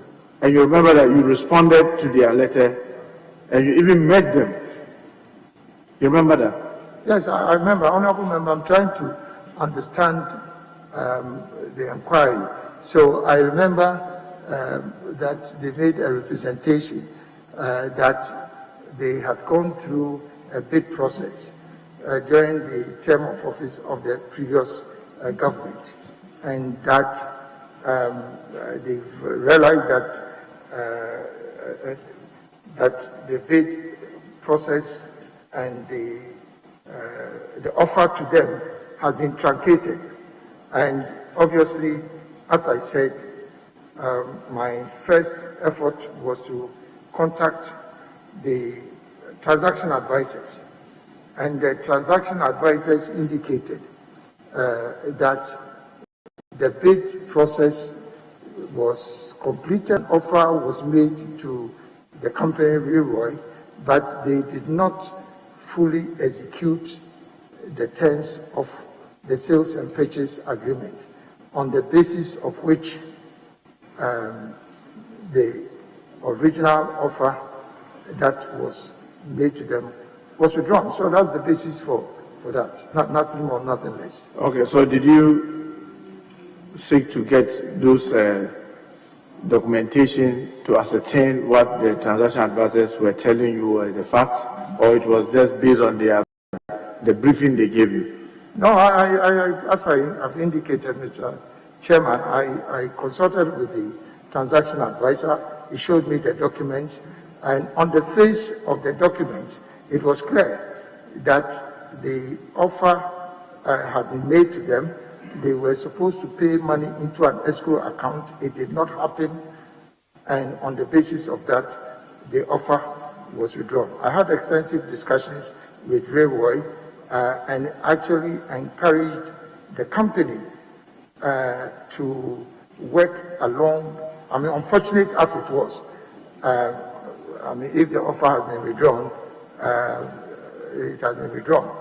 But because the project was going to be started again, I had suggested and proposed to the company to work along with the new management and the board to ensure that when the new bid process was going to be initiated, that they would have, let's say, the opportunity of participating in that bid. So basically, that's what. Okay, so the subcommittee of cabinet that you were chairing, yeah. Did you prepare this report to cabinet for a report? Yes, I mean that has been the basis for what I'm telling you now. No, I wanted to be sure whether there's finality by you reporting to cabinet when this subcommittee was formed to investigate this matter, that you were conclusive that these were the facts, and you have reported back to cabinet, and cabinet have accepted that, oh, there was no any wrongdoing. I just wanted to be sure that there's finality on that matter. Thank you, Chair. Honorable Member, I cannot recall exactly the report that was made, and it's not every subcommittee of cabinet that reports unless the matter has come up. But the Interministerial Facilitation Team has been apprised of this of this development. Chairman, even though he rightly said the Trade Fair Company Limited is more or less operating like a business that has a board of directors, are you aware that the Trade Fair land lease has expired? The land, the Trade Fair, where they are situated, the land, the lease has expired. Are you aware? Mr. Chairman, to the best of my knowledge, the matter has been handled by Lands Commission. It has been regularized, and any information in respect of that, can be ascertained from the Lands Commission. They've handled this together with the board and management. That has been regularized, and the lease, the transfer has been effected. Mr. Chairman, earlier he was answering a question with regards to the Commander Sugar project, and he said you're right. You said the valuation that was done in 2016 valued the project as $34 million, right? In 2016. In 2016, yes. And do you remember which company did the valuation? It was a company that was a center that was appointed by the transaction advisor. A center. Was it PwC? It was the transaction advisor, PwC, that appointed the company, the valuation company. So, and you said when PwC, the same PwC, then did the revaluation in 2017, the value reduced drastically. That was the word you used. Is that my understanding? Yes, very much so. What was the value, the revaluation, what value came up? I think the second valuation, which was done by the company called, I think I have the name, Valuation Appraisal Consults, they valued it at $12 million. Which was still supervised by the same transaction advisor, PwC? Yes, Honor. Honorable nominee, you didn't find anything wrong that one transaction advisor, the same transaction advisor, getting a company to do valuation, and in just about 11 months, the same transaction advisor does another valuation, and we lose close to $22 million in value. That didn't ring any bell. Mr. Chairman, in actual fact, contrary to what you are saying, because of the controversy that has been hanging over the company, say already made this point earlier on, we were very interested in interrogating the value of this company and establishing the facts once and for all. Because even during the previous government's term of office, when the valuation, or not the bid process, was conducted, literally almost all the bidders bid below $15 million. So I was a bit surprised that you have a company that is valued at $35 million. Everybody is bidding below $15 million. And I took an interest in this. So I also talked to industry experts. And I don't remember any of them that had suggested that the value of this would exceed, let's say, $20 million. Albeit without valuation. This is just industry experts talking. And you remember I made the point that based on all this, we had requested for a forensic audit to be undertaken independently by IOCO. And the report of IOCO actually confirms and establishes the value of the plant and machinery that is in question at $15.4 million. So again, I cannot speak on behalf of the transaction advisor. Yes, indeed, they recruited the first consultants, and we requested, because of all the controversy, that they appoint another group, and they did that. And then they presented the report to us. So, and as I've established, whether it was the bid process during the previous government's term of office, or currently, or during, let's say, our term of office, when another bid process was issued, we had the same challenge in terms of value and how much people were bidding for.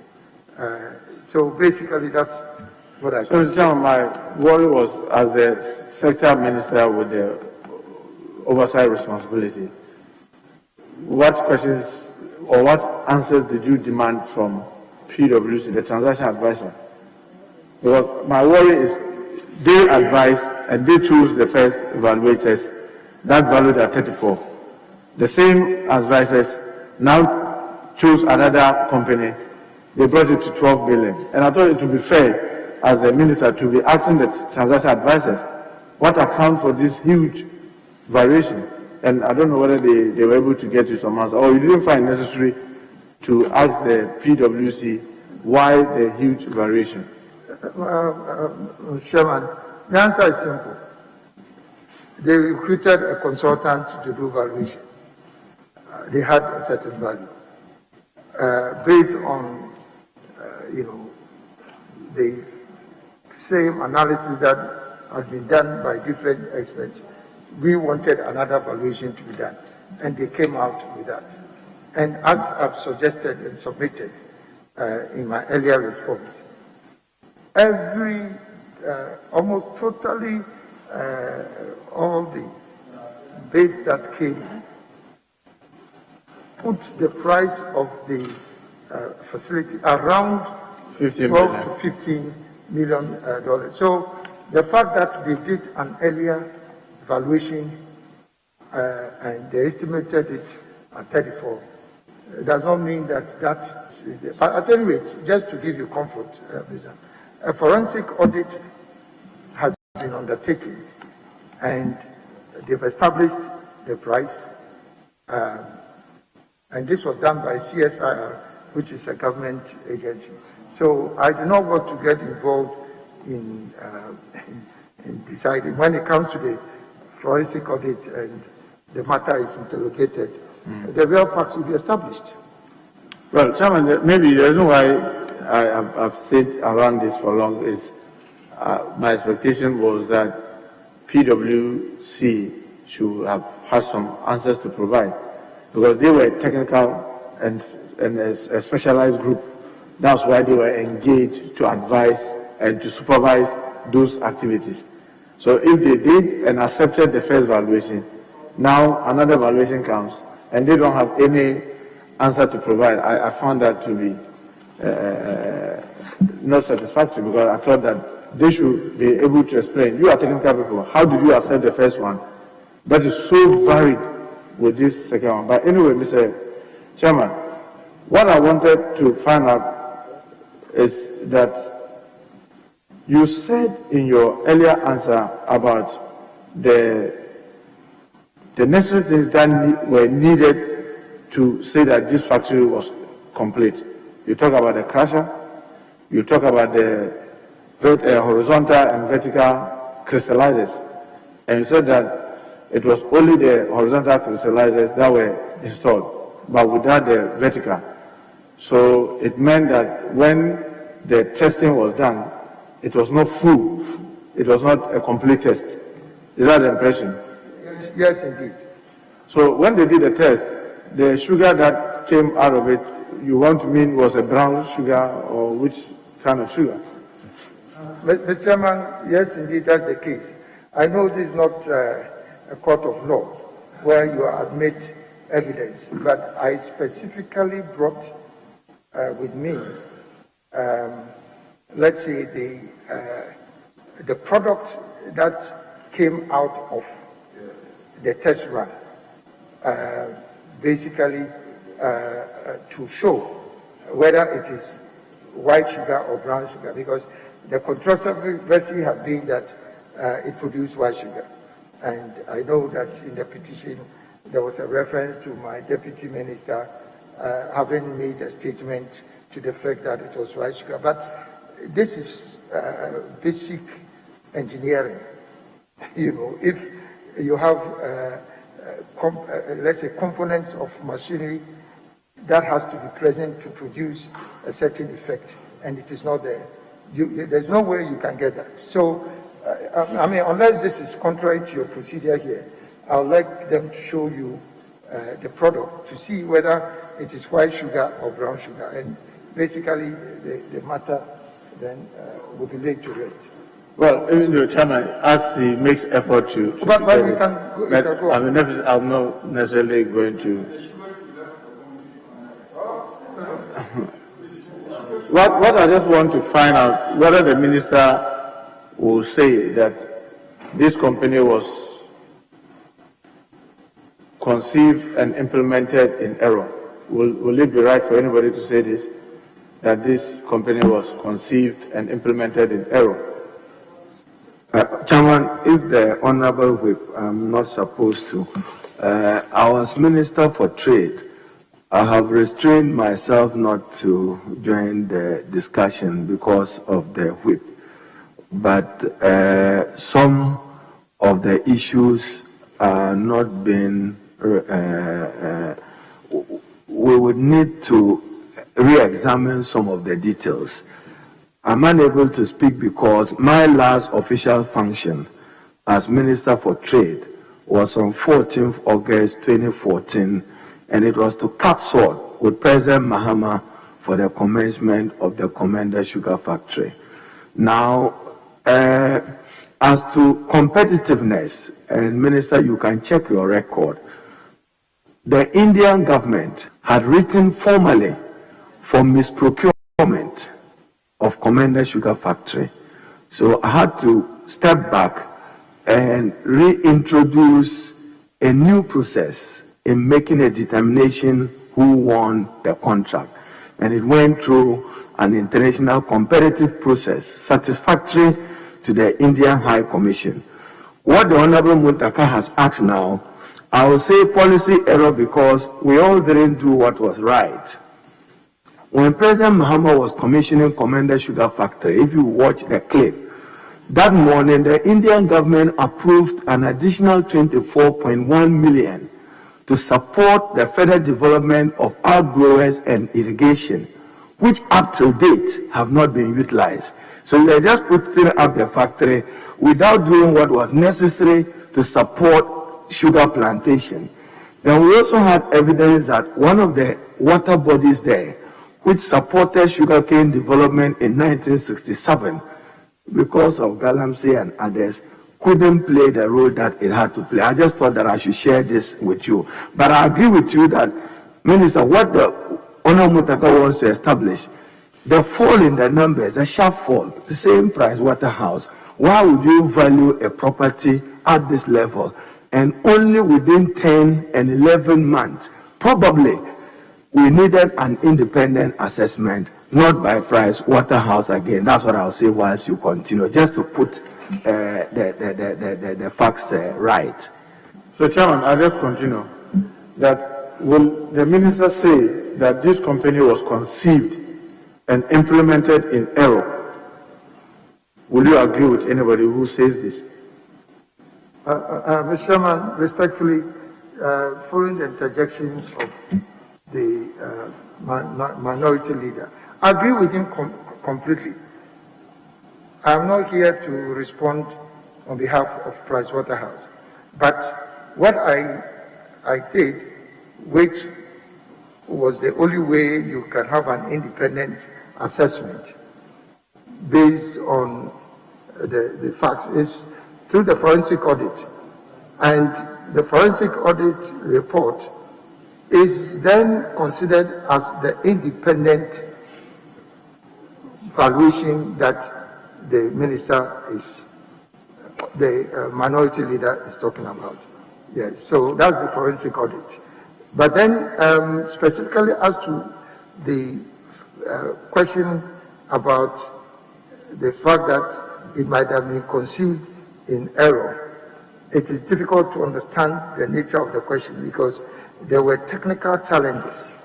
Because number one, I think the Honorable Member of Parliament ought to know that there were major challenges with land availability around the factory, because the original 1967 construction, which had extensive land supporting sugarcane cultivation, had been encroached on. And as I'm sure you are aware, if you plant sugarcane at a distance beyond a certain recommended radius, you actually lose the sucrose content of the sugar. And so that will result in operational, let's say, inefficiencies. So, for example, if you look at this particular case of where was the land to grow the sugarcane, if your answer was that there was not enough land available to feed the factory with sugarcane, you may interpret it as, I can't remember what you said, concept, an error in concept or something like that. You know, basically. Whether it was conceived in error. And implemented in error. Yes.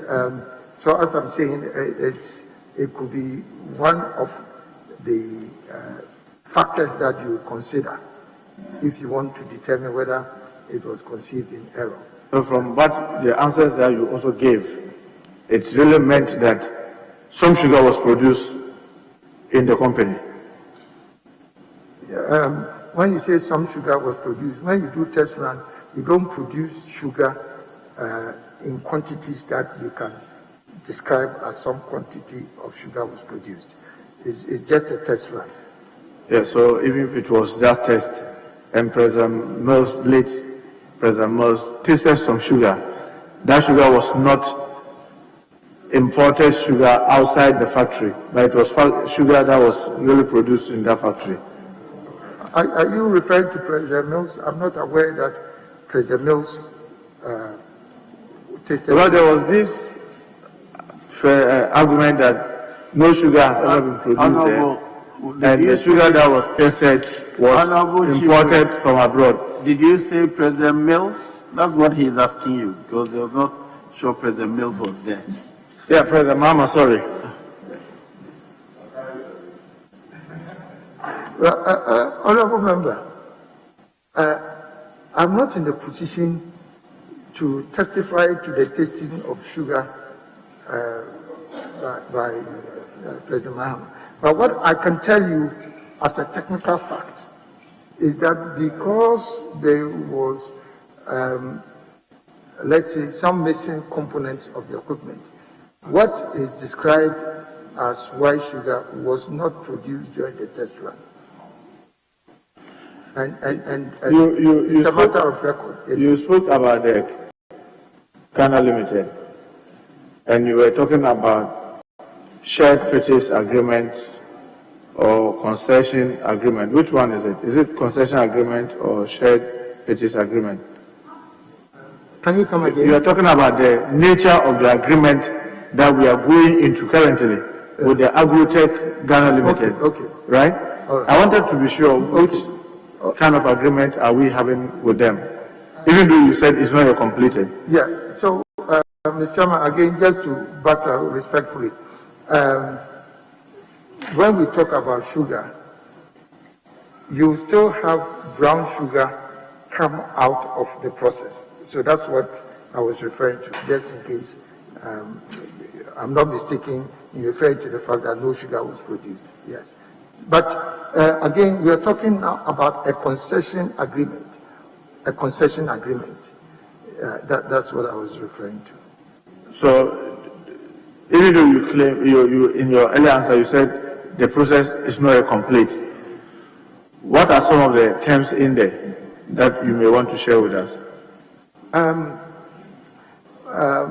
They are looking for certain incentives. For example, they would require a permit to bring in raw sugar to, let's say, produce during the period where they are now cultivating sugarcane to feed the plant.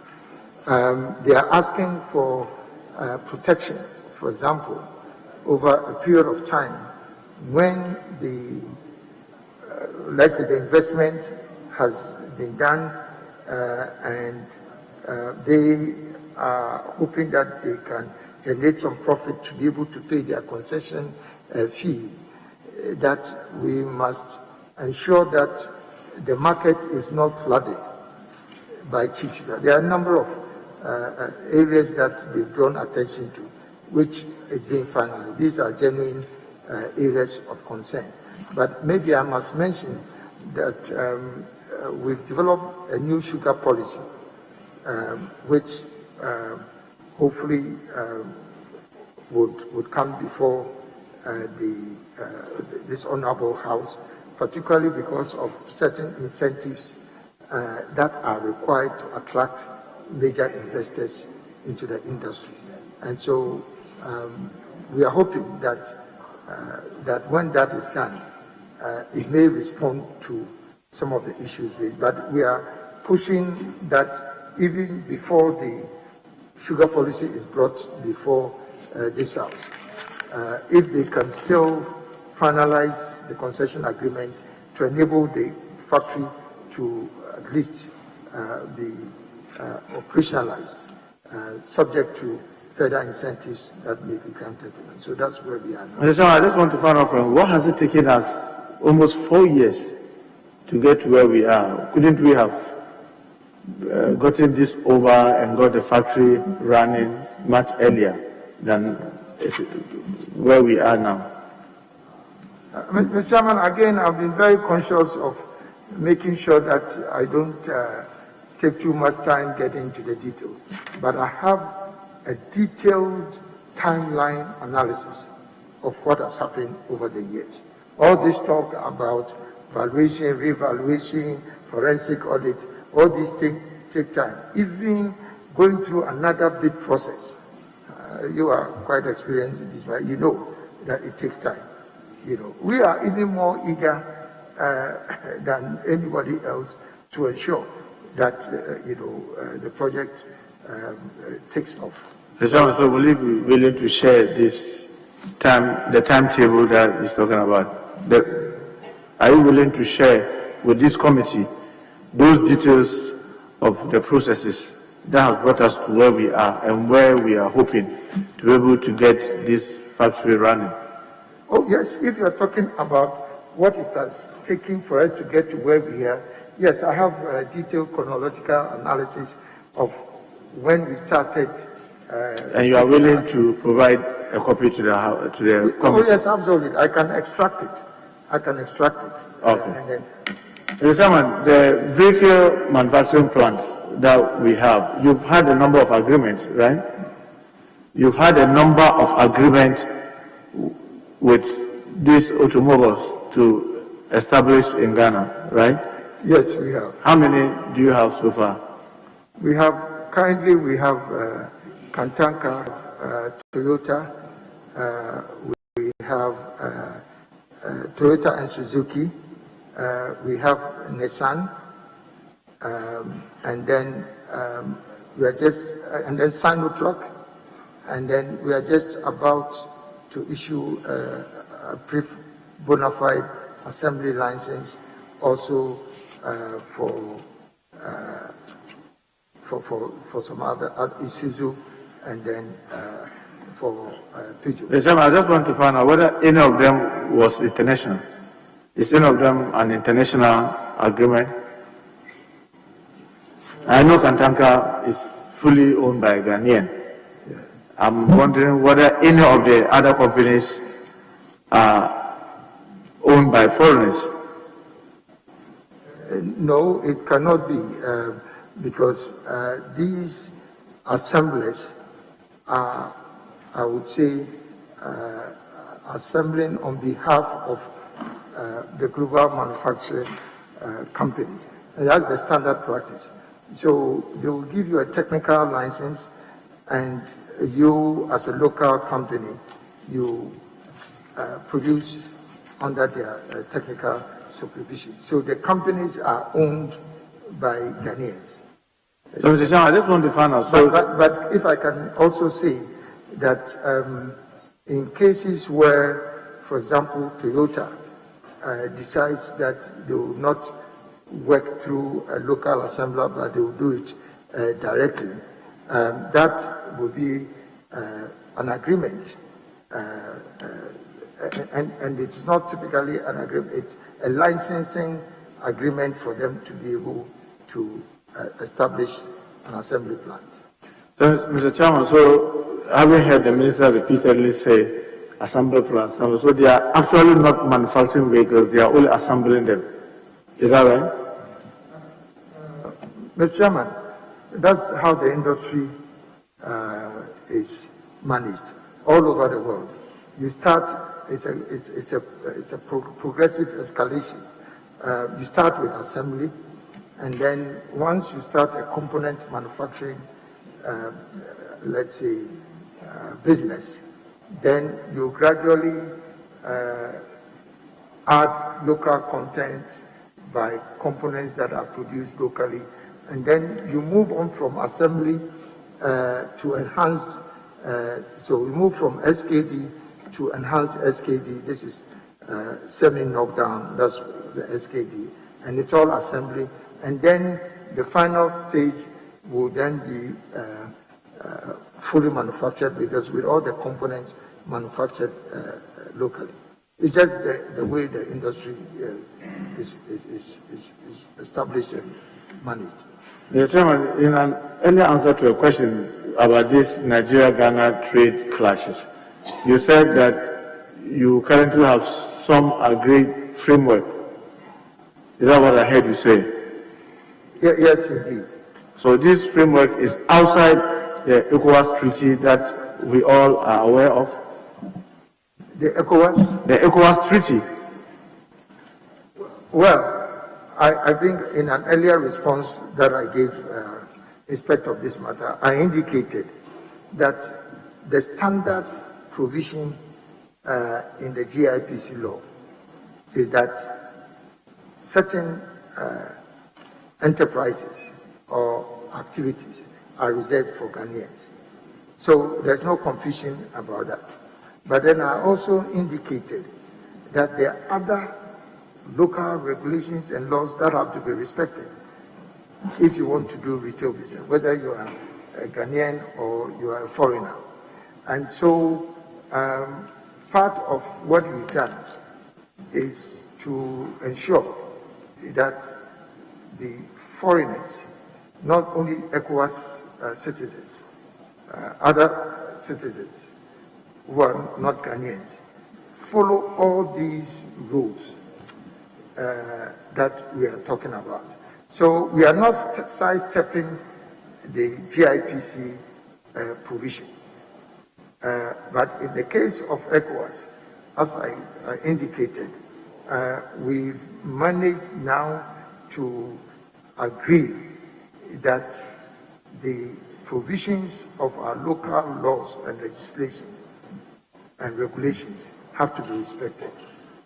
But in ensuring that we enforce these laws, that we will give them an opportunity to regularize their trade, just to ensure that in the spirit of long-standing bonds of friendship, that we give them an opportunity to regularize their trade. So that's the arrangement I was talking about. Lastly, I just want to find out whether you know Dennis Eje Jumo. Come again? Dennis Eje Jumo. Whether you know the gentleman. Dennis Eje Jumo. Yes. He works in your law firm. Well, I'm a silent partner in that law firm. Oh, you are a silent partner? Yes. But it doesn't take away because partnership. I cannot practice, actively whilst I'm in government. And he is the Minister of Trade and Industry rep on NIB? Yes. Why? Because this is where somebody working in your law firm and he's representing Minister of Trade and Industry. The rep that Minister of Trade and Industry is supposed to take on NIB. And you think that that is right? The provision or the requirement, and it's not only for NIB, you have the flexibility to nominate any representative, except if it is required by the provision establishing the particular organization that you have to nominate a director of the ministry or so on and so forth. So we have many people serving on boards, and what you are required to do normally will be that the company, in this case NIB, would request for, let's say, a lawyer because they are composing their team. And so I know his competence, and so that's why I propose. But I thought that he's not a staff of Minister of Trade and Industry, but the Minister of Trade and Industry will nominate a person who is not working within the ministry to represent it on a board that Minister of Trade and Industry is supposed to have a rep. Yeah, I've just explained, Honorable Member, if maybe I wasn't clear, that there are enactments that specify that you have to nominate, let's say, a director or some other official of the Ministry of Trade no below a certain rank. But in many others, there's no specific requirement, and there are many cases where we have nominees that are not staff of the Ministry of Trade. That was the explanation I was given. Yes, Chairman, thank you very much. Yes, Honorable. Thank you, Member. Chairman, I should thank you, but Honorable Minister, just to take it from the Honorable Muntaka, I think when you get back and when you do get approved, you probably will want to check the records once again on Commander Sugar Factory. As captured in your own handing over note, page 54 of your handing over notes, financials, and I just quoted and shared some details with you.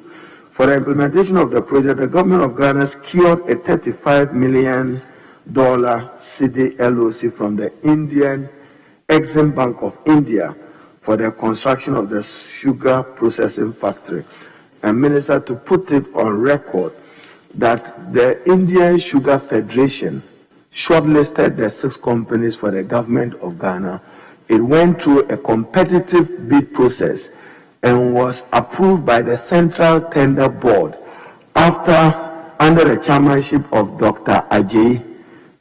So I just thought that when you go back, you can check this record. What we need to do is to find out the role of Price Waterhouse, because I share the view that it's been undervalued. That is my view. So probably we should work towards a re-evaluation of it by an independent person. But I just thought that this should be on the record. And as I've introduced it based on your own handing over note, what I do know is that sugar loves water, land, and sunshine. So further development is like Depale in Nasia area, and then Daboya connecting through Savlugu. We probably can look at it, and I believe that the Mauritius government was interested in it. That's why they requested for the double taxation regime with the government of Ghana. Do we have a sugar policy? Are you contemplating a sugar bill? Thank you, Chair. Thank you, Mr. Chairman. We have a sugar policy which has been approved by Cabinet, and there are certain incentives that are required under the policy to be provided to support the development of the industry. And so in due course, hopefully very soon, we'll be bringing, let's say, a draft bill here to Parliament for consideration and approval. Thank you, Chair. What is the fate of the Northern Star Tomato Company in the Upper East region, Palugu, and why is it not benefiting from government stimulus support as the only surviving factory or industry in that area, the Palugu tomato factory? Thank you, Chair. Thank you, Chair. The Honorable Minority Leader, we have for a long time been working at getting private investors, strategic investors to take over the Pualogo factory. As I speak now, we have 5 major companies that have expressed interest. We haven't gone through a formal bid process because all of them wanted to do their own technical assessment and investigation even before they would express formally an interest in the company.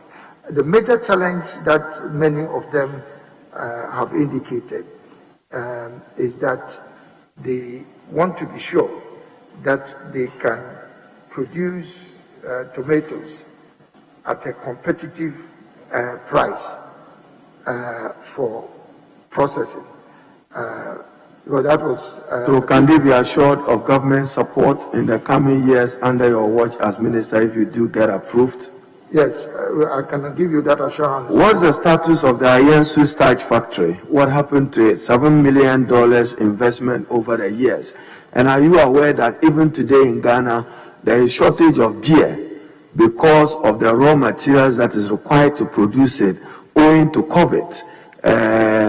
Ghanaians in the value chain of beer selling are suffering because of low production of beer in the country. I don't drink it. Chairman is excited about beer, but I have friends who are engaged in the beer business and their trade have been largely affected because of the lack of raw materials. I'm relating it to Ayensu starch factory.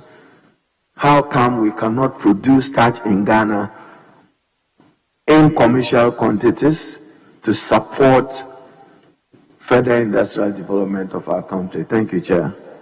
Mr. Chairman, I've provided an extensive response to this same issue raised by the honorable member from Autu Senya East or West. Okay, and I had indicated that. Honorable, he'll move on. Sorry. He'll move on, so you don't have to repeat the answers. Yeah, I won't. So that's what I was saying. But I hope Chairman have taken note that there is threat to shortage of beer in the country, and that is major news for beer consumers. Ghana Standards Authority, you need to revise their legislation to give them meaning in setting quality standards.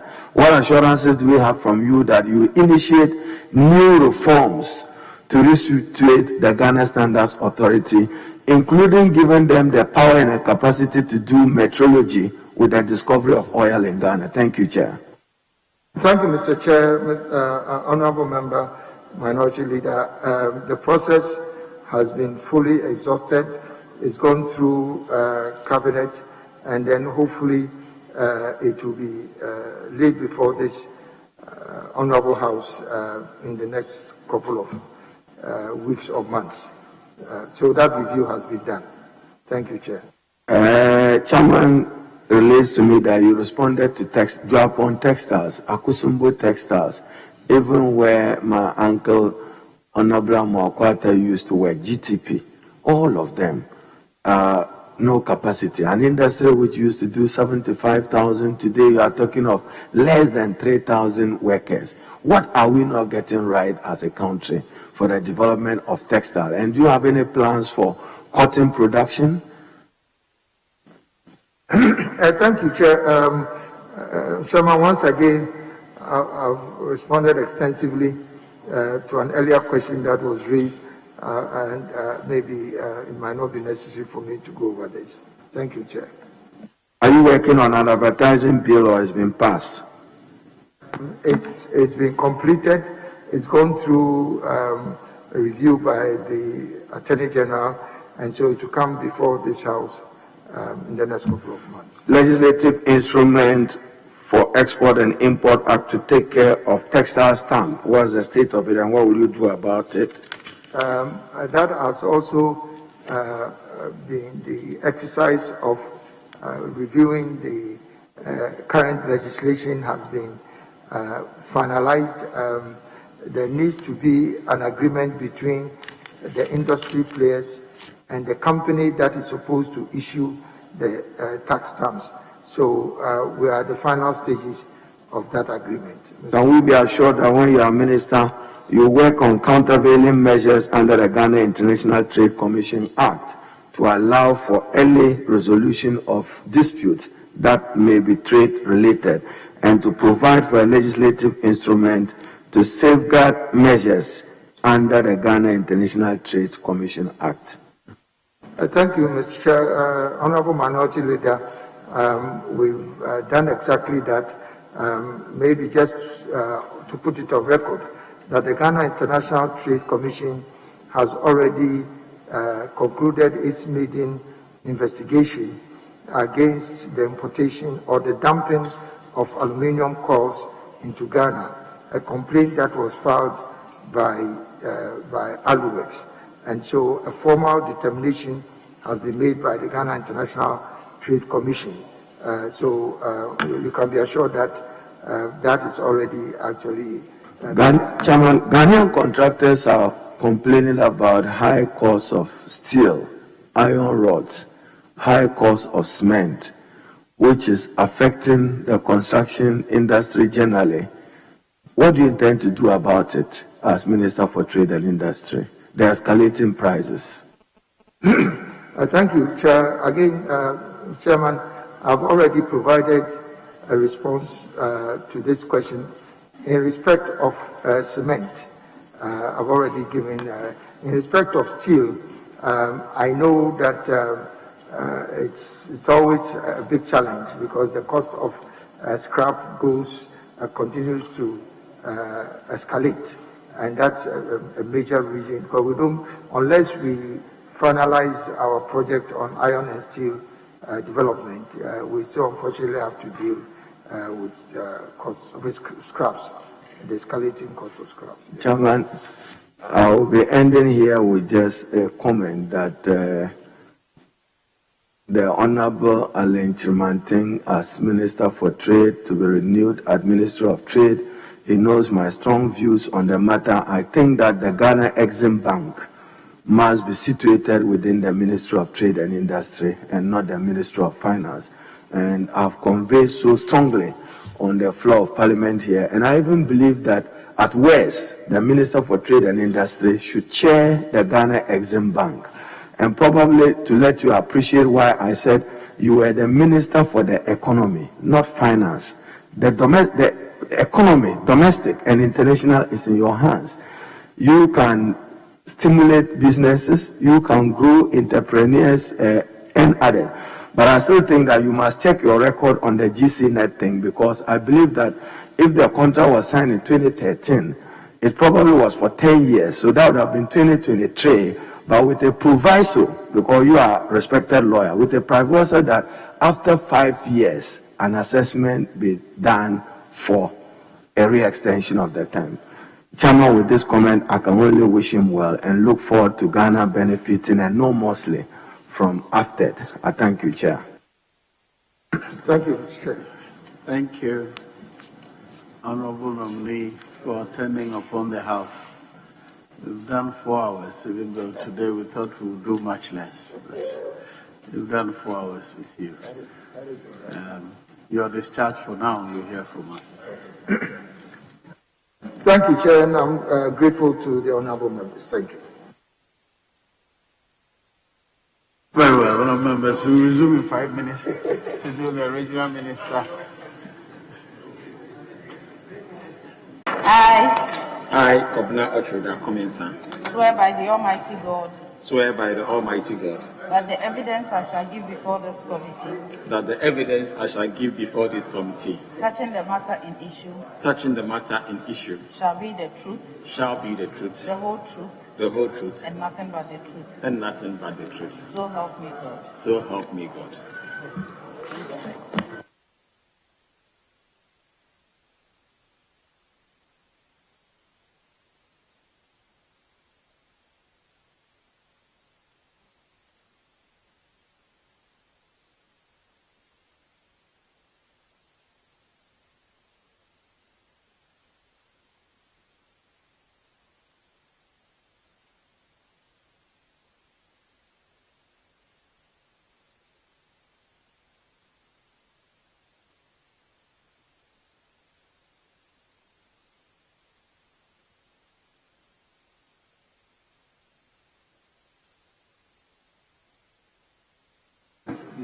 Honorable Okyere Darko Mensah, this is your 4th term in Parliament, right? You have been an assemblyman and you have been a deputy minister and then a regional minister. So, is there anything else that we must know for the purposes of confirming your qualification to be a minister of state?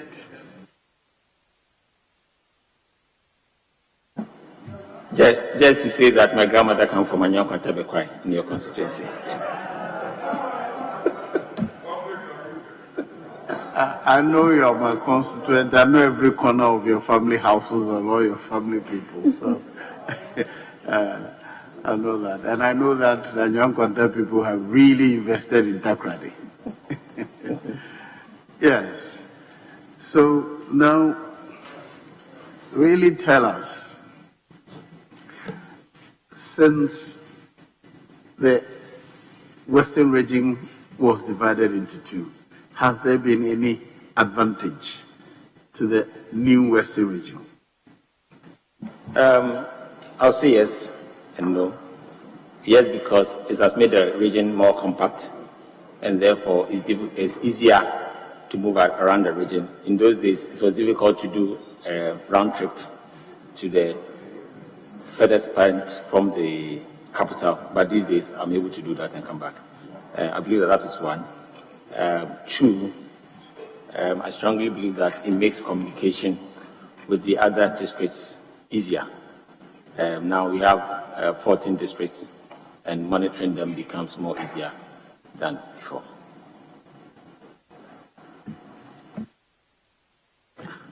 Now, Takrade Market Circle, that is the major economic edifice.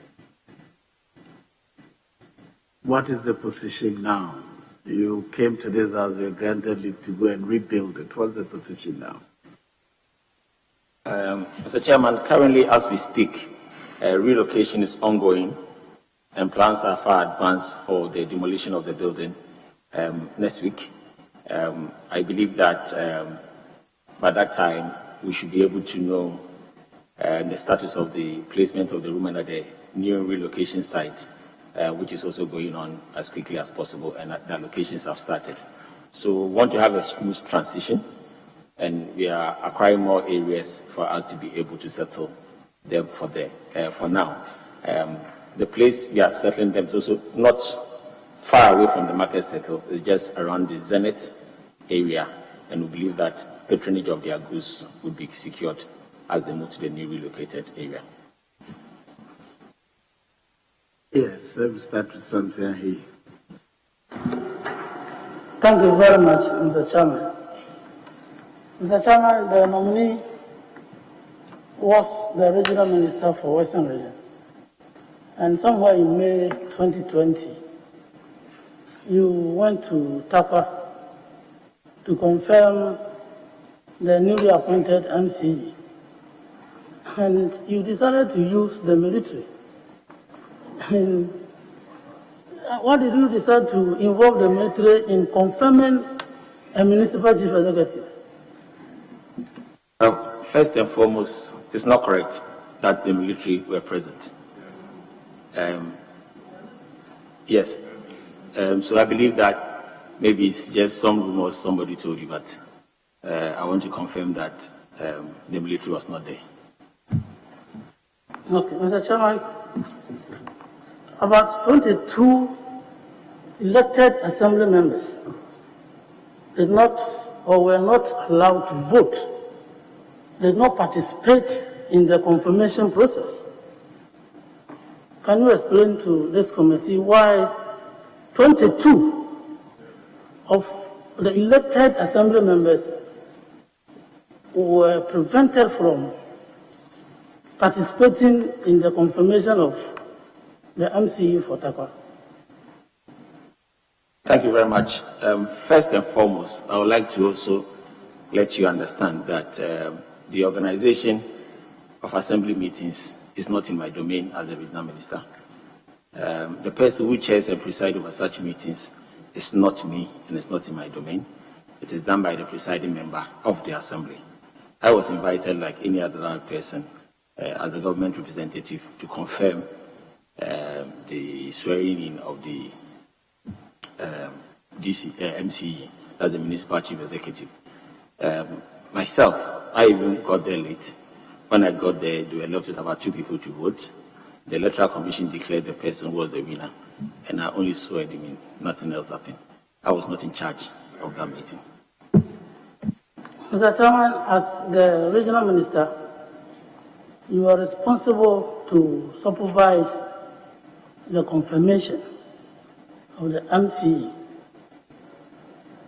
Did you come across, or were you told, that some 22 members of the assembly did not participate in the voting processes to confirm the MCE for Takwa? As I told you, when I got there, they were left with 3 people to vote. When I went there, nobody came to complain to me. After they finished, I was there for some time because people were jubilating in front of the cars. Nobody came to inform me something like that had happened. And we realized that the sermons to the court on the issue, clearly I'm also not party to that suit. So clearly it shows that I'm not part of anything that had happened on that day, if anything actually happened. You're saying that whilst you're there, it did not come to your attention?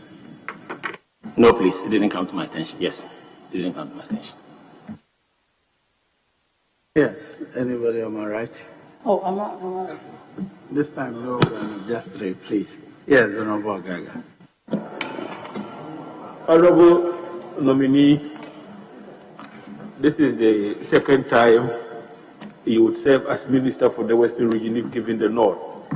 Now, that region is the region where most of our natural resources, including our petroleum resources, are located.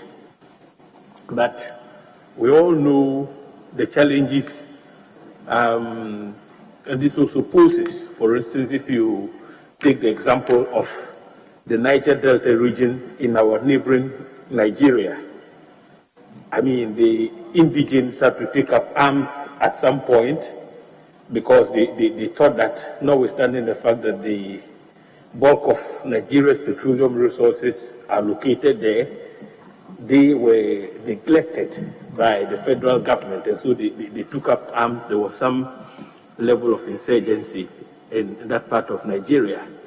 If you become regional minister, what steps would you take to ensure that such an occurrence, as it happened in Nigeria, does not rear its ugly head in your region? First and foremost, I believe that ever since oil was discovered about 10 years ago, there have been high expectations.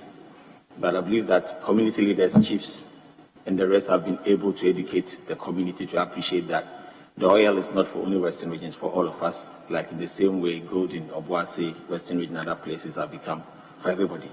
In the same way we train people, they move from one part of the country to another to serve. It's for all Ghanaians. That education, I believe, have gone down well. However, I do believe that we should use this opportunity to continue to train more of our young men to have the capacity to play a part not only in the oil and gas industry, but in other industries in the country, so that if oil is not there today, they can still continue to live their lives in a more proper way. So I believe that it's continuous engagement that matters, and the ability of government to continue to invest in the region, which the government over the years have been able to do so, from President Kufuor to Professor Mills to President John Mahama and Nana Dankwa Akufo-Addo. And I'll give you one typical example. Education. Ever since SHS was introduced in this country, I believe that Western region is one of the regions that have clearly benefited from it. We've been able to increase school enrollment from 13,201 to over 27,000 in the years that we've implemented free education. So clearly it shows that if we've been able to move the numbers from 13 to 27,000, we have increased the number of people who are benefiting from oil and gas through education. And it's good for us to build our capacity to play our part in a lot of areas in the country. Secondly, I still believe that the oil companies should start looking at setting up their headquarters in the Western region so that more people can have direct engagement with the headquarters and be able to be a part of the value chain so they can participate more in the oil and gas industry. In doing so, we engage them through education. We also engage them through the kind of work that they are able to do on the gas fields and other areas of endowment in the region. Last question. The Western region is home to several mining companies. And I have had occasion in my previous life to travel to places like Takwa, Sefiyo also, to do cases on pro bono basis for poor farmers whose crops like cocoa and other cashew crops oftentimes would be cut down by the mining companies without the payment of prompt and adequate compensation. I mean, their situation is very bad. If you're giving the nod again, would you look in the direction of the poor farmers who oftentimes do not have the energy and strength to fight the multinational companies? Yes, I believe that I'll be able to do that. In fact, the last time I came here, I said one of the pillars on which I'll be running my administration was entrepreneurial governance, in getting on board the private sector, the traditional authorities, the NGOs, and others to support the work we do as a regional coordinating council. And when COVID struck, I want to tell you a lot of them came to the aid of the region in providing support to our hospitals, our testing centers, and PPEs. I believe that the kind of engagement we've been able to have with them over the years, we should be able to use that to leverage for the right thing to be done to support our farmers. Clearly, we are aware that even the rates that are being paid for foodstuffs, cash crops, and the rest, virtually we are subsidizing a lot of mining operations in Ghana. And I believe that if some of these things start coming up, we'll be able to have the leverage to engage them to do the right thing.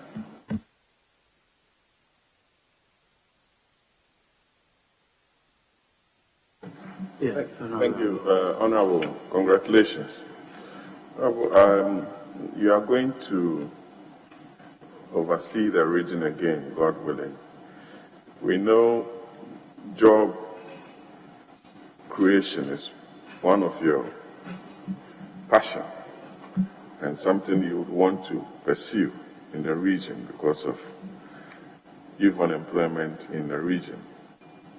I know government, MPP, NDC government invested in a lot of projects, and I'm going to run you through so that you can give us an overview of the John Duno Port Expansion Project, Takrady Port, the Ebeneezer Container Project, the PTC interchange, the Power Grant one, the Takrady Market Circle, which you were very instrumental in, the Dabuasi Rubber Plantation, the Sea Defense Project in Takrady and Ajua, a very important project that if completed will enhance the image of Western region.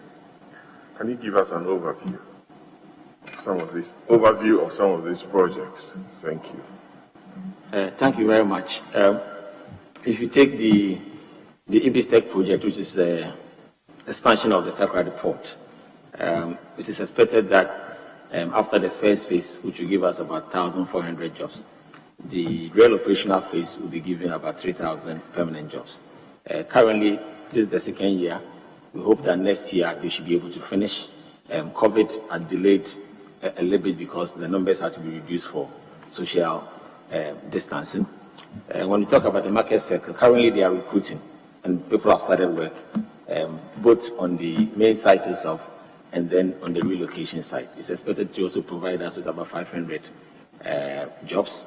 As we speak, the GMPC operational headquarters is also ongoing. Currently, they've employed about 100 people. They want to do 100 more, and that is expected to be finished next year. We are also expecting the Takrade Sekendi dual carriage. Contractors have come to site. They are doing the preliminary work. They expect to start work by April. Last year, we had the opportunity of Parliament also approving the loan for the visualization work for Aguna Kwanta into Takwa. They have also come around. They are doing a few studies, and we expect them to start work as soon as possible. Also, the PTC job, they come to do all their tests. They've sent the samples outside. I think they are waiting for some results, and then some discussion with the Ghana Air Force because of the alignment of the runabout to the airport runway. When they also come to town, we'll be able to report on that, how far quickly they'll start the rail construction people actually want to say. Irrespective of that, 1D1F is one area that we have targeted to provide a lot of jobs. The Kada ceramic, which used to be called the Triford, as we speak, is currently undertaking phase 3.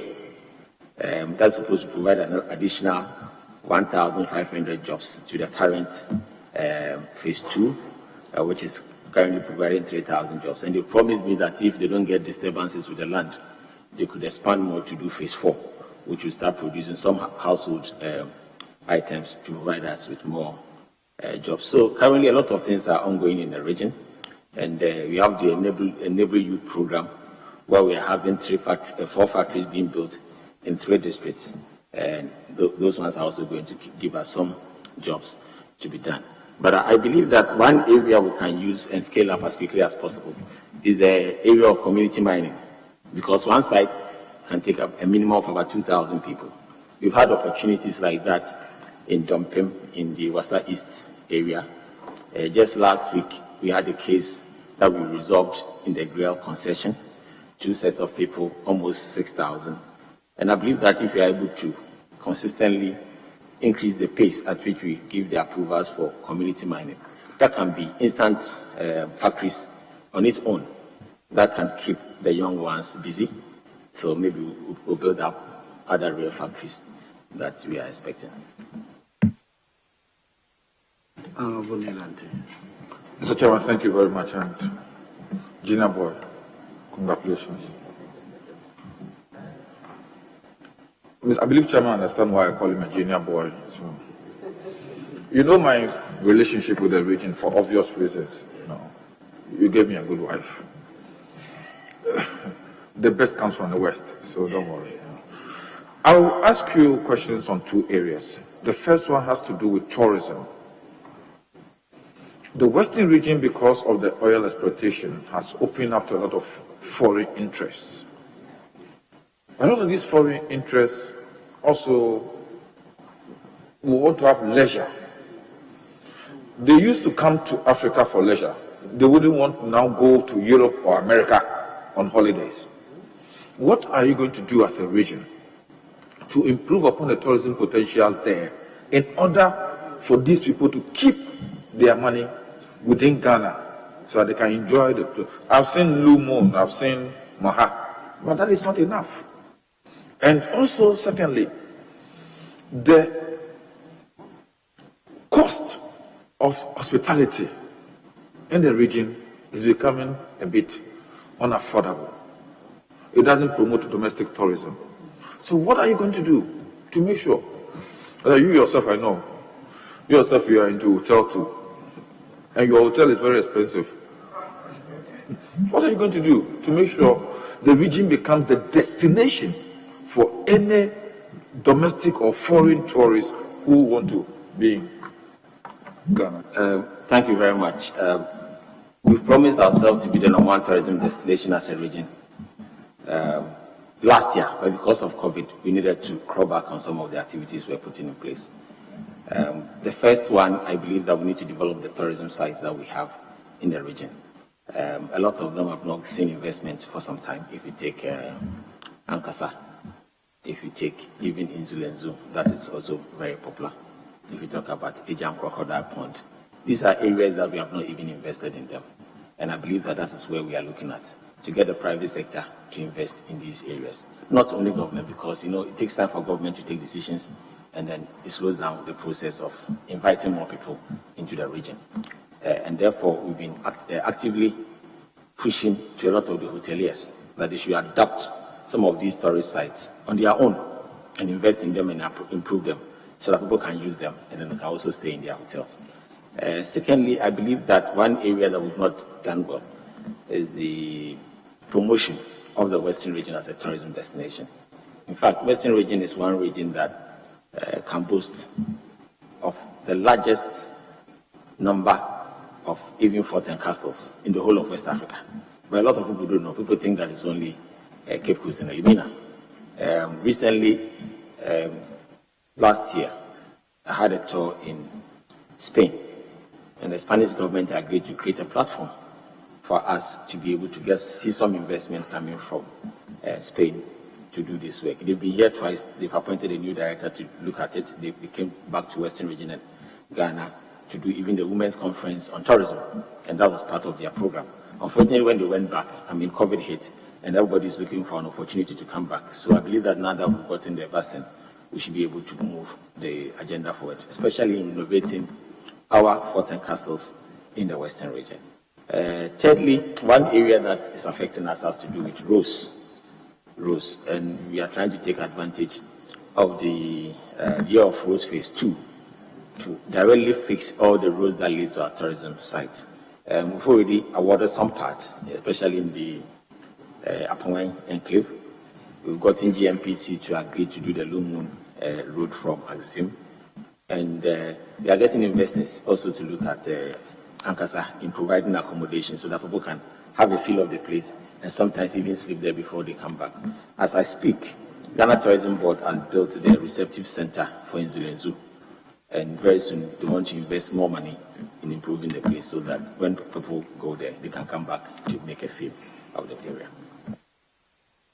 The second obvious, you should know, when it comes to football in this country, the Western region arguably has produced some of the best footballers and the best teams. But today, where is second 11 wise? Where is second Azakis? Today we are struggling with Mediama and Karela. You understand? But definitely, all because of the situation of our second Jando Park, which produced all these wonderful players, including even the legendary goalkeeper Robert Mensah. What are we going to do to help improve? Because some of the problems secondary Azakis, living wise have faced is because of liquidity. The people to be able to hold them and sustain the club. What support do you think the Regional Coordinating Council can mobilize from all these industries, mining companies and oil companies around there, to help these clubs stay on their feet and be able to offer opportunity for the huge sports potentials we have in the region? Thank you very much. First and foremost, I do believe that football these days have become business. So the first thing is that we need managers that are prepared to run them sustainably. Secondly, it is good to look for sponsorship from the companies, which they've been doing and helping. But free things are not sustainable in the long run, or sometimes cannot be reliable, especially when it comes to these corporate organizations. So what I've been advocating for is either a seed fund or an investment in these football clubs that charges the managers to be responsible and to also to be profitable. If you're able to do that, these clubs can sustain for some time, and I believe that we can use the opportunity to recruit more talent into the pool. However, recently I've gotten a company that is currently investing in Azakis, and they have a program called social entrepreneurship to get footballers also doing some side gig and then supporting their families and communities. We've given them the recommendation letter, and they plan to extend it beyond Azakis to get more teams in the Western region on board the project. So we made contact with Simon, the regional RFA chairman, and he's working with them to get the program rolled out so that football in Western region becomes sustainable in the long run. Recently, this Christmas, there was a small football match in New Takrady. And you know, Asifwa is a big talent that came from New Takrady. He was there to play with his old boys, and it was fun. When it comes to Jendu, recently it was very deplorable. So the sports manager made a request, and the assembly provided some money, and then the 3 MPs in the metropolis also provided the rest, and they started with the renovation. So we hope that it will be completed very soon for the football players to use. Chairman, last one, entertainment. You know, today, when it comes to the music industry, almost 70% of all these current contemporary musicians are from the Western region. And of course, my best one, Kofi Kinata. You understand? There is no really any sort of, let me say, avenue, place, center for these talents to perform, to entertain, and to make people in the region good. What I know is that every year Kofi Kinata does a program at the Jubilee Park. But then, what plans do you have as a regional coordinator to have? In the olden times, when we have the Jeduambles and Sikima and the rest of them, it's because we have these centers, cinema places and the rest, all gone. Are you thinking about exploiting the Minister of Tourism's idea of having theaters and performing arts places and all within the region? Or you could get any of these oil companies to sponsor an indoor facility that will help these artists and performers to come out there, the concert people, to show their talent and get people together. Yes, it's very correct. I believe that in the olden days, we used to have the Princess Cinemas, we used to have the Ampezos, we had the Above View, and then Zenith. These were areas, and even at Infield Hotel, these were areas that people were performing.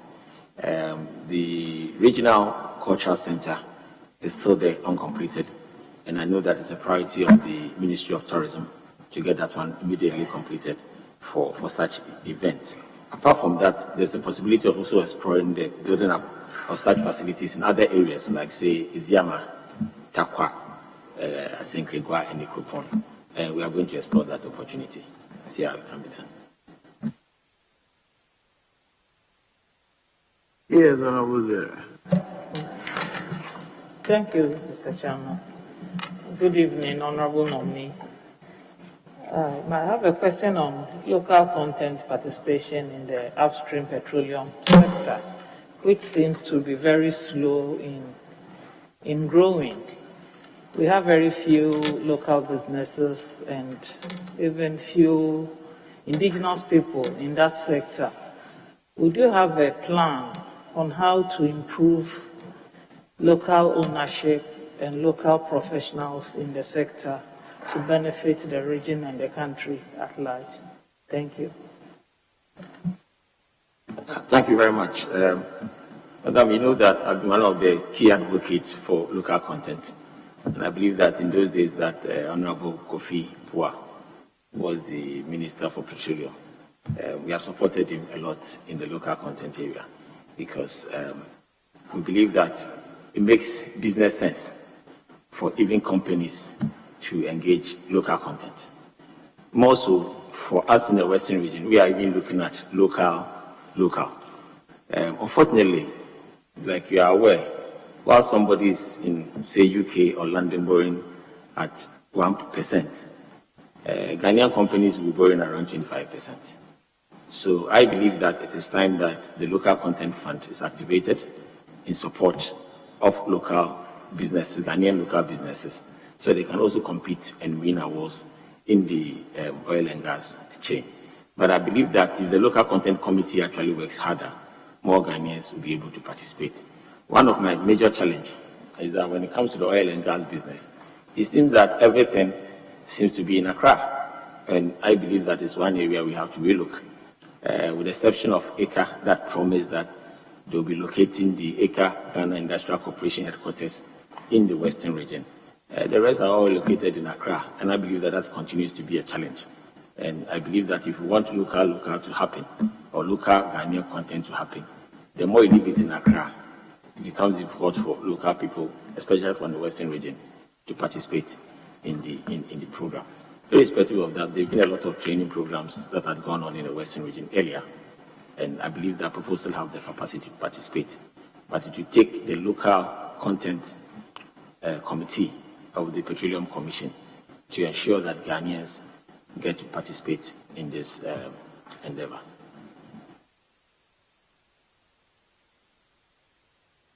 Yes. Thank you very much. Congratulations for your nomination. Are you familiar with your statutory responsibilities under the Land Use and Spatial Planning Act of 2016? What are those, and to what extent have you, as regional minister, lived up to those responsibilities? Please, the question again. So are you familiar with your responsibilities, your statutory responsibilities as the head of the Regional Coordinating Council under the Land Use and Spatial Planning Act of 2016, an act passed by this Parliament?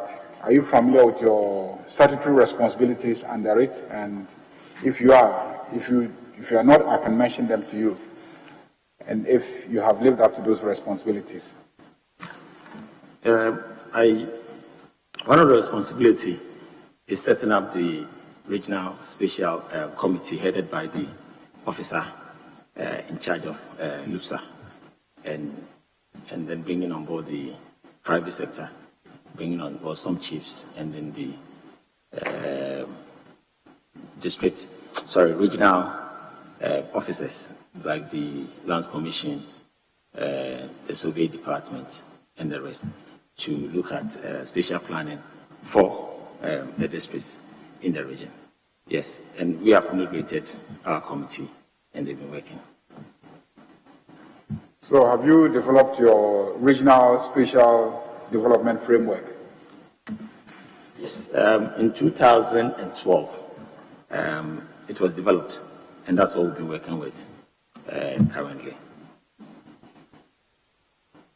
And how has that helped to improve planning and development within the region? As I was even coming recently, they have even scheduled a meeting to train all the officers in the district. And I've even also recommended to them that it is not enough to only train public officers. They should add our assemblymen, because they are in the district, they stay with the knowledge in the communities, and our chiefs, who are actually permanent institutions, so that when it comes to development and people also guarding all the plans that we've done, we need people with the memory to continue to support communities to do what is right. Because what we've realized is that when you train only public officers in the planning officers in the district, when they leave with their knowledge. And the real communities that we need to help them develop and keep those commitments to the plans that we've had becomes a problem. For instance, if you have an assemblyman who doesn't understand how to keep the built environment well, or the spatial plan that has been done, when somebody puts a kiosk in a public open space, you think it's normal and is trying to help somebody. But if it's knowledgeable and he understands the issue, you actually convince the person not to do what is not right, so that it keeps the plan tidy all the time, and then we don't get the places underdeveloped or become slums in the long term.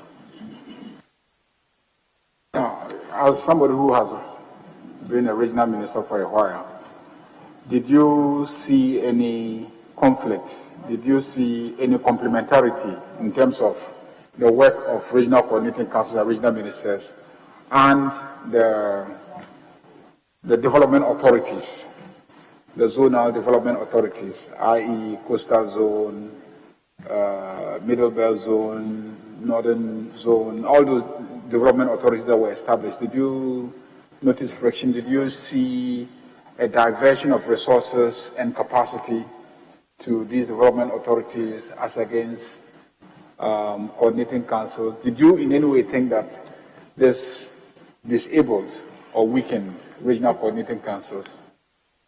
Not at all. I think that the regional development authorities actually accept the leadership of the regional coordinating council, and they see their work as a complement. They see that the regional development authorities actually see the regional coordinating councils as leadership in whatever they are doing.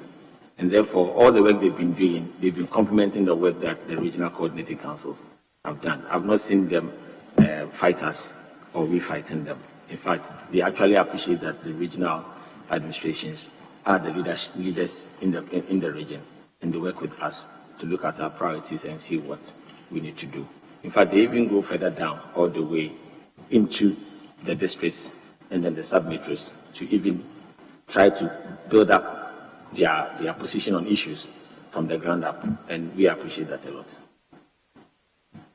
Thank you very much. What are they doing that the regional coordinating council could not have done? Honorable, please, you've exhausted your turn. Thank you very much. Thank you very much, Mr. Chairman. Honorable Kojo Okyere Darko, congratulations. For me, one of the key indicators of the effect of galamsey in the Western region is each time that I'm going to Accra, I look down and I see the River Pra. The color of the water gives me an indication that really this is a very serious effect of galamsey. Now lately, when I take a look at the same water, I see some small difference. Now, would you say that that is a very good indication that the water bodies are regaining their purity as far as the fight against illegal mining is concerned? Thank you very much, Mr. Chairman. That is correct, and that's also a very good observation. In fact, just last 3 days, I was also in Elibo. And if you see the Accra River, you can see that, you can see some freshness in the Accra River. The mudiness has virtually gone away. And I believe that is part of the good results we are getting from the fight against galamsey. And then the institution of more community mining, which is giving some space for people who would have rather been in the galamsey area to find space to find some work to do in the community mining site. So the observation is very correct, and it's a true reflection of the work that the Galam Stop has been able to get us. All right, leadership. Thank you, Chairman, and congratulations. I think Eric wants to. Oh, no, Eric. Thank you, Chair. Yes. Mr. Chairman. Mr. Chairman, my first question has to do with Bonsa Ties Company. Bonsa Ties. Bonsa Ties Company was established by Osajifo Dr. Kwame Nkrumah somewhere in 1963 to manufacture automobile tires. But at that time, the company had the capacity to produce 1,230 tires and 960 inner tubes a day. As we speak, Ghana exports rubber in the raw states. What can you do to rope Bonsa ties into the 1B1F project, just to bring it back, so that we can manufacture ties here to reduce the huge import bill on the importation of ties in Ghana? Thank you very much. As we speak currently, at the Regional Coordinating Council, we've established what we call the Investment Center that actually try to crystallize investment activities in the Western region. And we've taken on board all those projects that we believe that, one, Accra should hear about them, to quicken their pace of reinvestment, or some kind of divestiture that invests in those projects and make them viable again. As we speak, if we take a company like Aboso Glass Factory, we supported Georg to take over the project, and they are currently rehabilitating it to start producing bottles. And we are looking around to get an investor to also look at the Bonsa Thai factory. As we speak, you know that Grell is also, government recently just invested in Grell for the production of rubber. We've had other rubber companies that has also come up, and we'll be having discussions with them to see the possibility of having that horizontal integration into these projects and see what can happen. In fact, I worked in the Thai industry, and even in the 90s, we're still buying rubber from Bonsa. Unfortunately, the rehabilitation along the line, I believe government could not pay its counterpart funding, and that resulted in the halting of operations of Bonsa. But I believe that is a good investment we can still have a look at and get other people on board to invest in it. So it will be considered. You just responded to a question on illegal mining. I know illegal mining has destroyed lands, degraded lands in the western region. How do you propose to reclaim the lands? First and foremost, I believe that degraded lands, for me, would have to be repaired by those who are into the business of degrading it. I believe that in as much as we see people illegally mining, it is appropriate that when we seize even equipment from them, we use the same equipment to reclaim those lands. That should be the first step. Secondly, I also do believe that, like Minister said, the Minister designate for land said, we need to have some reforms at the Minerals Commission. We are not saying they are not doing well, but at least have some reform to decentralize, proper decentralization. I believe at the minimum at the district level, so that approval for mining licenses should happen at that level, and then maybe Accra only do the paperwork. In such a way, in so doing, we are sure that the district assemblies will take responsibility for cleaning up the mess any miner that's in the region, in the area, and then also make sure that people don't go about just doing anything that they like. And then the solution can be found at the lower level instead of allowing it to appear at the top. What is the impact of crime associated with illegal mining on the budget of the Regional Coordinating Council? It's quite huge. Especially when you move the soldiers around. One, the districts suffer a lot because they have to keep fueling them and giving them accommodation in their action. And most of the time when they don't have the money, they come back to the region to support them. But I believe that if we are able to decentralize properly to the district and put in place the right revenue structures for those who be engaging in mining at that level, we are sure we should be able to tally that up. Okay. Where were you? I closed. Yeah, thank you, Mr. Chair. Honorable nominee, I have one question. No, we are done. Mr. Chair, did you give me the chance? All right. Honorable nominee, in November 2019, about 100 houses in Western Region were submerged in flood after the Ankoba River overran its banks. Also, in May 2020, part of Nkrofo in the Lembele district of the Western Region was submerged in water following downpour, which lasted for an hour. What measures have you put in place, or would you put in place to deal with this situation? Please, can I hear the last part of your measures to deal with the perennial flooding? Oh, okay. Thank you very much. Flooding has not only occurred in these two places. Even yesterday in Accra, we had difficulties. I believe that the first one is our ability to continue to open the waterways and channels in the region. We should also appreciate that climate change is an issue right now, and we all need to invest in reclaiming our future by planting more trees. And then lastly, I believe that we need to put in place infrastructure. A lot of our storm drains and waterways need to be lined up with proper concrete so that they can hold the water and then make sure they can move into the sea or wherever rivers they have to move into it. I know a lot of my district chief executives have been engaging in opening up the waterways with a lot of excavators, especially in the Asenkrigwa area, the Nkrofo area, and then even at Manso Amenfi. With Manso Amenfi, we needed to do a new bridge, which was completed just last December. And I believe that now that the rains are setting in, we'll see the real impact these investments would have made. But like I said, we need to look at climate change as a major issue that needs to be looked at, and then we have to invest in that future.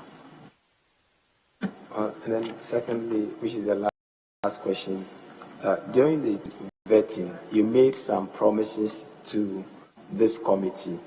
I just want to have your take on the promises. And I'm reading from the Hansard of 26 March 2019.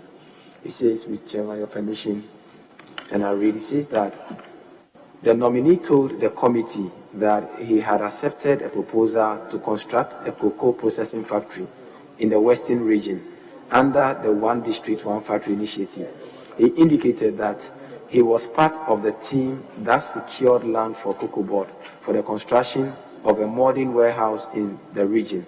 On that backdrop, he promised to rigorously pursue the establishment of a cocoa factory in the region. What is the status of that cocoa factory?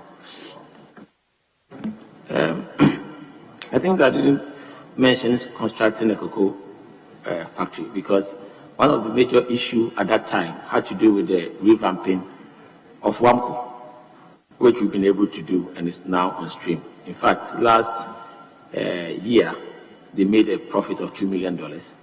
And then, even in COVID, they were able to sell more than $6 million worth of cocoa products to Europe. So, WAMCO currently, as I speak, is up and running. But the Hansard indicated that you said you were going to ensure the cocoa processing factory.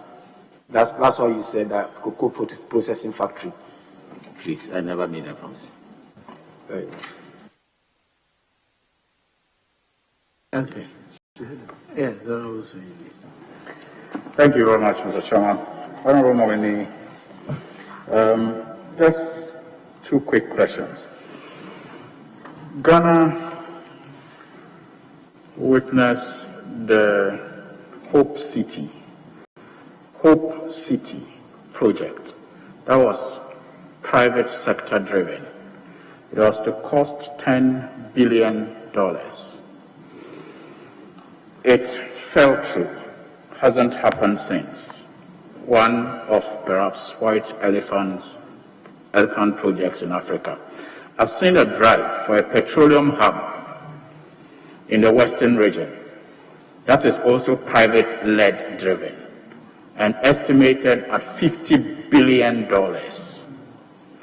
Tell us about this project and how far it has come. Basically, this project is a downstream project that is expected to generate about 780,000 jobs with huge investment of about 50 billion. As we speak, we are working with the Land Use and Spatial Planning Authority on the land part of the work, and we are waiting for the right-of-way documents to be coming up to my level for the necessary inspection and the signage, and then we sent to Accra. I'm aware that the act supporting this project has been passed in Parliament, and therefore I believe that now that there's a framework within which investors can work, people will be more confident to invest in the project. It's a project that we in the Western region are expecting it to happen, and I know that there are a lot of anchor tenants that are looking up to do some investments. I know the Moroccans partner with government to do the fertilizer plant in that enclave. And I'm also aware that some Chinese have also expressed interest to invest in the oil refineries in that space. So that is the status as at now. $50 billion. Our economy, $50 billion project. You know, just last week, I was just saying something to myself that in the 1960s, when Accra saw high-rise buildings, we have Iskafa Mantem number 1, Iskafa Mantem number 2, Iskafa Mantem number 2. What it means is that the rich men didn't come early. That was even in the 60s. At that time, Dubai was still a desert. It has not been built. So I believe that if we take a decision that we want to do something big and great, we should be able to do it. I wish you well. But there is a group known as GALOC, Governance Association of Local Governments. I'm sure you've heard about them. They have been on your heels for some time now in relation to the role you played in the election of the MCE for Takwan Swang. They claim, for example, that you use the police to physically prevent about 22 members of the assembly from That question has been asked already, but I want to assure you, I never used any police to prevent anybody. Neither did I order anybody to prevent anybody. And then, two, when the case ended up in court, I'm not even a party to the case because they know that I'm not involved. I mean, I believe that those people actually doing the press conferences maybe had been either been lied to or they are not checking their own facts properly. They are just, and I believe that, Mr. Chairman, if I get the opportunity, I want to request that you direct them to stop what they are doing because it's not proper, because I'm not involved in anything. You mean those who are using the press conferences? Hey, I didn't know that my power can get there. Very well. My ranking member. Chairman, let me thank you and also congratulate the minister nominee and chairman, just for him to appreciate there is wide community demand for good roads in the western region. You remain a major feed for the country in terms of its mineral resources, now with oil and gas discovered.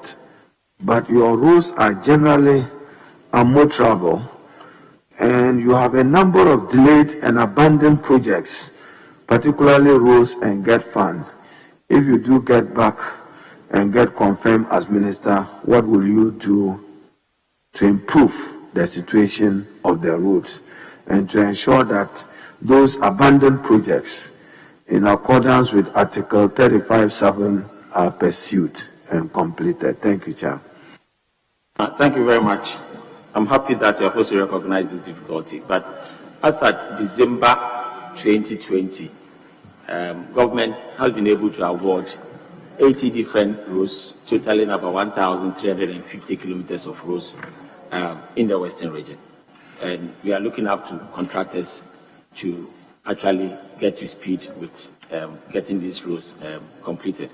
When it comes to get fund, some of the delayed projects, as I became regional minister, were terminated and were re-awarded. So we are hoping that we can do more of such to bring new contractors with new cash to come and finish some of these projects for us. There are a number of, call it NDC government awarded projects that have been totally abandoned or in a situation of neglect. What will you do about those projects? Thank you. Please, they were all included. In fact, the first batch of abandoned projects that we were able to reach out to the contractors, we reviewed the projects and their contracts were upgraded for them to continue working. We've seen a lot of the projects actually being completed. If you take a place like Bompe Secondary School. They were all NDC projects. Now they've been able to root them. Some of them, like the St. Mary's and the rest, the contractors got back to site and they've been able to do some substantial work on those projects for the projects to be used for SHS. Chairman, the Honorable Eric Opoku referred him to Bonsu Tai. There is also other collapsed state-owned companies such as Abosu Glass Factory, Esiama Oil Palm Mills, WVLC, and Western Customs. Many opportunities in the area. Is for you to give advice to government. If it has no interest, it can divest its interest to private sector to participate in getting these initiatives re-established to provide job opportunities. Can we have your assurance? Yes, we have the assurance of the minister to get government up to speed on these issues, to support them to be resuscitated. There was some grant of 5 million by international key players in the gold industry, you are aware of it, to deal with matters of polluted water bodies and to provide potable water in mining communities. How has the money been utilized?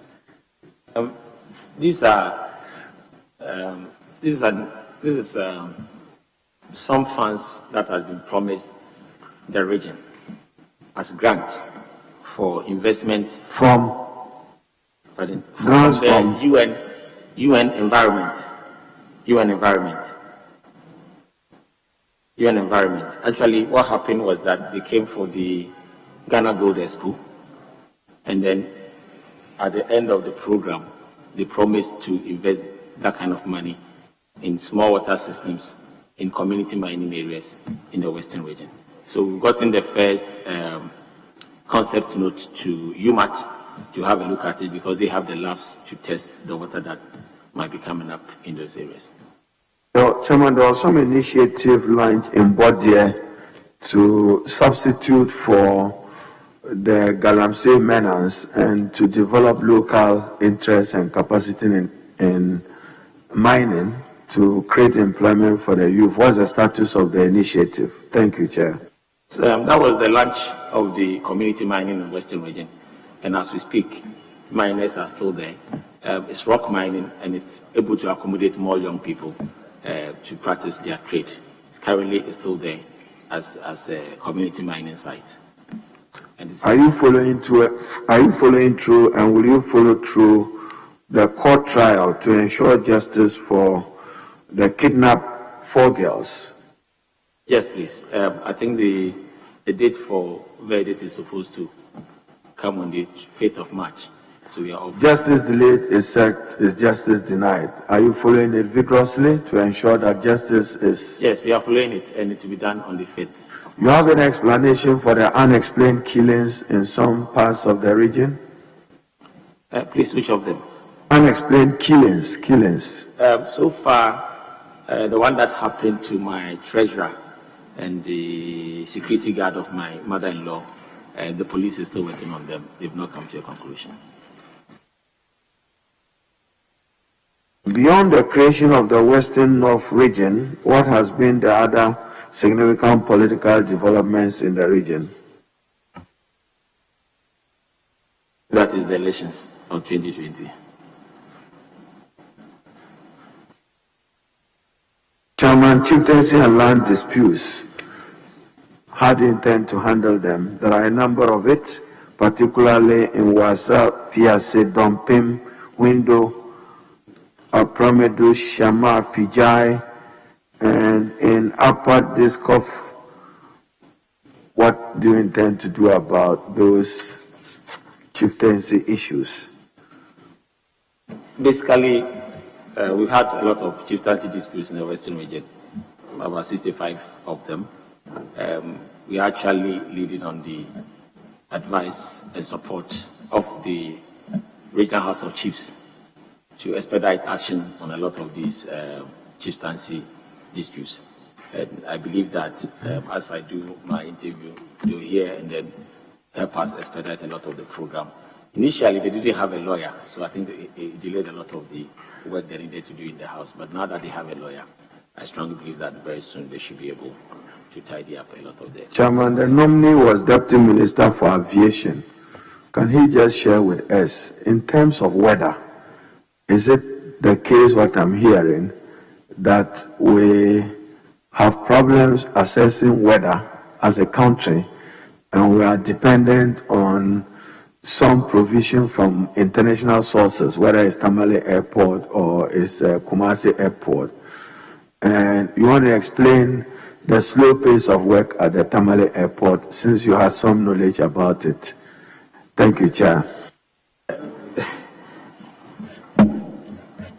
Leader, I think that when it comes to weather, the relationship between the Ghana Civil Aviation Authority and the Meteorological had been solved long ago, so they are able to provide them with information.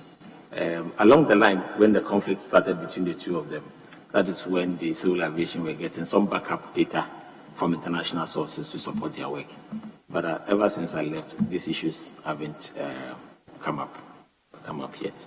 But you know, the Twin City had a pride of place in Ghana those days, and now with remarkable resources, my recommendation is that the National Labour Commission, you must facilitate their establishing an office in your region because of the increased number of employment in that area, and because it's related to oil and gas. There's a lot of conflict about safety and other hazards related to jobs, and many people lose their jobs. Chairman, I think I'm done. I thank you for the opportunity. Well, I have no question for you. We thank you for attending upon the House to answer questions. Thank you very much. You will hear from us, but for now you're discharged. Thank you very much.